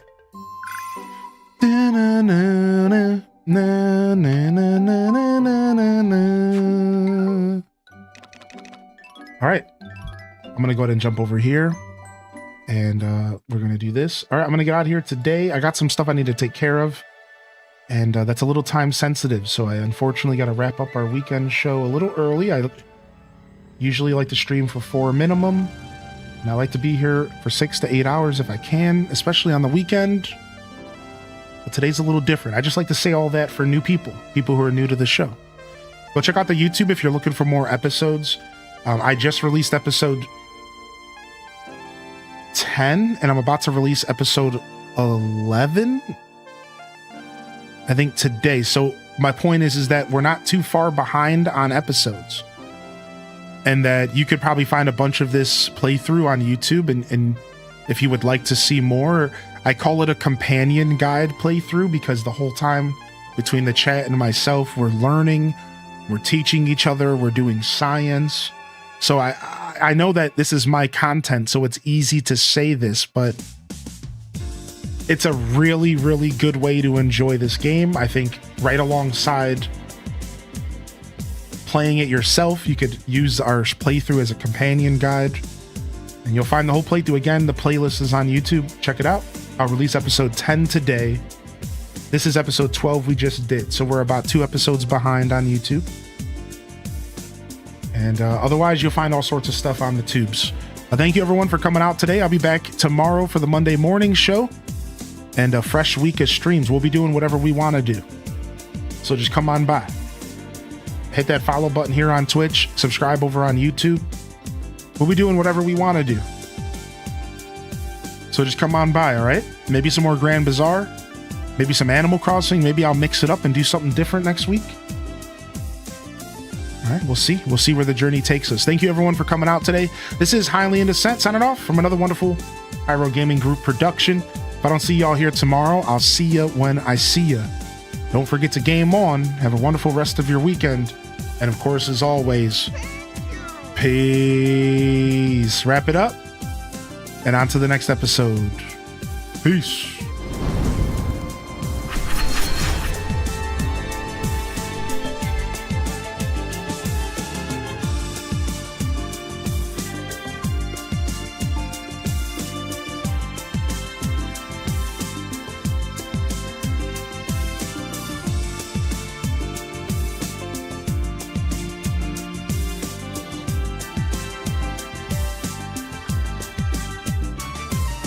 All right. Thank you so much, everyone here. Aelith, Aurora, Toad, Didius, Zane, Big Fuzz, Tima, Jess MP, Gilwen, Nembotavi, Pixie Rose, Quelth, Cozy Mod Team.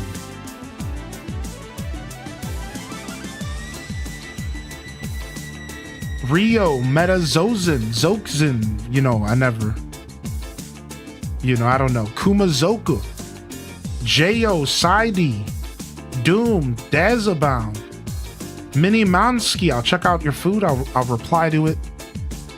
Kaisia K. Anybody else I missed out here, y'all? Love y'all and appreciate y'all. Honored to be a part of your daily routines. Certainly honored to have you as a part of mine. Great discussions today. Great gaming today. Great community today, as always. But until next time, this is Highly in Descent, signing off. Peace. And hit them cat jams, baby. Peace.